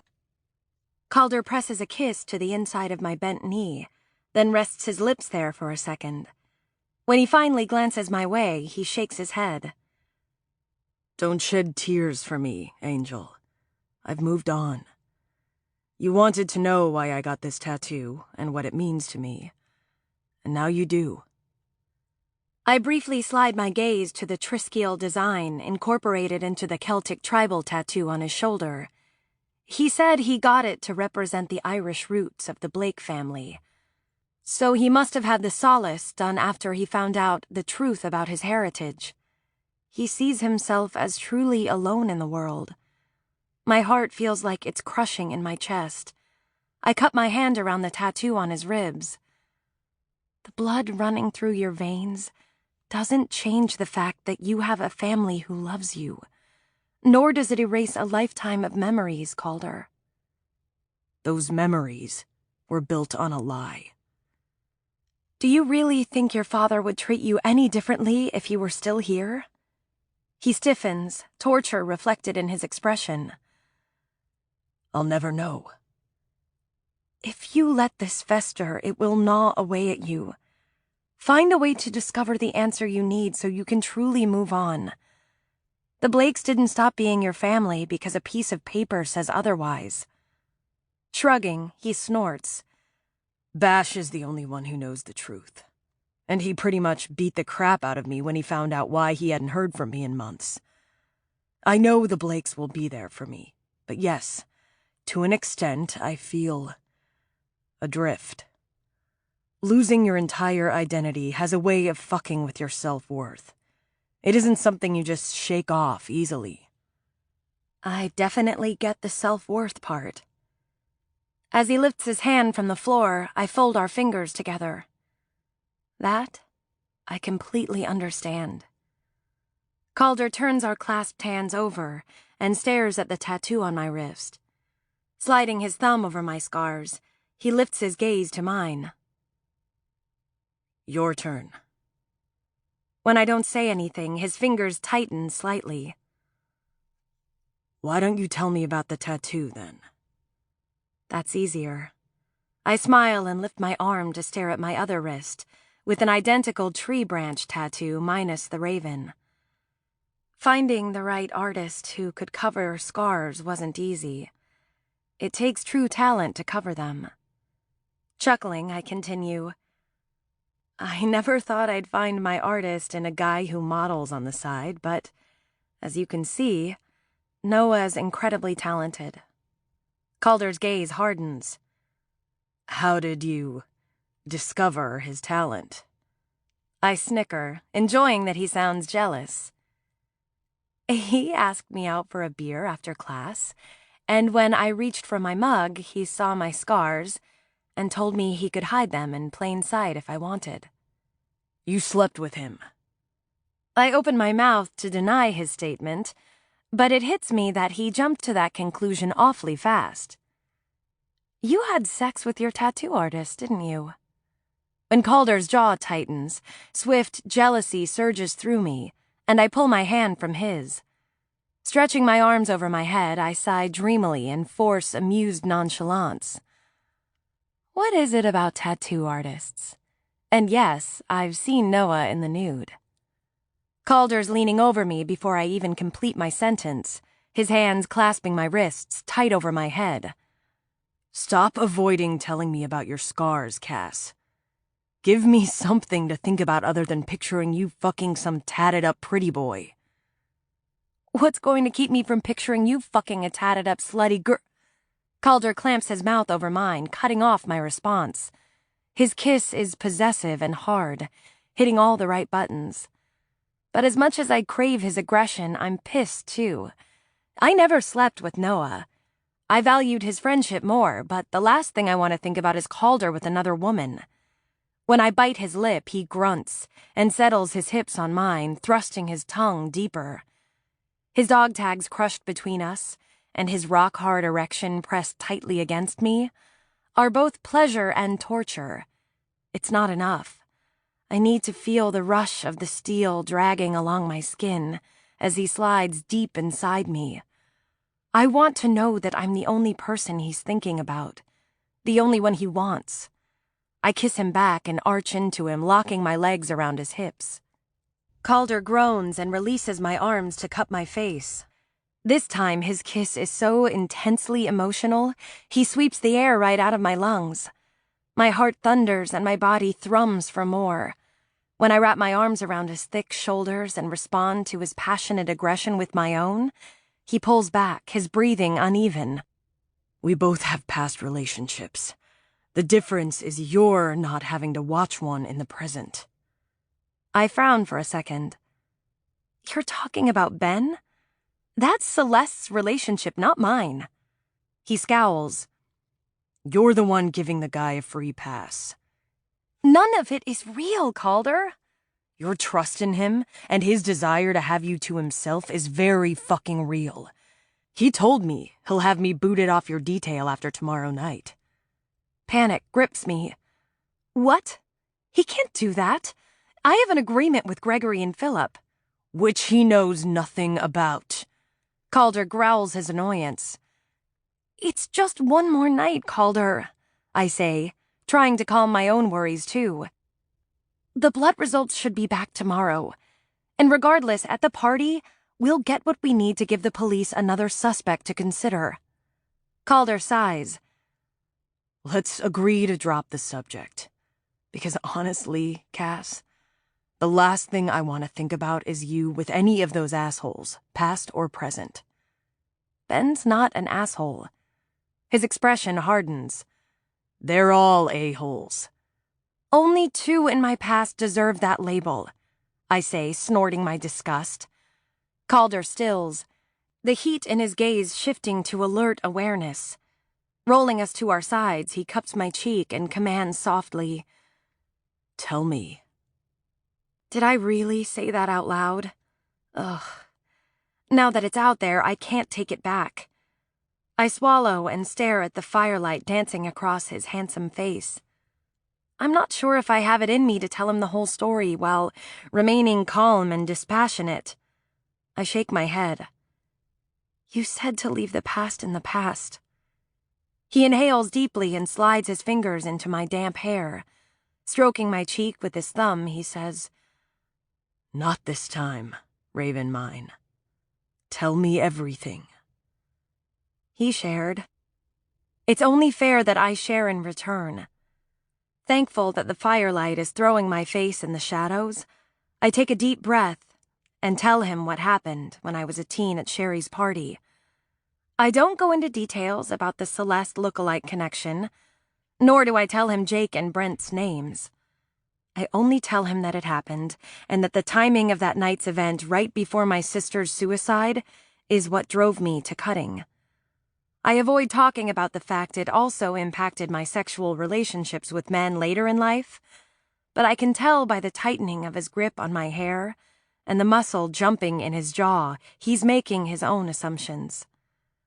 Once I finish, his thumb halts on my cheek. He's still holding me, but his whole frame is tensed against me. What are their names? He'll make me leave tonight if I tell him. I can't afford to do that no matter how twisted up this whole situation is. This isn't just for Celeste's sake, but also for Calder's. He's put so much work into his undercover status at the EUC, but if he finds out about Brent, I don't know what he'll do. I don't want him to mess things up. Brent doesn't come around the Carver estate, and as long as Jake doesn't know that I'm not Celeste, I can handle this. I pull his hand from my face and tuck our hands between us on the towel. The statute of limitations ran out on what they did a long time ago, Calder. Names, Cass. He says again, his tone eerie calm. Too calm. He's also amazingly still, like a hunter waiting patiently for a deer to walk right into his crosshairs. I shake my head and roll onto my back. It's in the past where it belongs. Holding my wrists up, I turn them so he can see the tattoos in the firelight. It took me a few years to get my head on straight, but I got these as a reward for swearing off cutting. When Calder raises up on his elbow and encircles my left wrist with his hand, I point to the never script on my arm. I got this one later, after I relapsed and accidentally cut too deep. His hand cinches around my wrist, and his gaze snaps to my face, full of worry, but I keep going. I need to finish so he'll understand. The never reminds me that for my own sanity, I have to let the past go. It's also a promise to myself and my sister to never be a victim or allow myself to cut. Ever again. I capture his hand and lower it to my chest. Peace of mind is what matters to me, Calder. I worked very hard for that. The sensation of his fingers flexing against my breast makes me instinctively arch into his palm. Calder's nostrils flare, and as he cups my breast fully, I slide my fingers into his hair and pull him close to press my lips to his jawline. When I'm with you, that part of my past fades into the background. Help me forget it ever happened. Show me that I'm capable of being as uninhibited as I want to be. He holds my gaze for a couple seconds, then prowls back over me, his gorgeous eyes full of banked hunger. Rubbing his nose along my cheek, he slides his fingers into my hair, then presses his forehead to mine. If you're serious, then I'm going to ask for your complete trust. Can you do that? I flatten my palms along his stubbled cheeks, my stomach fluttering with excitement. With you, always. Worry flickers in his gaze before he gives me a dark smile and bites my bottom lip. My skin prickles as he moves to my chin and then my throat. I start to slide my hands in his hair, but he glances up and shakes his head. You can't touch me. I frown. Why not? You're trusting me, remember? He says in a silky tone. But since you most likely won't listen... He pauses and slips off his dog tags. I'm just going to have to improvise. Give me your hands. The moment I lift my hands toward him, he sits up on his knees and wraps the beaded necklace around my wrists, doubling it up until I have just a little room to move. Tapping his finger on the dog tags, he flips them upward and against my palm, saying, "Keep these safe for me." I fold my fingers over the tags, clasping them in my right hand, and tease, "They're not going anywhere." Calder pushes my arms to the floor, softly commanding, "Keep them here. I hope the necklace will remind you to do that. Otherwise, we'll have to find another way." I smile at his low threat, wondering what other inventive ways he has in mind, but I leave my arms where he put them. "I'm good." Calder cups the back of my neck and arches my throat as he bends to run his lips down the curved skin until he reaches my collarbone. "Did you know there's a spot here that will make you squirm?" He murmurs, his tone deceptively innocent. "Really? Where?" I gasp as he locks his teeth on the edge of the bone closest to my shoulder. I'm caught like a rabbit in a wolf's maw. I can't struggle or pull away. My heart thumps hard against my chest, and a shudder of anticipation thrums through me. All I can do is lay still and wait for him to release me. Calder slowly slides his fingers over my breast, his hand massaging and weighing the plump flesh. When his palm rubs along my nipple, my stomach clenches and I take an aroused breath, waiting for him to pinch the tip. Instead, he releases my collarbone and quickly moves to capture my nipple between his teeth, clamping down with aggressive force. Moaning deeply, I nearly come off the floor, my spine arched in primal response. I instinctively lift my arms to clasp him close, but the necklace reminds me of my promise. I clamp my lips together and lower my arms back to the floor, while shamelessly pressing my chest closer to encourage more of his rough branding. This is my kind of sex play. Calder chuckles against my breast, then gently sucks the tip into his warm mouth once more, while tweaking my other nipple with his fingers. I sigh my pleasure and fold my foot over his muscular calf, trying to pull him to me, but he quickly grabs my thigh and clasps it tight, pushing my leg back. "None of that, sweet raven. This is my time. You can only touch me when I give you permission to."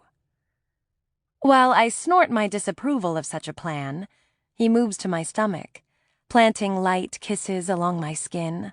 He lingers at my belly button, dipping his tongue inside the small crevice. He presses a soft kiss to my skin. "I feel your pulse racing, Angel. It's an arousing thump, thump, thump, but I'm going to make it jump 10 times faster." "I know one way you can make it fuel a jet engine," I offer suggestively. "Shh," he says, right before he bites my mons. As I let out a moaning gasp at his unparalleled talent of mixing pleasure and pain, he continues, his warm breath rushing across my sex. "I'm running this show, not you." But everyone knows the show is really all about the main attraction.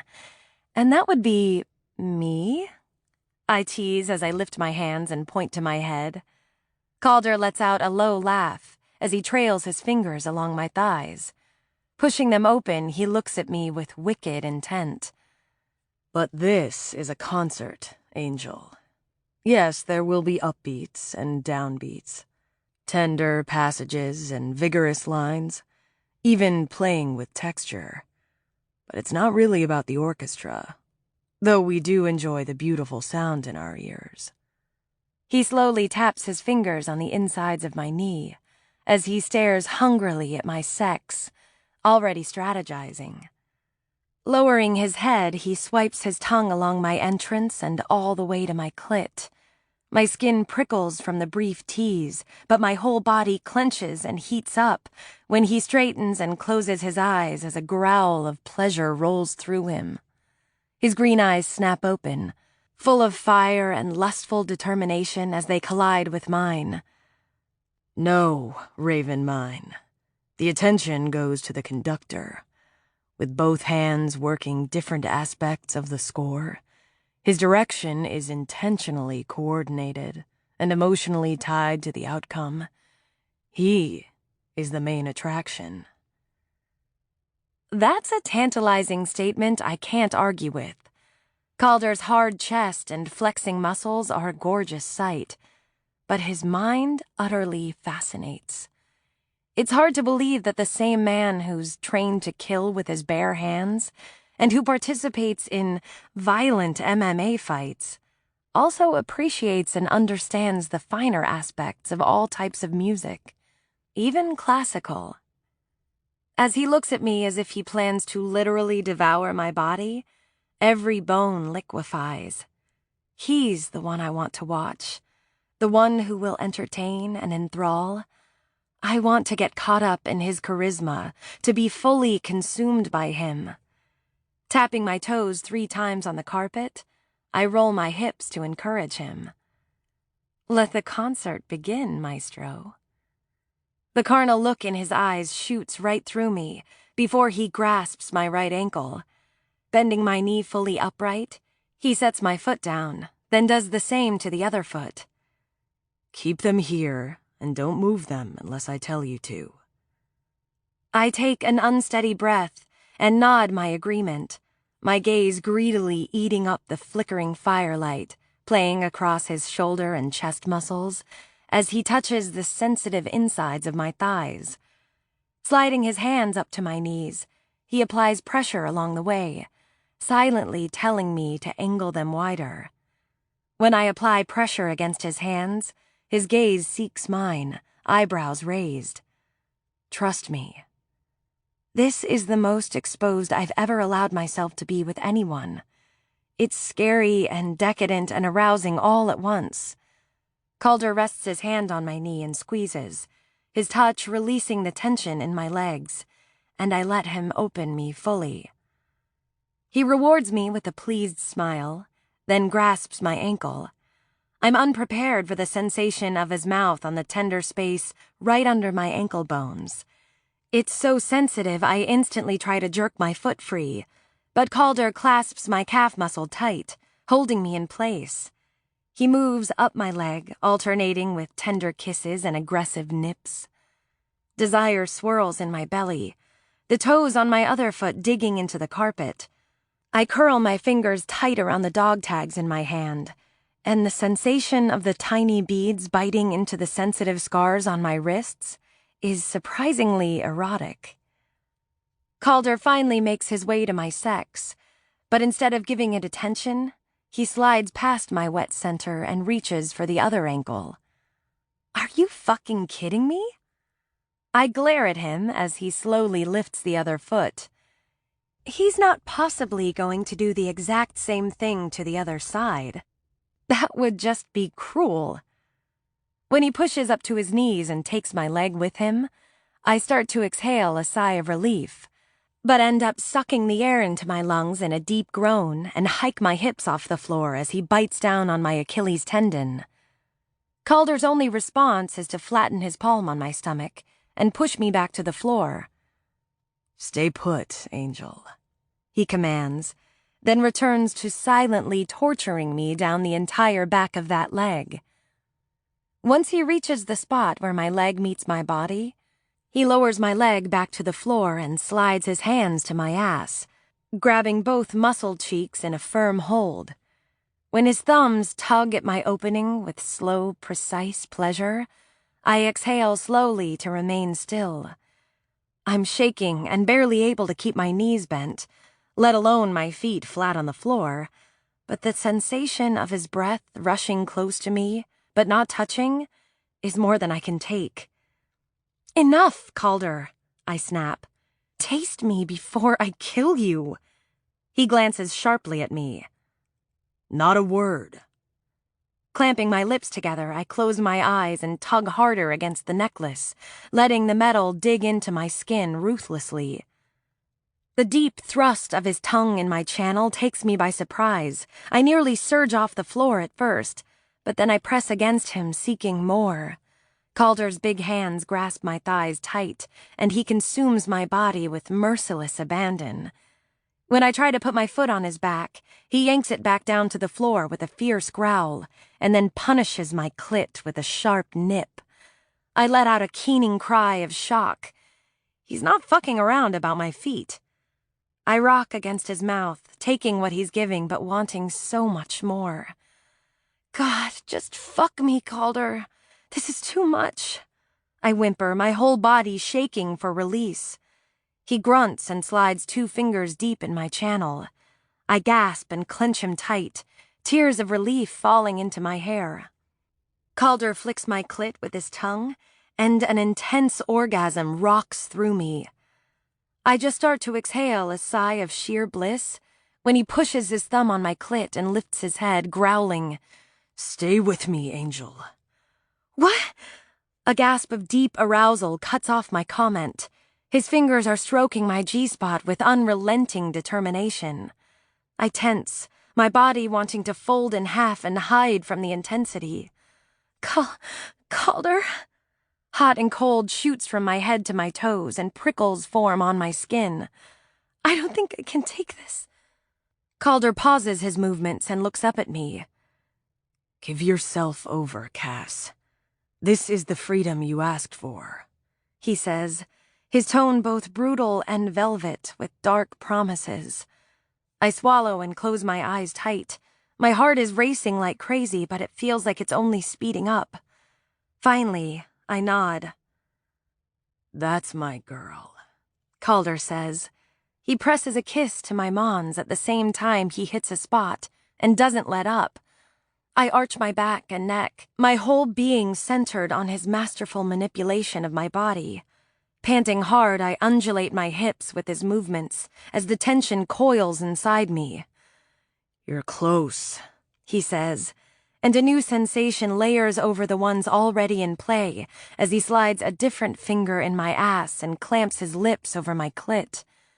Calder completely consumes me with sensory overload.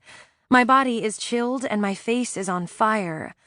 Calder, it's too much. "Fuck, you're beautiful like this. Let go and come all over me, Raven mine." As soon as his mouth latches onto my clit once more, a rush of warmth and body-rocking vibrations flow through me, taking my orgasm to new heights. I hang on to a temporary plane where want and desire coalesce with body and mind in one massive emotional wave of release, changing everything I thought I knew about my body and sex. I lay there for a minute, completely spent and panting. Only warm droplets hitting my chest brings my gaze into focus. Calder standing next to the sink, a smug grin on his face as he flicks more soapy water at me. "Welcome back." I quickly stand up behind him. As I untangle my wrists from his necklace, my legs wobble and almost give out. Just as I grip the edge of the counter, Calder reaches behind him and hooks his arm around me, hauling me against his back. "Whoa, Cass, I got you." Clasping his dog tags, I wrap my arms around his trim waist and press my face against his arm. He's so freaking hot, and as his gorgeous green eyes hold mine in the mirror, my face blooms with color.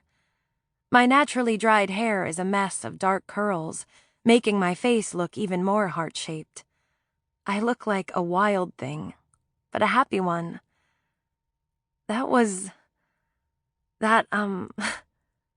"Out of this world? Transcendent, life-changing?" he supplies, grinning at my reflection in the mirror. I can't even be mad at his arrogance. He's entirely right. I smile and press my body closer. All of the above. Calder shuts the water off, his expression suddenly serious as he takes the hand towel off the hook and dries his hands. "All I want is your trust, Cass." My eyes widen. You have it. What I just told you about my past, no one knows. Not my parents, not even Talia. I hold my hand out and uncurl my fingers, revealing his tags. Why do you still wear these? You're no longer in the military. Calder takes his tags and returns them to his neck. After my father died, my unit became my family. Yet he's no longer with his SEAL team or in the Navy at all. Why did you leave? I went on missions non-stop for over 3 years. When I ended up in the hospital recovering for 3 months, He pauses and shrugs. I realized if I kept going at that pace, I wasn't going to make it to the hospital. At some point, I had to come home. He doesn't say to be alone, but I see the lost look in his eyes. I slowly trace my fingers along his solace tattoo, then slide my hand up his ribs and over his pectoral to cover his heart. I'm sorry for all that you've lost. He shakes his head, his hand clenching on the towel. It's in the past, Cass. Grieving is a process, Calder. I miss my sister every single day, but I try to lessen the loss by recalling the special moments we had together, no matter how small. Straightening my arm in front of him, I turn my palm up toward the mirror. Now you'll never be alone. He looks at our reflection and his gaze follows my arm to see I've lined my tattoo up with the solace on his waist. His throat bobs as he drops the towel to trace his finger up my forearm and along the never script. Turning in my arms, he captures my face and presses his lips to mine, murmuring, Are you trying to wreck me? I squeeze his waist and press my naked chest to his, teasing against his lips. I'm just kissing you.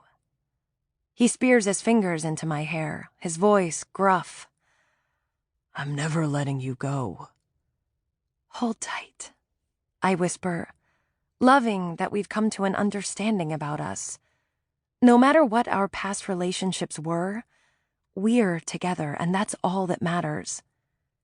Sliding a hand on my back, Calder palms my ass and pulls me fully against his erection, deepening our kiss.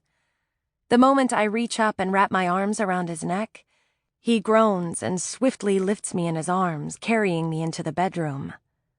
When he lowers me to the bed and presses a tender kiss to my forehead, whispering, Get some sleep, Angel. My heart jerks. Sitting up, I grip his hand as he starts to walk away. Where are you going?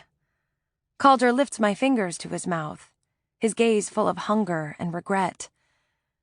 It's almost dawn. I need to get back to my room. I clamp my fingers around his, not wanting to let him go.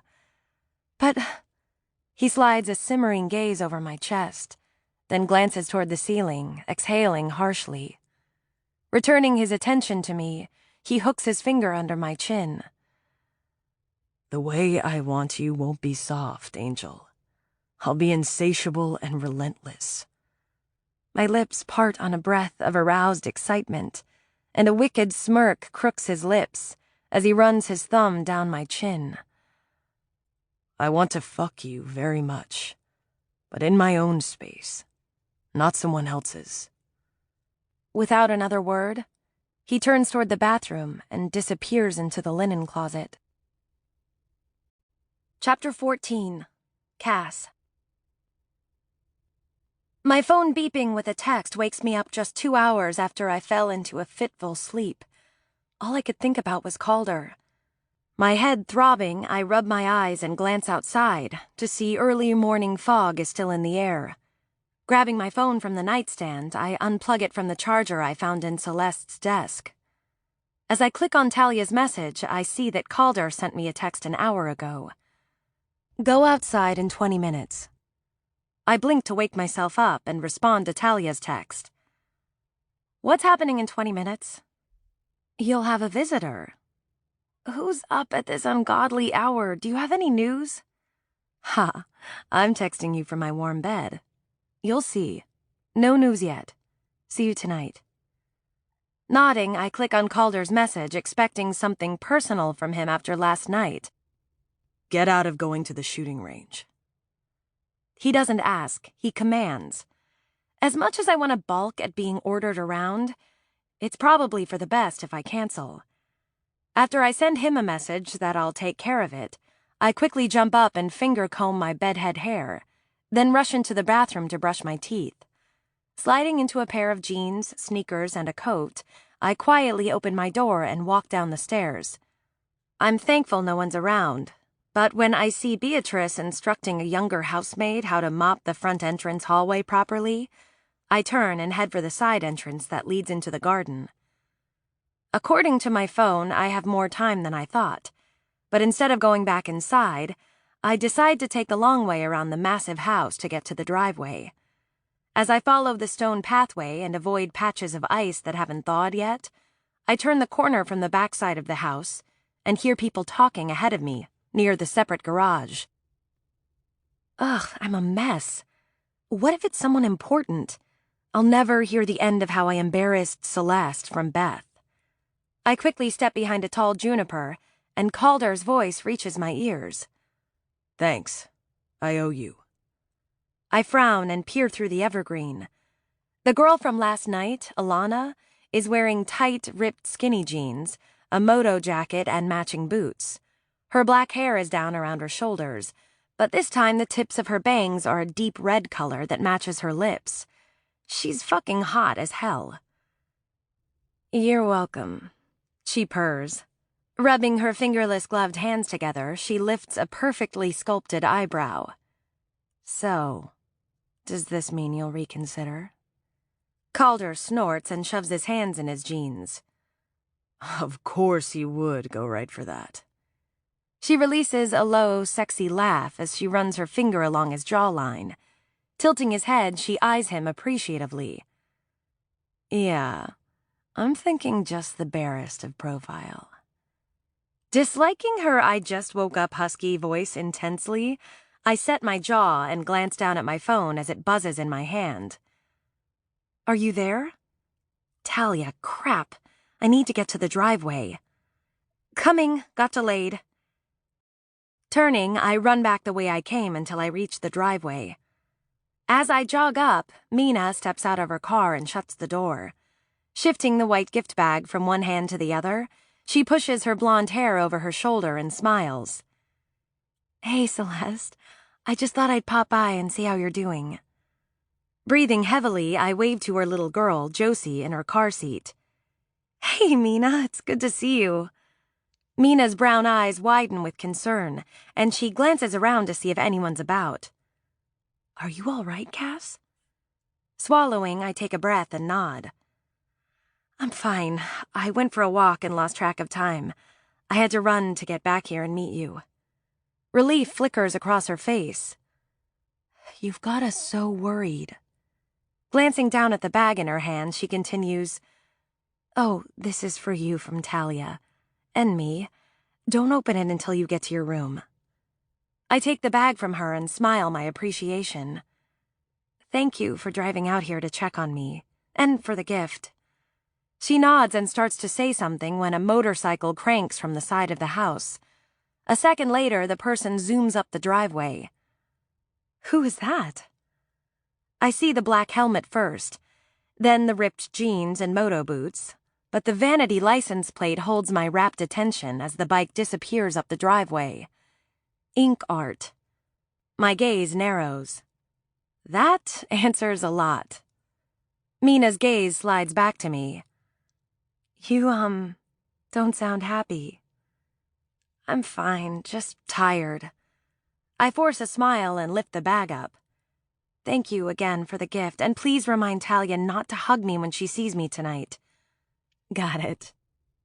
Mina waggles her fingers at Josie, who's getting antsy in her car seat. Opening the car door, she shakes her head.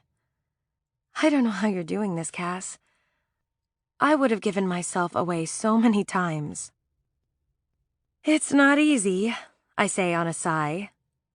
But whether Celeste is missing or just hiding out, I hope to collect evidence tonight that points away from me as the first person the police might suspect in her disappearance. Good luck tonight. I truly hope Celeste is all right, and this is her way of getting back at her father. As I watch her get into her car and drive away, I murmur, Me too, Mina. Calder's just coming down the stairs at a brisk pace when I walk in. Marco turns on his way up the steps and walks back down to the main floor, his gaze watching us like a hawk. Calder immediately walks over to me in the entryway, his tense expression relaxing. You need to inform me when you leave your room, Miss Carver. It's not fair that he appears to have had a full night's sleep, is freshly shaven, and smells like sin, while I look like I've been on an all-night bender. I start to inhale his appealing scent, but the ink art license plate pops into my head. I lift the bag up. Mina dropped off something for me. Maybe there's a miracle facelift in it. If you'll excuse me, I need to get a shower. I have an engagement to keep. He falls into step beside me, a frown creasing his brow. What engagement? I'm not aware of anything on your itinerary until this evening. I glance his way as I take the steps. Ben's taking me shooting today. He's picking me up around 10, so I want to be ready. Miss Carver. Marco calls out and waits for me to pause. I was on my way to inform you that there is a breakfast meeting in the dining room in 15 minutes to discuss tonight's event. When he grins as if knowing I'll be rushing through a shower to make the meeting with such short notice, I press my lips together in annoyance and continue up the stairs. Calder follows silently until I reach for my door's handle. You said you were going to take care of it. His tone is low but tense. I glance at him and lift my shoulders. I decided it's best to keep things real and in the present. You should know all about that. Meaning? He asks, scowling. I step into my room and turn to face him. Considering that you conveniently left out the part that your old friend Alana is your tattoo artist, your argument of what constitutes innocent gestures is full of shit. No, it was on point. My argument was about intent, and it still stands. His green gaze sharpens. I strongly recommend that you cancel. Oh, well, in that case, I intend to learn to shoot today, and I strongly recommend that you stay outside the building. Shutting the door in his face, I lock it and head straight for the bathroom. I set the bag on the counter and pull it open, hoping for something to put me in a better mood.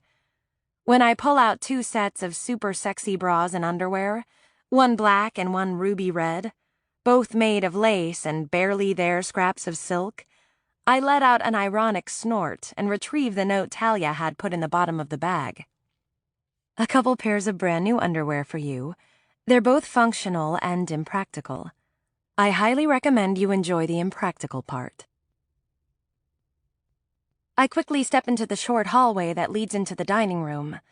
I'm 5 minutes late, and I can already hear Gregory and Philip having a debate over something. But the sight of Jake leaning against the wall partway down the hall as he talks on the phone brings me to a fast halt. What is he doing here? He hasn't seen me yet. I could go back the way I came and feign feeling suddenly ill. I straighten and start down the hall, reminding myself that he's attending the event tonight. He has a reason to be here. Presumably this breakfast is where he'll get assigned people to schmooze during the event on Gregory's behalf. Just as I pass him, Jake hangs up and says quietly, Morning, Celeste. Morning, I say over my shoulder. Hold up a sec. I move closer to the wall and wait for him. Jake pushes back his rolled-up shirt sleeves, then runs his hand in his short blonde hair. I wanted to apologize for my attitude the other night. It's fine, Jake. I shrug, and start to walk forward when he grabs my arm and hauls me backward. He grips my face and pushes me against the wall, sneering in a low voice. Was this your plan all along? Did you really think all it took was this to replace her? My throat nearly closes in fear, but I quickly shake my head and claw at his grip. What are you talking about? Let go of me! His hazel eyes constrict and his fingers squeeze tighter. You must have hated that Dad chose Ben over me. You could have finally had me all to yourself. How does he know I'm not Celeste? Did his father tell him? His sheer arrogance makes me abandon my pretense. I pull my face from his hold and drill him with a hard stare. Are you that delusional to think I've carried a torch for you all this time? You ruined my life and destroyed my self-worth. I despise the sight of you. Really? He tightens his grip on my arm, the angry slant of his mouth curving into a knowing smile as he moves closer. That's not how you acted at the club. That wasn't you despising me, Cass. I know different. To be clear, you were just a stand-in for me, and that's all you'll ever be. He really isn't hearing me. And you're just a selfish, molesting prick, and that's all you'll ever be. Jake snorts and shakes his head. Ben is so clueless. I don't know why Gregory and Dad are asking you to continue masquerading as her. She's never coming back. As pissed as I am right now, his comment stops my racing heart. Does he know something about Celeste? How do you know that? Because she always belonged to me. His tone turns sharp once more and he squeezes my arm painfully. You need to stop this bullshit. What is wrong with you? Beth says as she approaches. Yanking Jake's hand off my arm, she looks at him like he's lost his mind, then glances at me, concern in her gaze. Are you okay? I nod and rub my arm as she cuts an angry gaze his way. Get over losing to your brother. If I see you treating my sister disrespectfully again, you'll be banned from our house permanently. Jake opens his mouth to say something, then shakes his head and mumbles, "Sorry," and walks away. The second he turns into the dining room, Beth exhales and shakes her head. I guess he's taking losing Celeste to his brother a lot harder than anyone thought. Speaking of which, Calder and Ben are in the foyer having a tense conversation as to whether or not you should go to the shooting range. The need to claw at my wrists is worming its way through me. I blink to focus on what she said. Ben and Calder? Ugh. Beth nods, her curled hair bouncing against her light blue sweater. I think you should go.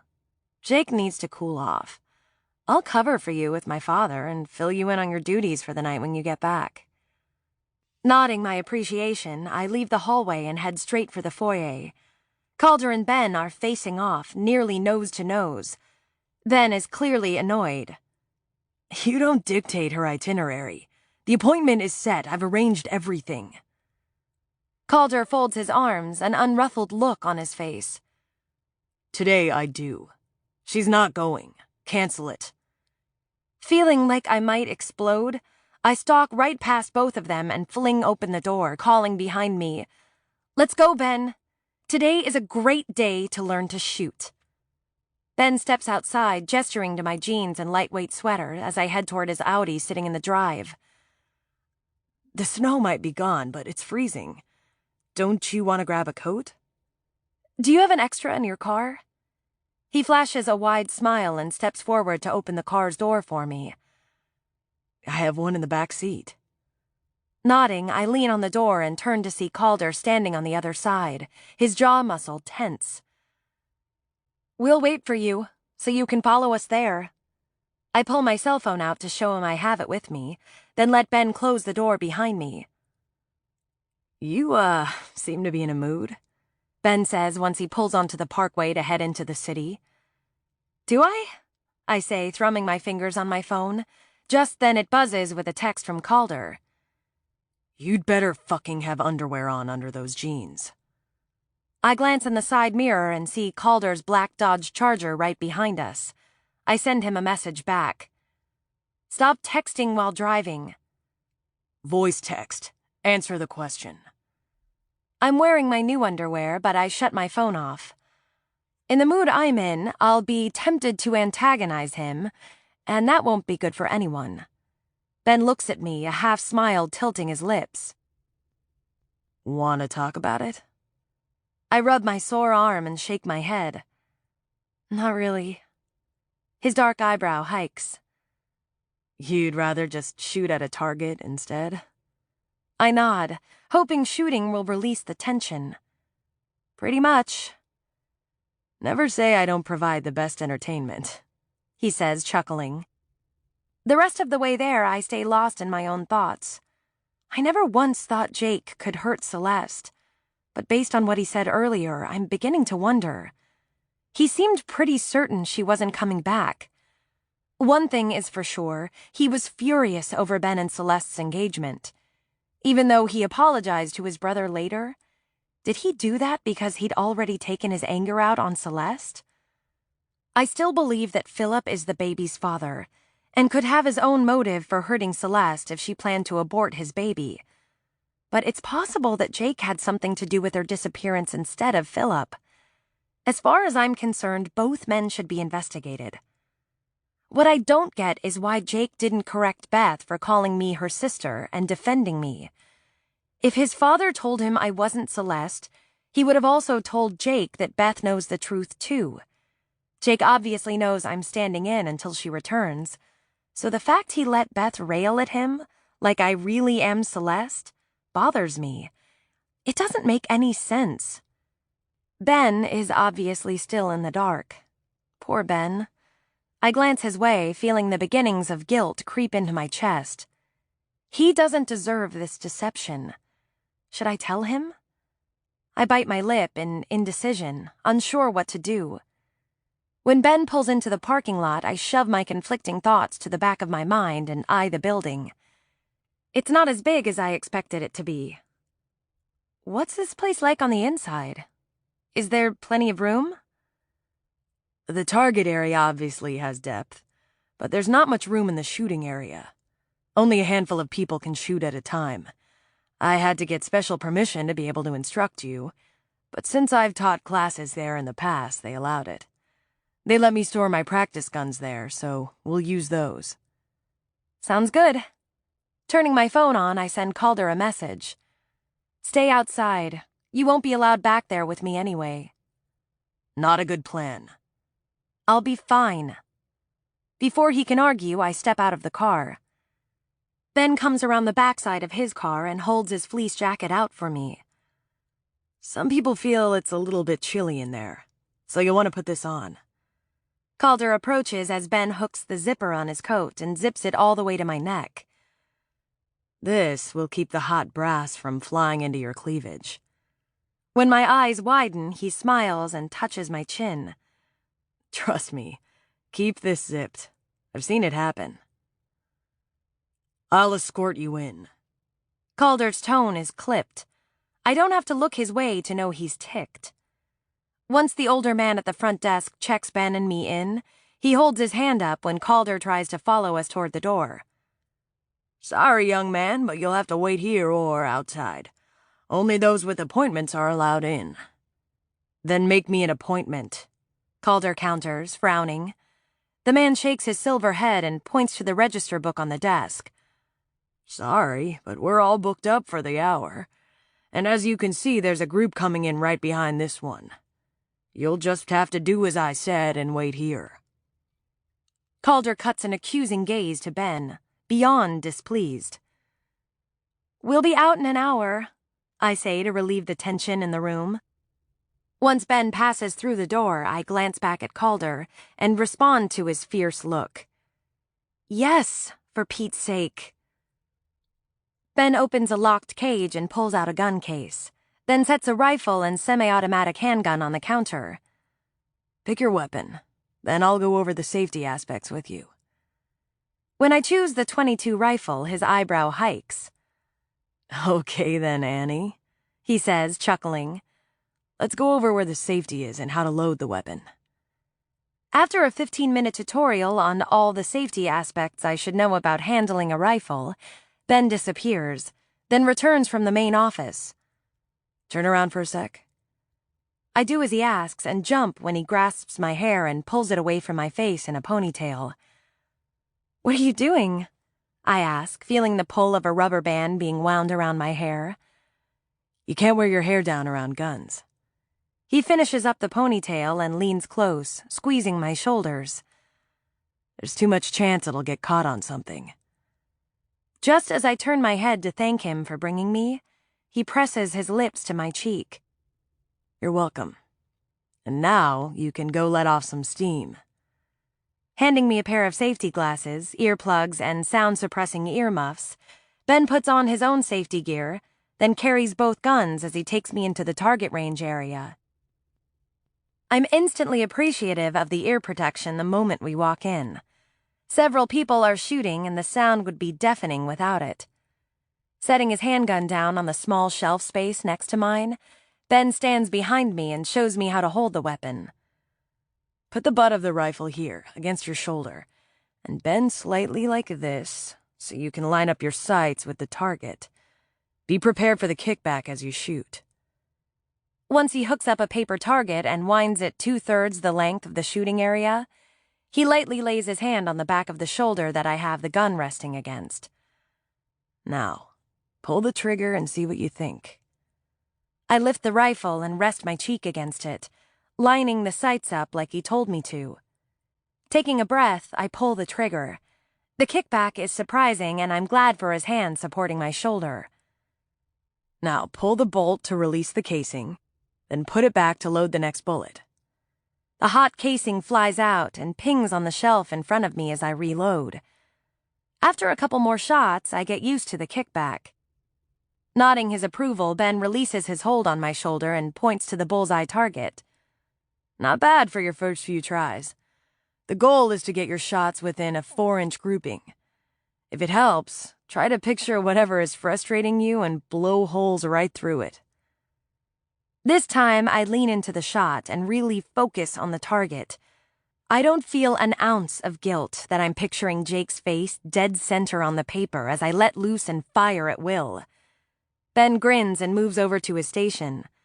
I pause to watch him lift his gun and shoot. His movements are smooth and confident as he pops off 8 rounds in a tight grouping on the target in the farthest position possible in the shooting area. I smile and give him a thumbs up, appreciating his point-blank accuracy. Then we both spend the next half hour unloading rounds into different targets. When we've used all our ammo, I realize that my wrists don't itch, and the raging tension inside me is gone. I smile at Ben as we put our gear away. That was a blast. Seriously, thank you for bringing me. He grins and hoops his arm around my neck as we head out of the room, but we stop short when a group of 7 guys walk in, all with their gun cases. Swiveling me around, he says, "That'll be crowded for a bit. Let's leave the back way and swing around." I nod my agreement and follow him out the back exit. As we step outside, my stomach growls loudly, practically echoing in the quiet alley. My face heats. Releasing me, Ben glances down at my belly, then meets my gaze, amused. "Are you hungry?" I give a wry smile. "I skipped breakfast since you came early." "Now I feel bad," he says. Then his eyes light up. There's an awesome coffee and hot chocolate stand just a couple blocks from here. They have the best scones I've ever had." Clasping my hand, he tugs me along. "Come on, we can walk from here." I pull back, suddenly aware we'll be leaving Calder behind. "Let's drive there." He shakes his head and drags me forward, turning down a connected alleyway behind another building. V's cafe stand is a couple blocks away if we cut through an alley or two. On the road, it's 5 blocks. It'll be nice to have some alone time for a bit. Don't worry, we'll be back before they miss us.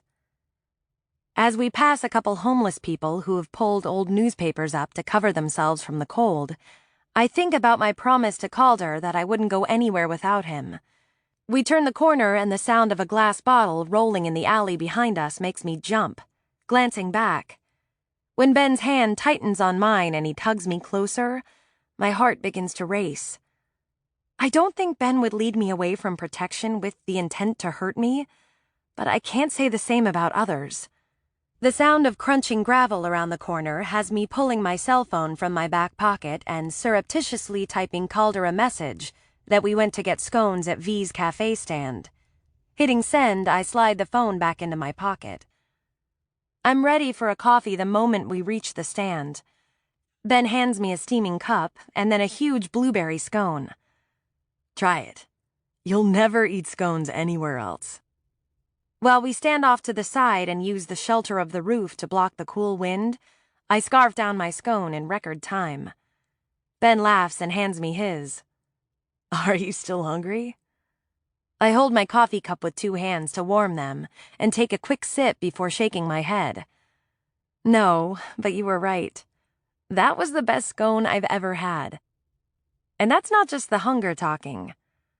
The wind ruffles his short dark hair and his eyes light with amusement. Told you, he says after he finishes off his scone. So, do you think you'd like to go back to the shooting range again? Maybe later this week? Next time you can learn to shoot a handgun if you want. I hesitate. It feels wrong to make future plans with him, because it'll be based on my preferences, not Celeste's. Why don't we wait until later in the week to make an appointment? His expectant expression falters, but he quickly nods to hide his disappointment, just as his phone rings. Sure, we can do that. Sorry, I need to answer this, he says, and pulls his phone out of his coat pocket. Now I feel bad. He's trying to forge a connection and find a common ground with Celeste. I put my hand over his before he can answer his phone. I really enjoyed it, Ben. Honest. He smiles and his brown eyes warm as he lifts the cell to his ear. Hello? Glancing at me, his smile broadens. That's fantastic. Thank you so much for your help with the funding.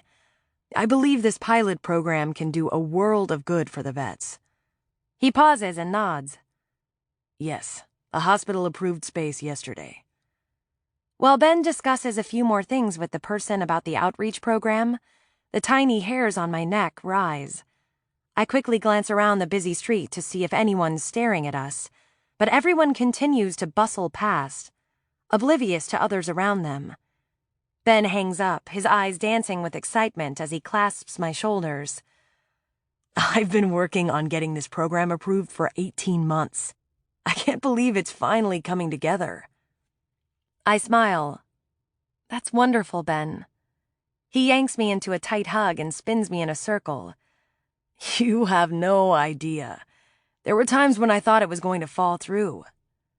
I laugh at his exuberance and hug him back. Congratulations on the success. This is such great news. Setting me down, he quickly cups my cheek and presses his mouth to mine. I'm so shocked by his unexpected kiss, I freeze, unsure how to react. Calder's tight voice behind us jars me into action, and I pull back. Miss Carver, you're being summoned home. Let's go. Ben clasps my hand and turns to face Calder. I'll take her. Calder slides his phone into the pocket of his leather jacket as he tilts his chin toward his car pulled up to the curb. Mr. Carver's instructions were quite clear. He wants his daughter home immediately, no delays. My nerves are hopping inside me like jumping beans. I release Ben's hand. It's okay, Ben, I should go. Shrugging out of his jacket, I hand it to him. Thank you for taking me shooting, and for the best scone. As I step toward the charger, Ben follows, tucking his jacket over his arm. I really wish I hadn't agreed to take my friend's shift. You'll be missed tonight. I get in the car and push the button to roll down the window. Now go save some lives. Just as Ben reaches for my hand, Calder presses on the gas and pulls away from the curb. Calder, you could have taken the guy's hand off. That's the least of what I could have taken off, he snaps without glancing my way. I close my eyes and exhale. While I wait for him to speak, my head starts to throb. I blame tension and lack of sleep. But when Calder doesn't say another word the entire time, I finally break the silence as he takes the exit. What does Gregory want? Nothing. I gape at him. You lied? He continues to stare straight ahead as he turns a corner and pulls up to the Carver estate gates. It was either that or deck the prick. That wasn't what it looked like, Calder, I mutter. What does not kissing him look like? He growls, his hands tightening on the steering wheel as we start up the long driveway toward the house. I tense at his accusing tone. He kissed me. You just happened to pull up at the worst possible time. The car slams to a halt, furious green eyes snapping to me. Because there would have been a better time to see him putting his fucking tongue down your throat? I didn't kiss him back, I say before I open the door and get out. Slamming it shut, I start walking. He's angry, I get it. I wasn't happy that he met with Alana earlier this morning, but the difference is they have a history, one that she appears to want to rekindle. I have no history with Ben, nor do I plan on it. Big difference. Calder's car idles beside me. Get in the car, Cass, he says tightly through the open window. I fold my arms around myself to stay warm and keep walking. Can we not fight right now? I don't have the brain capacity for it. I need to take a nap or I won't be able to function this evening. He rolls the car along and sighs. Get in the car. I want to fill you in on what Bash told me. The case will only get solved if we work it, so I open the door and get in. Calder pushes on the gas. Elijah was able to hack into the GPS on Philip's car. He was on the same stretch of highway as Celeste that night. That's good, right? It's tangible evidence that proves he went looking for Celeste and probably found her. Calder shakes his head. It places him in the vicinity, but not with her. He could claim an entirely different reason for being on that road at that time, and say he had no knowledge of Celeste being there. I agree with you that proving he is the father would go a long way in giving the police more ways to connect him to Celeste, especially as far as motive goes.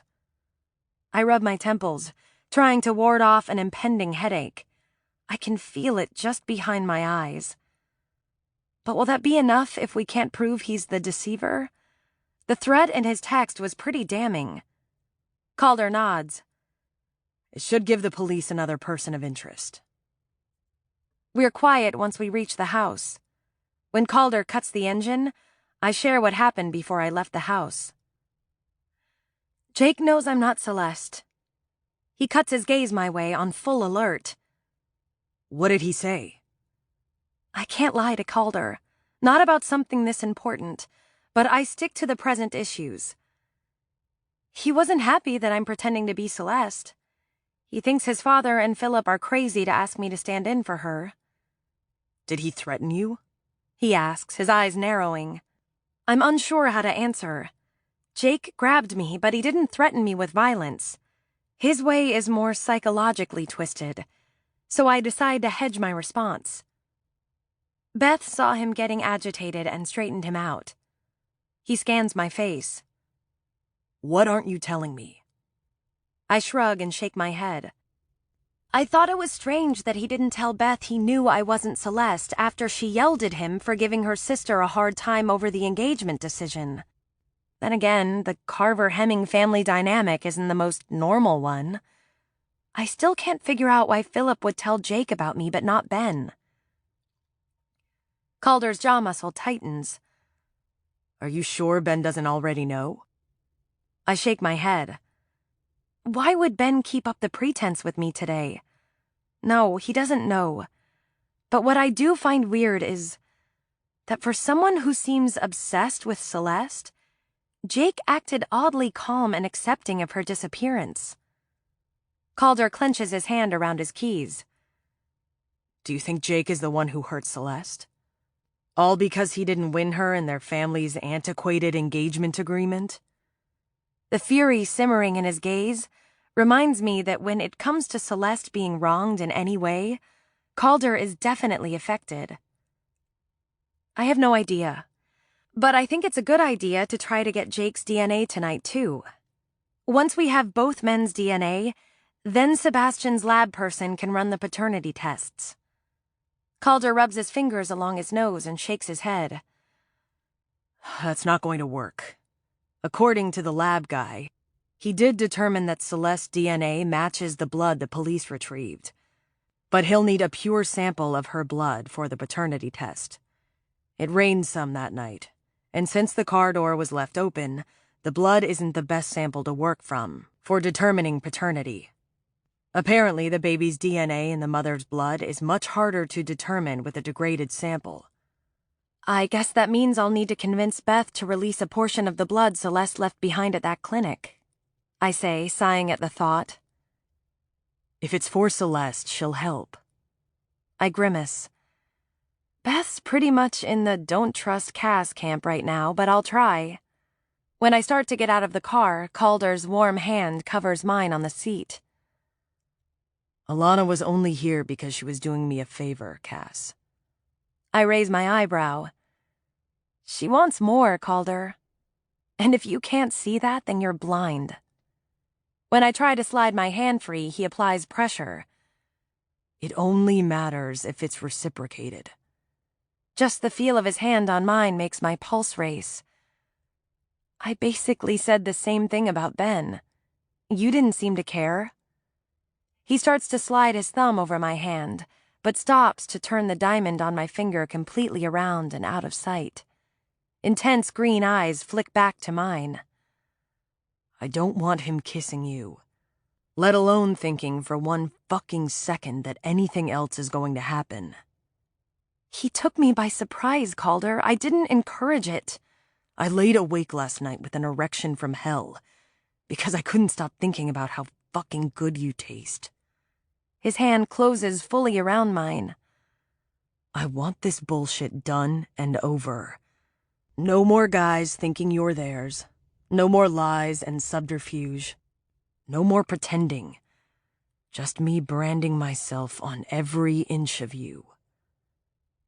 I'm so turned on by his seductive promise, my lips instinctively part and my breath stalls. It's not fair that he has such a strong effect over me when I don't know where we're going. Maybe one day he'll share the things he's holding back. Until then, I can deal with him keeping a few secrets, since I have some of my own. But that doesn't change the fact he obviously has commitment issues. Not that I'm ready to walk down the aisle, but knowing up front that that particular path is one he never plans to take is a double-edged sword jammed between us. No matter which direction I turn, I'm going to get cut. As I stare at the sinfully primal look on his face, with any other guy I would be all about a down-and-dirty fling, but with Calder I want more. Owning my body isn't the same as owning my soul. I want him to covet both. No, I want him to demand it.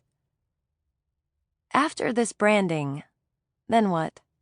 I say, raising my eyebrows. Calder starts to lift his hand to my face, but remembers where we are and lowers it back to the seat.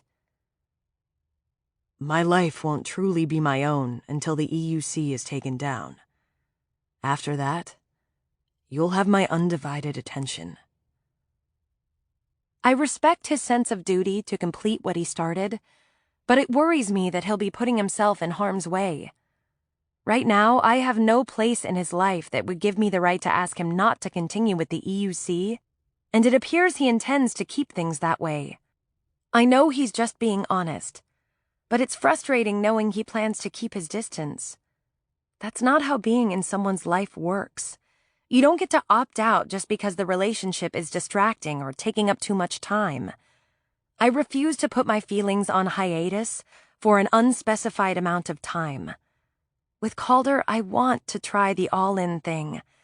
But if he's going to compartmentalize us to that extreme, then I don't think he's ready for a relationship, let alone anything permanent. Wrapping self-preservation around me like a thick winter coat, I open the car door. Thanks for being honest. It's almost over, Calder, and then you can get back to training in the EUC. We just need to get through tonight. Now I must go take a nap before my head explodes. Wait. I shut the door and walk inside, then head straight for Celeste's bedroom. Chapter 15. Calder. What the hell just happened? I stare after Cass, watching her walk to the front door, my jaw tight. I'm pretty sure I just got the brush off, but for the life of me, I don't know what I said that made her fold those damn walls back around herself. Wrapping my hands around the steering wheel to keep from punching something, I mentally go over our conversation. Does she think that training for the EUC is all I care about? Fucking hell, that couldn't be farther from the truth. But I need to get this done so I can move on. I start to open the door and go after her when my phone rings. Shutting the door, I quickly answer. How the hell do you deal with a woman's brain? I swear it's like walking in a minefield with skis on. Bash snorts. I take it you and Cass are having issues? I shake my head and stare at the front door she just closed behind her. Maybe it's the pressure she's under pretending to be Celeste that's getting to her, but honestly, Bash, I don't have a fucking clue. All I said was that my life won't be my own until the EUC thing is done and over. When Bash barks out a laugh, I scowl. What's wrong with that? I'm trying to protect her. I don't want her anywhere near the gym or the EUC event. These guys are dangerous. Right now, the EUC doesn't know that Cass is in my life, and I want to keep it that way.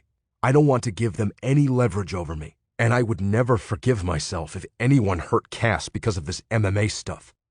Your intentions might be honorable, but that's not how she sees it. I scrub my hand over my jawline. Oh yeah? Then enlighten me, oh pussy-whipped one. Bite me. I'm not the one asking you for relationship advice. Why did you call? I snap, annoyed that he's right. To let you know that Mina's coming tonight. I don't think that's a good idea. The Blakes have never been close with the Carvers. Too many of you suddenly showing up might look suspicious, especially with another Blake they definitely don't trust staying in their house right now. Mina is needed. And why is that? Because drinking glasses are an excellent DNA source. Not quite seeing the connection, and napkins are just as good a source. I agree that napkins would be easier to swipe and conceal, except not every person uses them. But almost everyone holds a drink at some point while standing around chatting. A glass will easily fit into a woman's purse. Cass sent Talia a note that she's planning to collect 2 samples, hence Mina's presence. I dig my fingers through my hair, tension riding my shoulders. Fine, but make sure to drill everyone so they don't give Cass away, especially Damien. We're prepared. You don't have to worry about Damien. He has no clue she's not Celeste or what we're doing tonight. He just thinks I'm suddenly interested in politics. I exhale my annoyance that he hasn't told his brother. I know it's because they aren't very close, but that just means Damien will be insufferably irritating. He's never forgotten that I stole Celeste from him at that party. I guess we're good to go. Not quite. Do you want my advice, or are you going to continue being an ass? You're going to tell me anyway. Damn straight I am. Cass means the world to Talia, so listen. When you said that your life isn't your own until the EUC is taken down, you were telling Cass that she's not a priority to you. I grip the phone tight. That's bullshit. I never said that. Bash chuckles. When it comes to women, it's not always what you say, but what you don't say that matters. Trust me on this, Cald. We're both men of few words, so the ones we do say count a fucking lot. Got it? Well, shit. I thought she knew why I needed to keep my distance while I'm still part of the EUC, but maybe Bash is right. I hear you, I grumble. See you tonight. Hanging up with Bash, I send Cass a text. Call me when you wake up. Chapter 16. Cass. I wake with a start, wondering why Beth is leaning over me, her hand pressed to my forehead. Are you okay? Her brow furrows as she pulls her hand back. You've been asleep for hours. I have? I groggily blink at the clock on the nightstand, then turn wide eyes her way. Is it really almost 5? Beth nods. Calder sent me in here when you didn't respond to texts or knocking. I quickly glance at the door. He knocked? Man, I was out. Holding out a small plate with a sandwich cut in 4ths, she says, I brought you something to eat since you skipped lunch. The event starts in a little over an hour. I thought I'd fill you in on the meeting this morning while I help you get dressed. I push the covers back and take the plate. Thank you for the food, but I think I can put on the dress you picked out by myself. Beth purses her lips and walks over to where I've hung the mid-thigh-length black dress with a scooped neckline on top of the wardrobe door. Lifting the long sleeve up, she raises an eyebrow. These won't hide your tattoos. I set the plate on the desk and walk over to lift the other sleeve up. She's right. My tattoos will show through the thin material. I'm surprised she noticed them. She must have seen them while I was trying on dresses. I released the sleeve to look at her. Why did you pick this out if you knew that I had tattoos? Because it's one of Celeste's favorites, and... She shrugs and lifts a cosmetic tin out of a small wicker basket she'd set on the desk. Because I have this. What's that? It's a waterproof concealer. This stuff won't come off without using baby oil and soap in the shower. So once I put it on, it's not coming off no matter how much you rub it. Beth sets down the tin and pulls out the chair. Have a seat and roll your sleeves up. I do as she asks, my heart suddenly heavy. Beth is in a friendly, upbeat mood. Either she is in complete denial or Philip didn't share that his lab person determined the DNA in Celeste's hair did match the blood found in that abandoned car.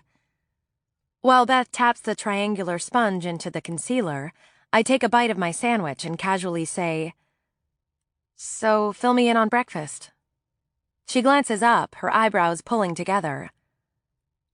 Why did you tell Jake who you really are?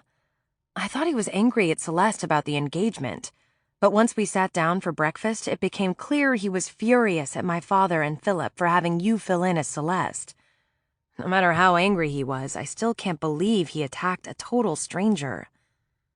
I swallow the bite of food and clear my throat, hoping she doesn't focus too closely on that part. I didn't tell him. I thought Philip did, though I couldn't figure out why he would. No, it wasn't his dad. I wonder who told him. Beth snorts and shakes her head. Marco. He had to be the one who told Jake. I scarf down the rest of the quarter piece of bread, chewing hard. That asshole knew Jake would more than likely take it out on me. Philip was highly annoyed that Jake had discovered the truth. Beth's comment pulls me out of my own head and back into our conversation. He insisted that Jake not tell Ben, saying that he'd recently discovered another place to look for Celeste buried in an old email on her computer. He's hoping one of these will lead him to her. While dabbing the makeup along the swirls on the outer edges of my Never tattoo, Beth rambles on. Father said he was done waiting for answers. He's going to accompany Philip tomorrow to a resort in the Catskills. That was the place Philip hadn't checked out yet. Jake jumped up, all angry, telling our fathers that they wouldn't find her, that she was gone for good. I wanted to choke him for making me think of Celeste pregnant and out there on her own, possibly hurt or worse. It took me all day to force that image out of my head. I have to believe she's all right. Hopefully she is. You didn't say anything about her pregnancy, did you? I ask, worry gripping me. Philip cannot learn that vial of Celeste's blood exists. Beth shakes her head as she finishes covering the Never tattoo. No, my father and Philip went into plan mode. They're leaving first thing tomorrow morning. When she lifts the sponge and then adds some kind of special powder to my forearm to set the makeup, I eat another quarter of the sandwich and stare at my bare skin. It looks so weird without the Never there. If only it were that easy to erase my past. I'm done waiting too. If my father and Philip strike out in the Catskills tomorrow, the moment they get back, I'm telling them about her pregnancy and insisting that we call the police. Beth's adamant comment snags my full attention. I have to convince her to help us get a sample of Celeste's blood from the clinic before Philip learns of its existence. I could pretend to be Celeste and call the clinic myself, but I think Beth should ask. At least then someone from Celeste's family will be giving legal permission. That's probably for the best. I nod my agreement. Did Philip say if he heard back from his lab person yet? Yeah. She moves the sponge back to the tin and dabs more on the applicator. He said the guy ran into issues with the sample and is rerunning the test. God, the manipulative man is flat out lying to all of them. I want so badly to tell Beth to stop believing anything Philip says, but my warning will just freak her out. While there's still hope that Celeste could possibly be found, and with no proof to say otherwise, I keep my thoughts to myself.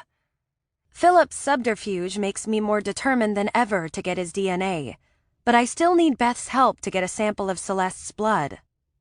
If I tell Beth the real reason I need a sample, she probably won't be able to keep her cool in front of Philip until the results come back. As much as I think he's a self-serving asshole, I don't want to accuse him of something that I can't prove. So what seemingly valid reason can I give her for requesting a sample of Celeste's blood? A valid reason. Ah, that's it. Beth. I instinctively pull back when she runs the sponge across my wrist. Sincere regret shines in her green eyes as she reaches for my wrist once more. I'm sorry. Did that hurt? Are those scars I felt under your tattoo painful? I stare at the makeup half smeared over the raven and branch on my wrist, and my heart twists.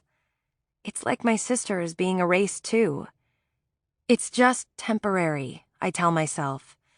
If this helps us to help Celeste, then I can handle one evening without you, Sophie. Shaking my head, I push my hand back into her outstretched one. Sorry, it was an instinctive reaction. That tattoo means a lot to me. It doesn't hurt. The makeup won't mess up your tattoos, Beth reassures while using a softer touch with the sponge on my wrist. You started to say something? As she works on my wrist, her head bent in concentration on her task, I say, I'd like your permission to retrieve a sample of Celeste's blood from that clinic to have it tested. Beth straightens and tilts her head. Why?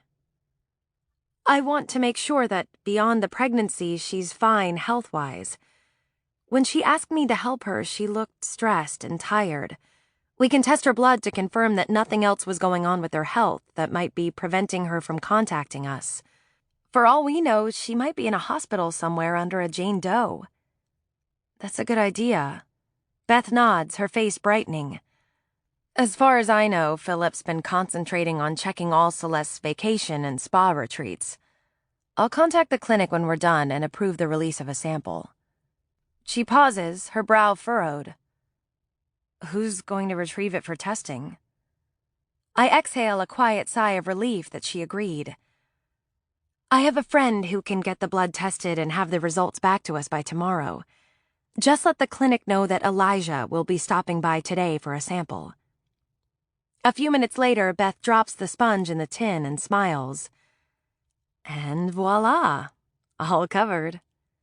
I rub my fingers along my arm, surprised that the makeup doesn't come off.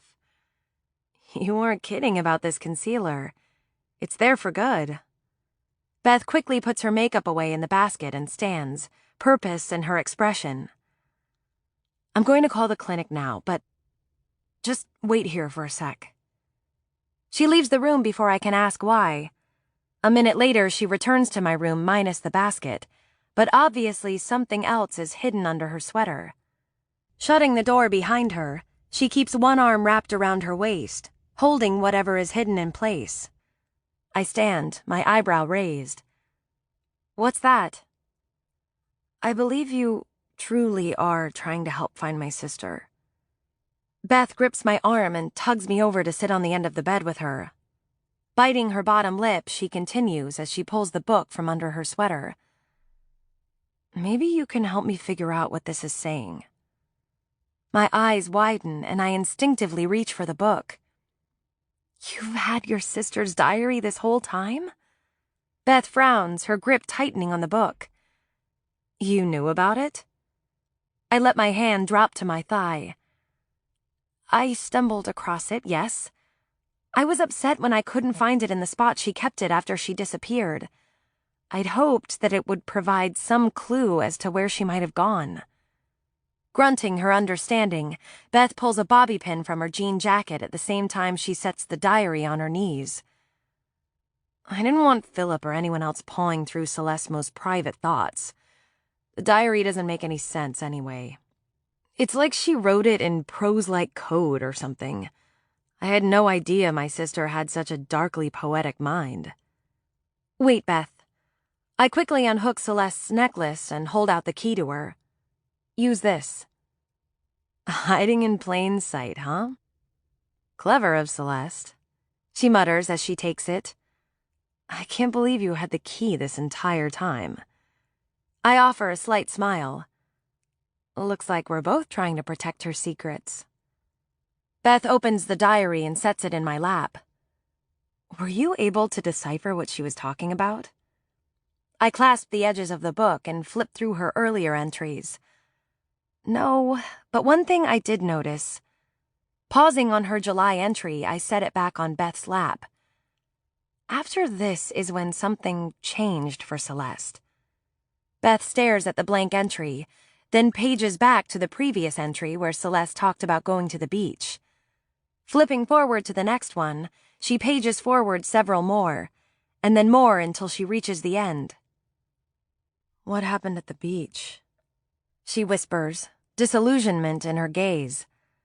I lift my shoulders, then let them fall. I don't want to say anything else right now, but I also want Beth to be at least a little prepared. I don't know, but obviously something did. Closing the book, Beth stares off into space. She ran away right when we got back. I thought she was just having a hormonal tantrum. I fold my hand over hers on the diary. You were just a kid. You can't blame yourself. I had no idea she has been holding so much inside. But now it makes sense why we haven't been close for a while. I just wish... She exhales a trembling breath and meets my gaze. That I had known. I wouldn't have been so resentful and angry that she pretty much ignored me. I squeezed her hand. Me too. Beth frowns. What do you mean? Damn, I didn't mean to say that out loud. I stand and put some distance between us, so she doesn't see too much in my eyes. I just wish that I had known Celeste a little better. As much pain as I have in my past because of Celeste pointing Jake in my direction, she's also the reason I met Calder.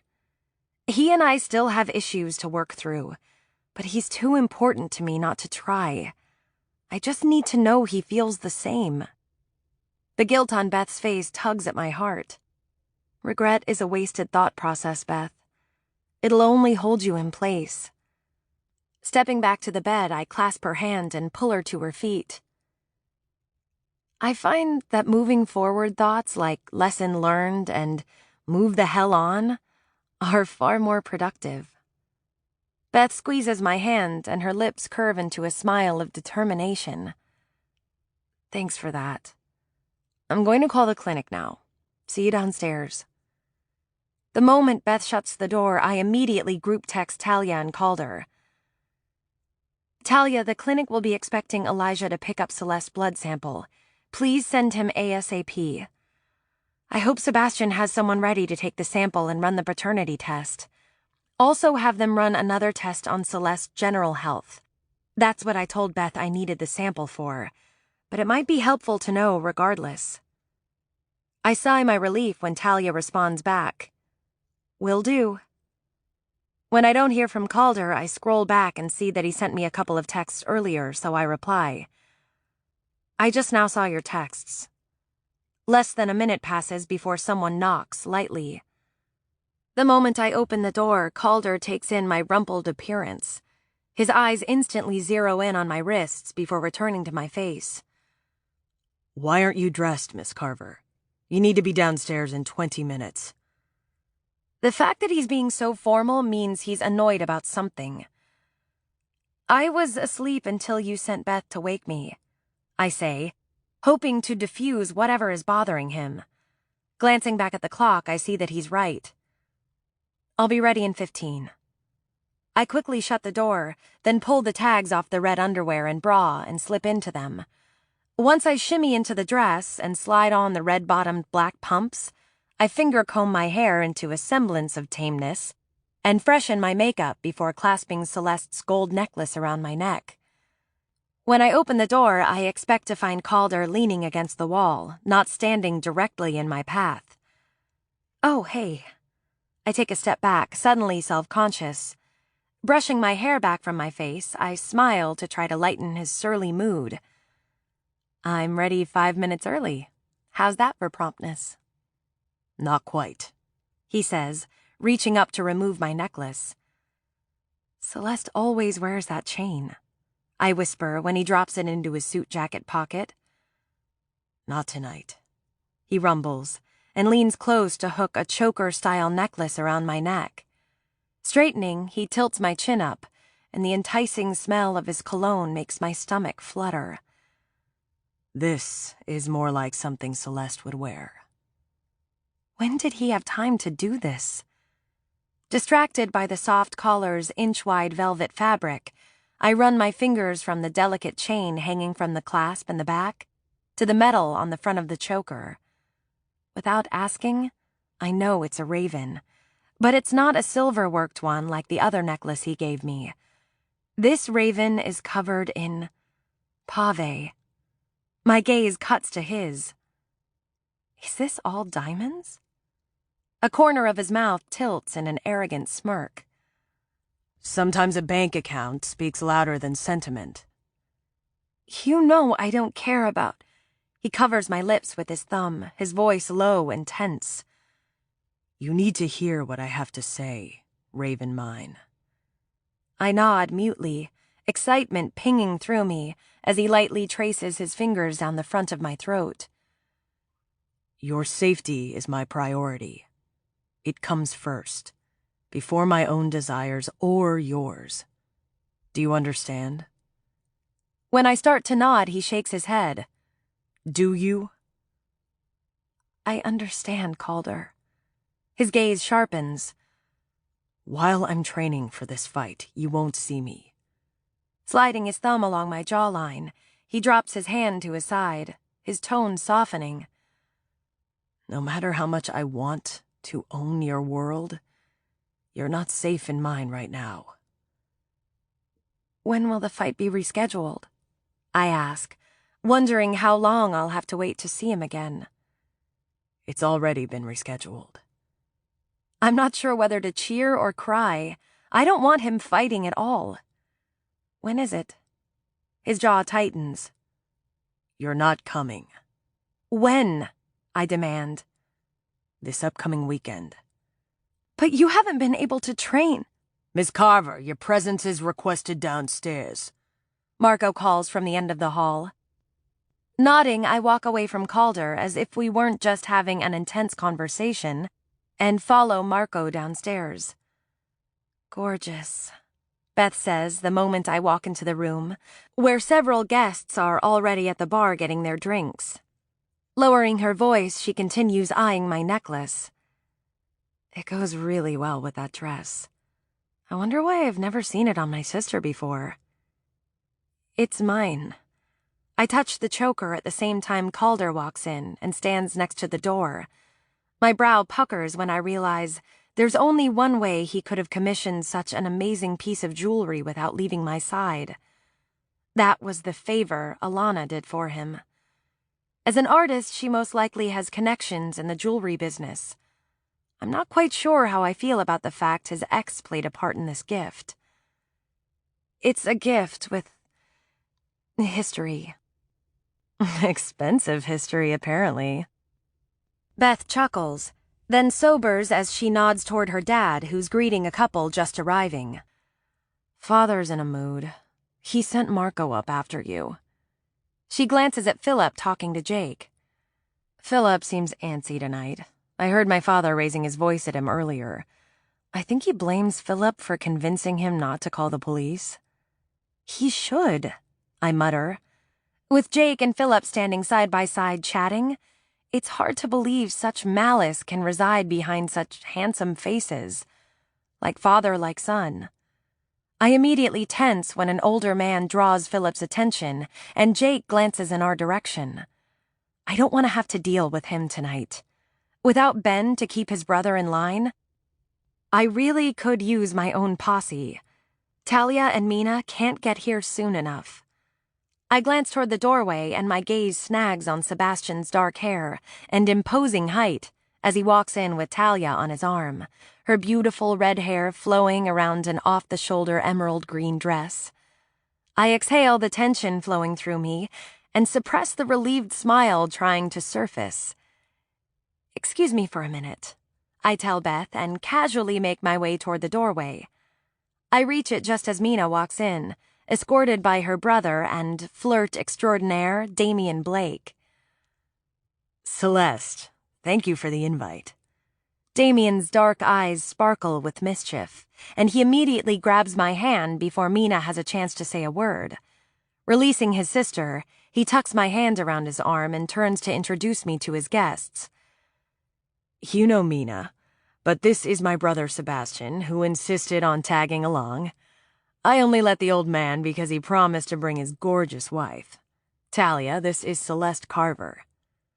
I shake my head that Damian ribs his brother, and grin when Sebastian mutters, "Watch yourself, little brother. This old man can easily put you in your place." But when Talia clasps my hand tight and says, "It's nice to meet you, Celeste," the look in her eyes says so much it's hard not to get teary. I miss her too. I squeeze her hand, then let go, blinking away the mist. "Welcome, everyone. Why don't you grab a drink and mingle? I'm sure you'll see people you know here." Damian lifts my left hand and taps the diamond on my finger. I heard a terrible rumor and didn't want to believe it was true. Where is the lucky bastard? I want to congratulate him. I smile at Damian. I'd forgotten how much fun he could be. The man really knows how to stroke a girl's ego. Ben had a shift he couldn't get out of tonight, so he's saving lives instead. Well then, I'll have to take advantage of his absence. Just as Damian starts to tuck my hand back around the crook of his arm, Mina grips his other hand. "Come on, Damian, let's get our drinks." Before he can protest, she tucks her arm tight around his and walks away. Snickering, I stare after her petite frame next to Damian's tall height. She's a force, isn't she? She has us wrapped around her little finger. But don't tell her that, Sebastian says, his brilliant blue eyes flashing with admiration and humor. Pressing a kiss to Talia's temple, he murmurs, "I'm going to go touch base with Calder." When he walks away, I say lightly, "You two are so adorable, I want to punch somebody." Talia laughs. "I'll just file that under things Cass says when she's under stress." Flicking her amused gaze to my throat, she stares at my choker. "That's beautiful. It reminds me of the tattoo on your arm. Is that Celeste's?" I absently touch the diamond raven, anxious that I haven't had a chance to see it myself. "Calder gave it to me tonight.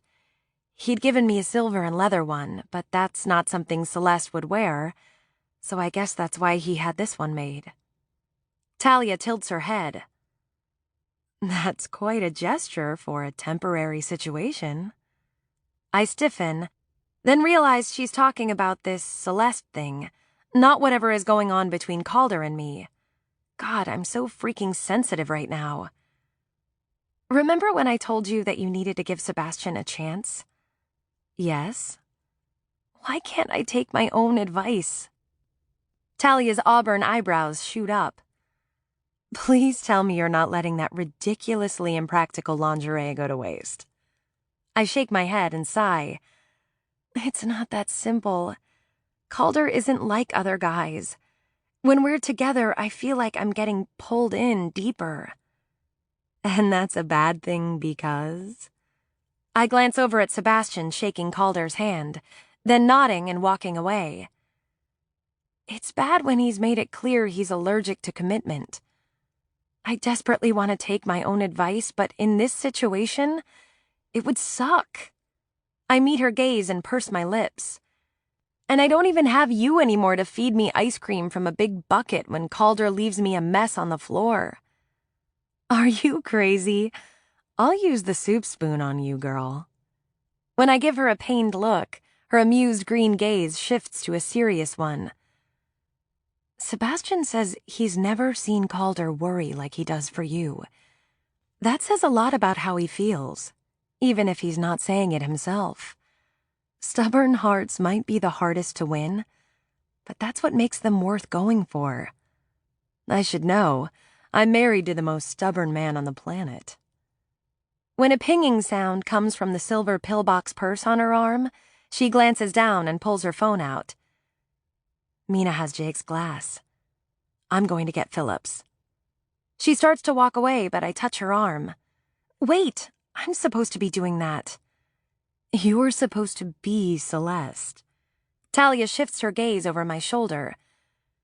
Sebastian's talking to Philip, who has proven quite adept at amassing his own financial empire while hiding his business dealings.